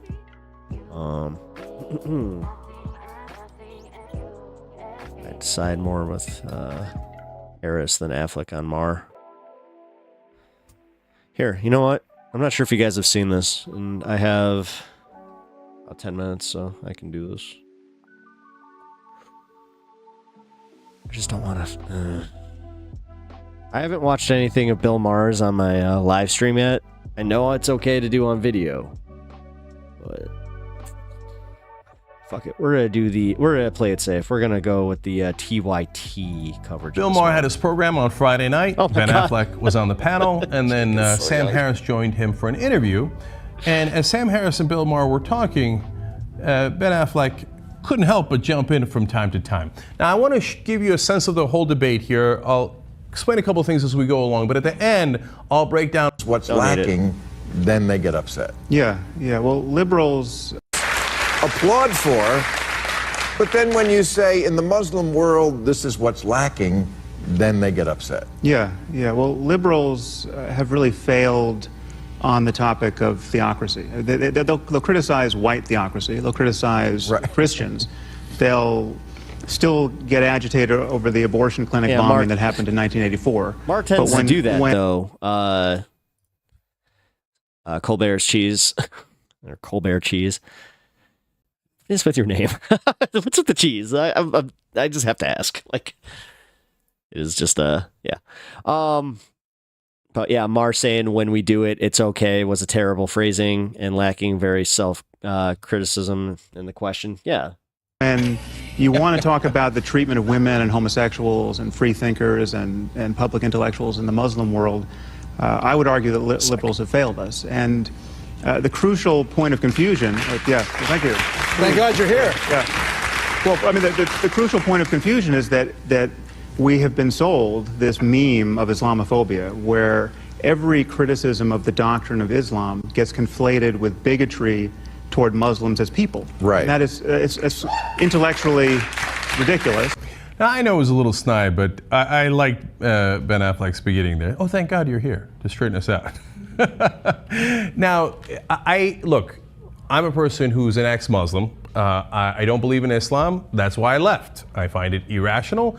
And I'm not sure there's a program in the country that has criticized different actions by Muslim countries, Muslim, different factions, groups, etc. You name it. I just right? actually had like a throwback. You ever have that where you watch something and like, I know I've seen this clip, and I just had that where I was like, oh man, like I remember agreeing with Jank on this a little bit and just being like, oh, I have something in common with him, because I remember his whole like split from Islam, was a lot like my from Christianity. So, but so I would never say criticizing Islam is Islamophobia, because then I would be guilty of Islamophobia. That makes no sense. The problem is when you conflate criticizing Islam with generalizing about Muslims. Now, let's see if they do that here. In some parts they do not. I think in some parts they do. So let's go forward. So hold on, are you the person who understands the officially codified doctrine of Islam? You're the interpreter of that, so you would say, well, this is... I'm actually well educated on this topic. I'm asking you. So you're saying if I criticize you're saying that Islamophobia is not a real thing. That if you're critical of something... Well, it's not a real thing when we do it. Right. Well, no, it really is. I'm not denying that certain people are bigoted against Muslims as people. And that's a problem. Big of you. But why are you so hostile about this? It's gross. It's racist. It's not. But it's so not. It's like saying those statements, shifty Jew. You're not listening to what we are saying. Ben, we have to be able to criticize bad ideas. And of course we do. No liberal doesn't want to criticize bad ideas. But Islam is the mother lode of bad ideas. Jesus. So we have That's ideas just a fact. like blasphemy. It's an ugly apostasy. Okay. So first, I think Mara's wrong because he assumes, look, I'm a liberal. That means I'm a good guy, right? Dave Under Duress. You just watched the Amazing Atheist new video. Can you actually, do you have, if you're in the Discord, can you just send that to me? Can't make generalizations and stereotypes that are discriminatory. I can literally smell my dinner. That's not really true. I'm Turns out getting you can. hungry. We're going to get to that a little bit later as the clips go on here. Now, some people are jumping on Ben Affleck there for saying, calling them racist. Oh, Islam's not a race. Just calm down, dude. You know he meant bigoted. You know that there's not much of a distinction. So don't nitpick stupid stuff like that. We'll talk about the substance of polls, et cetera, in a second, right? But the most important part there is at the end when they're talking about, Islam is the mother lode of bad ideas. Now, look, I'm against all the religions. I think there's a ton of bad ideas in all the religions. And I know Sam Harris has criticized Christianity extensively, Judaism a little less. But I think that we're beginning to see part of the problem here. When you say Muslims are particularly bad, well, that's a red flag, right? Because here, I'll give you an example of what I'm talking about. Because I think our stereotypes are, well, Muslims, they do the beheadings, they do the bombings, they're really bad. I mean, we're civilized over here. We don't behead anybody for a cartoon, right? But wait a minute. We launch more wars than maybe everyone else combined. I know we always say in our rationalizations, and sometimes it's true, I've been in favor of some of those wars, we say, well, we're the good guys when we launch a war. It's for a good reason. It's to liberate people. Sometimes, but oftentimes not. And so why doesn't it count when we do bombing? Sometimes when we bomb someone, I've read articles here on air where the drone strike or a missile strike might hit somebody and it literally severs their head from their body, decapitates them. And in one article it talked about how the head rolled down the street. Okay, now, we didn't do it with a knife, we did it with bombings. But no, Islam is the one with the really bad ideas. But okay, you say, well, now when America does it, it's not really for religious reasons, except for, as we've talked about in the past, Bush said that he was going to Iraq because Gog and Magog were supposed to come out of Iraq. He told the leader of France that, couldn't believe he was hearing that from the president. So that was at least perhaps a part of the reason we went into Iraq. And remember that with fundamentalist Christianity, I think you have the most dangerous idea out of all of these, and these are, remember, all people of the book, so they all generally agree to the same thing, which is the ending, Armageddon, where almost all of us die. But now, if you're looking at those different religious groups who roughly believe that, Christianity and Islam being the two largest, who are the ones who are most excited about and has based their principal ideology about the return of Jesus Christ and Armageddon? Well, that would be fundamentalist Christians who can't and who sometimes actively try to make that happen in the world. For example, when they did a letter writing campaign to President Bush saying, do not do peace in the Middle East, the Jews must have all of the Holy Land so that we can have Armageddon. Not only is that the motherlode of bad ideas, I mean, that's almost literal, right? But think about how dangerous it is. In the pursuit of the ultimate death for the planet, they are actually doing policy positions that lead to deaths of thousands of people. In Iraq, hundreds of thousands of people with their decisions. That is also very important and also a motherlode of bad ideas. So when you just point out Muslims, I don't think you're being accurate, okay? And as you can tell, I got no love for any of those religions. All right, let's keep going. Or how about the more than a billion people who aren't fanatical, who don't punch women, who just want to go to school? Wait a second. Wait a second. And don't do any of the things you're saying all Muslims. Wait a second. Stereotyping. Wait a second. And you're painting the whole religion with that. No, let's get down to who has the right answer here. A billion people, you say. All these billion people don't hold any of these... Five or something. Don't hold these pernicious beliefs? No, I wouldn't... Well, they don't. That's just not true, Ben. That's just not true. Can I just express how I... Okay, bingo, right there. That's the biggest problem in this whole thing. Bill Maher saying no. Over 1 billion Muslims. All of them. Not a small minority, not even, a significant minority. No, he said that's just not true. All of them hold those opinions. He might not have literally said all, but when Affleck talked about over 1 billion people, Maher said that's not true. They do hold those opinions. Over 1 billion people hold what? Radical views. See, that's because people who aren't Muslims, like Bill Maher in this case, apparently don't know too many Muslims. You could be non-Muslim and know plenty, right? But Bill Maher knows the celebrity ex-Muslims that are, being hounded, etc. And I know those people too, and I feel terrible for them. Look, I'm an ex-Muslim, but that gives me two perspectives. One is when they talk about how dangerous it is for people to leave Islam, believe me, I know that, right? So when they talk about some Muslim countries, they have majorities, and I'll show you that in a second, would say execution is the right remedy for anyone who leaves Islam. They're talking about me. So I understand the danger. No one understands it better than I do. On the other hand, since I'm ex-Muslim, I also know a ton of Muslims. And I know that they are generally aunts and uncles. Like Ben Affleck said there, they want to make a sandwich. They want to make sure their kids are all right. They want to have nice tea in the afternoon. They're not like fundamentalists in their religion. They just want like the comfort of the religion itself. Like, if you knew enough Muslims, that would obviously be a crazy thing to say. Now, I left the religion because to me it makes no sense whatsoever, and I think that it creates some dangerous ideas in the culture, okay? But to think that all the aunts and uncles, moms and grandparents that are Muslim, over 1 billion of them, are all radicals. No. Well, that's almost the definition of bigotry. So Ben Affleck is definitely right really, here. Rome Dog? And Sam Harris is... Are you joking, or is that real? Like, TikTok put music over one of my videos? Like, involuntarily? Huh. Bill Maher there in what he just said is definitely wrong. All right, let's continue. As you say, we have 1.5, 1.6 billion Muslims. Now, second biggest religion in the world, a quarter. Well, Ben, let me unpack this. Let me unpack this for you. Please do. We have just imagine some concentric circles here. You have at the center, you have jihadists. These are people who wake up in the morning wanting to kill apostates, wanting to die trying. They believe in paradise. They believe in martyrdom. Outside of them, we have Islamists. These are people who are just as convinced of martyrdom and paradise and wanting to foist their religion on the rest of humanity, but they want to work within the system. They're not going to blow themselves up on a bus. They want to change governments. They want to use democracy against itself. Those two circles arguably are 20% of the Muslim world. Okay, this is not the fringe of the fringe. Research on? A bunch of poll results that we can talk about. But they also keep women and homosexuals immiserated in these cultures, and we have to empower the true reformers in the Muslim world to change it. And lying about the link between doctrine and behavior is not going to do that. Okay, let's first acknowledge and establish that 20% number totally made up. And you could tell when Affleck said, hey, what poll are you basing that? A series of polls. Really? Which one said 20%? Or how did you combine them to get to the 20% number? Sam Harris knows better. Okay, let's just be honest about that. Now, there are polls that are really troubling, which they mentioned later. And here, let me show you one, okay? And this comes from Pew Research Center. Washington Post wrote an article about it. Share of Muslims who support the death penalty for leaving Islam, okay? Now, when you look at some of the countries down at the bottom there, or at the top, however you want to look at it, Afghanistan's over 60%. Pakistan is right around 60% as well. Egypt.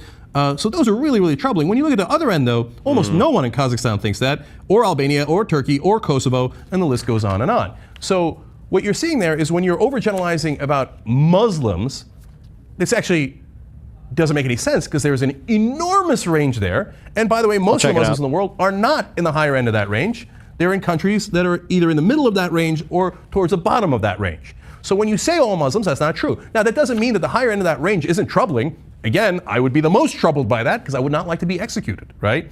I think that sometimes you have cultural issues that are intertwined with religion that are really dangerous.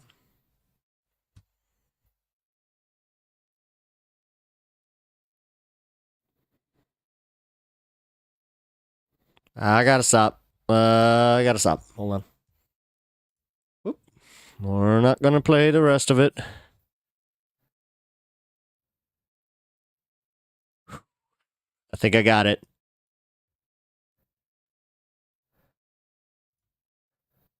We good? Yeah, we're good. Yeah, we're good. Okay. Whew. Mogged to oblivion. Hey, welcome. I appreciate you popping in.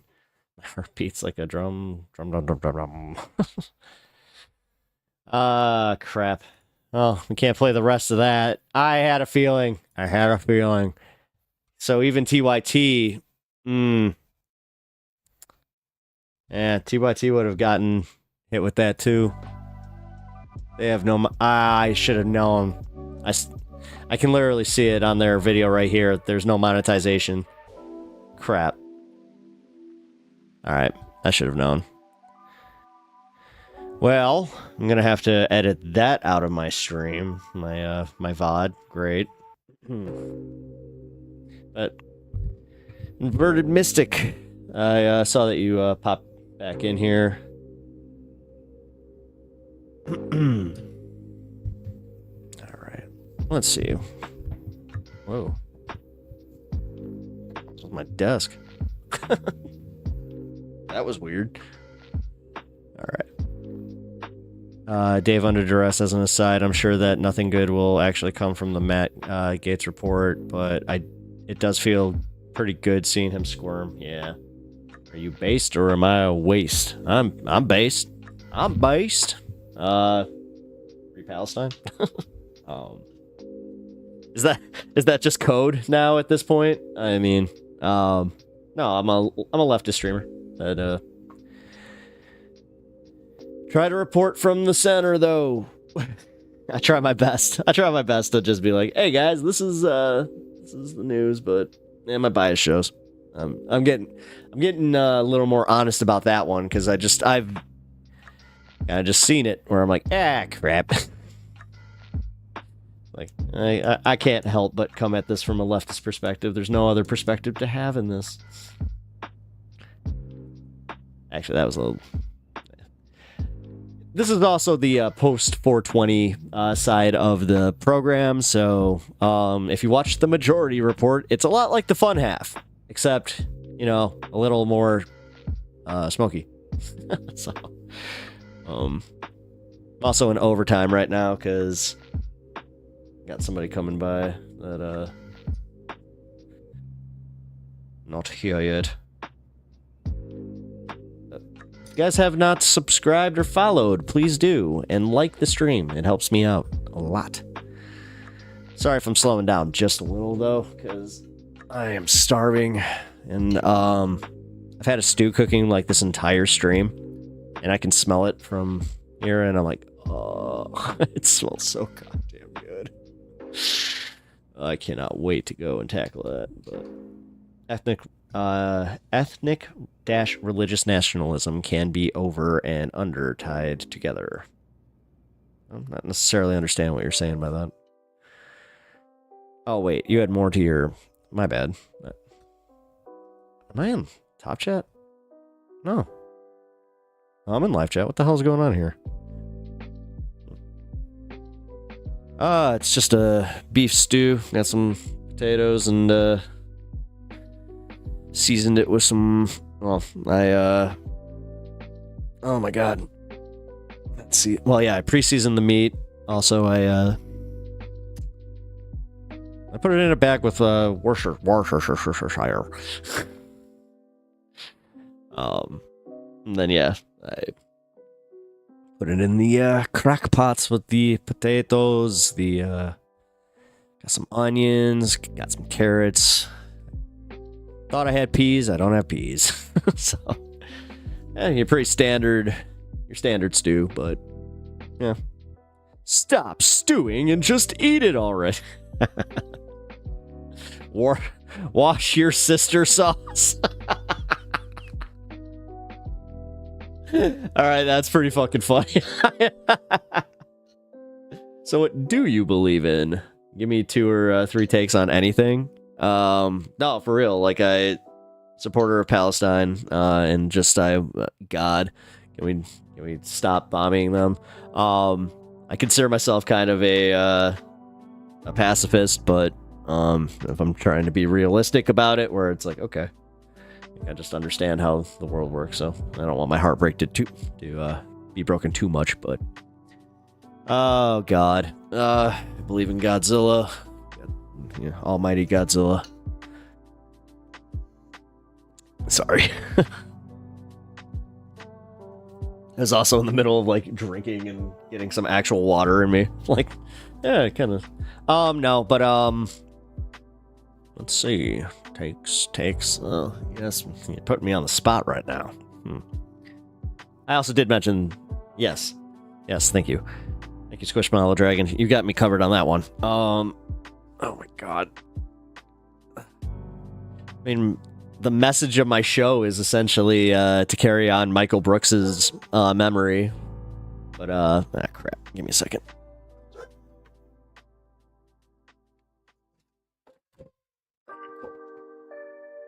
All right, I'm gonna have to end stream here in a minute. Let me do some shout outs and leave you with some stuff. All right, let me put this link in here. Also, what do I think on theology? Oh, okay. I am a ex-Christian. I was pretty much like raised in like, I call it a Christian cult, but it's not like legally one. But we were pretty much like a doomsday cult. So, it was bad. Well, yeah. I mean, mogged to oblivion. I just, I have a hard time hating people in general. So, like, you have to really, really do wrong and be a super, super just reprehensible person for me to go like, oh, fuck that. But, yeah, hate is, I'm also, like, reform. I'm big on reform. I still love Brooks. Yeah, but I was just about to say, like, the message here is be kind to people, be ruthless with systems, or vice versa. As I said, I'm at that back end of stream. What the fuck? I get home and now you end stream. Yeah. You know, I know. Yeah, I know that sucks, Duke. I know, because not much to do on a Wednesday evening, but I unfortunately. Also, fortunately, do have plans. So Wednesday, that's why I start early. With all seriousness, this is the one day that's a little off. Tomorrow, actually, no, 2 days, because then tomorrow I'll be on around 7. So if you guys want to join again, make sure you set your alerts. I do appreciate you guys when you do that. Also, who wants to be my 40th follower on Twitch right now before I go? Because I'm at 39. If you guys get it to that nice even number, that would be very nice to me and my ODD. Guys, I haven't eaten, and we have been I'm busting your balls good. Keep it up. I appreciate it, man. I appreciate it. Let's see. Any no, okay. Also, I'm gonna leave you guys with the Streamlabs link. You guys can donate to me for that. Also, I keep saying it, it's my birthday week. I'm not gonna tell you guys what day my birthday is, but it is a fast approach. So it is follow you. You know you want. Follow me. You know you want to. Do the Kyle Kalinske. You know you want to, guys. Ew. It's so dirty. Like, it was so weird when I first started doing this. I did have that problem asking for things, because I'm just I've always been that guy where I'm just like, hey, but no. If you guys haven't liked the stream already, I really appreciate it. That helps me out like a lot. I know every YouTuber says it, but I mean it. Like when I look at my analytics, I'm like, oh, okay, cool. So, also, yeah, Mogged to Oblivion. I think that you're in the right place, especially if you are 420 friendly. That's what this is. My show's literally, it is exactly what you think it is. I do a lot of just watch the news, read the news, watch the news. This fine program is also sponsored by Ground News, which is the news aggregator. It cuts through the algorithm, so it helps you out with that. Not even really trying to do the plug. I'm just trying to say, be honest. This is I hate billionaires mostly. I just hate billionaires. 420 alert! 420 alert! Yup. This is the 420 alert. Okay, so you guys on Twitch, going to raid somebody. Give me a second. Let's see who we got.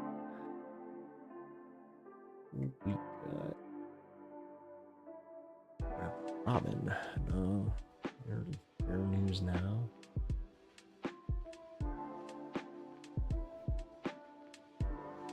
Yeah, looks alright. Don't look like a right winger to me. Please follow, it's free. Wow, some of these guys, they might be better at begging for support than I am. Jeez. But real quick, I also wanted to do my shoutouts again. Where is it? Oh, there it is. Scott Lacoste. Again, thank you for the $10 donation this stream. I really appreciate it. I appreciate all the support, and I also, legitimately, I appreciate you all being here. You guys rule. I hate people that become what they hate. Yeah, I'm trying not to do the, what is it, you live long enough, you see yourself become the villain, or whatever. But yeah, no.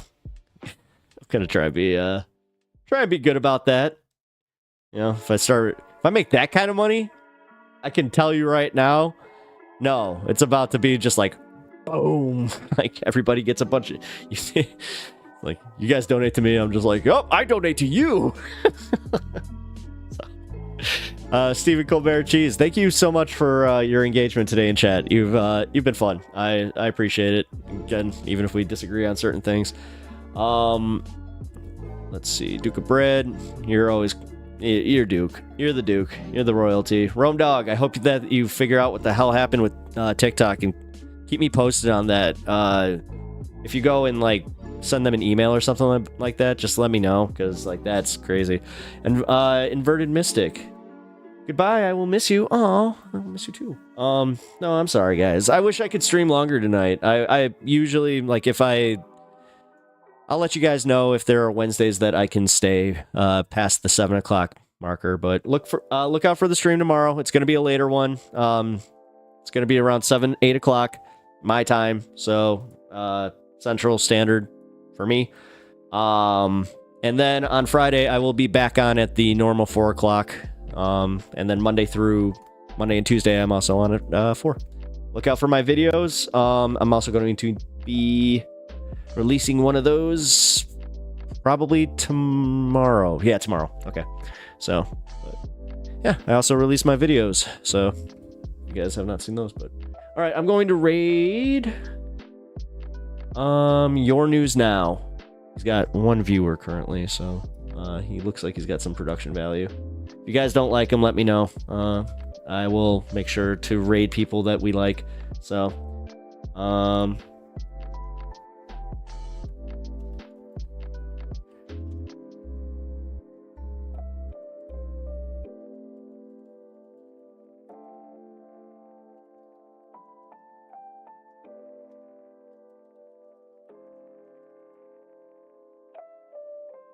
right, yo, good. And then I'm going to send you off now. Start raid.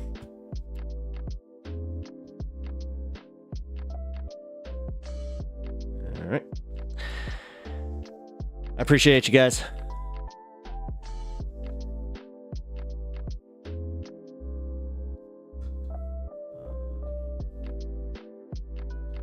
Oh, wait. Hold on. Okay. No. I said your news now. What? No.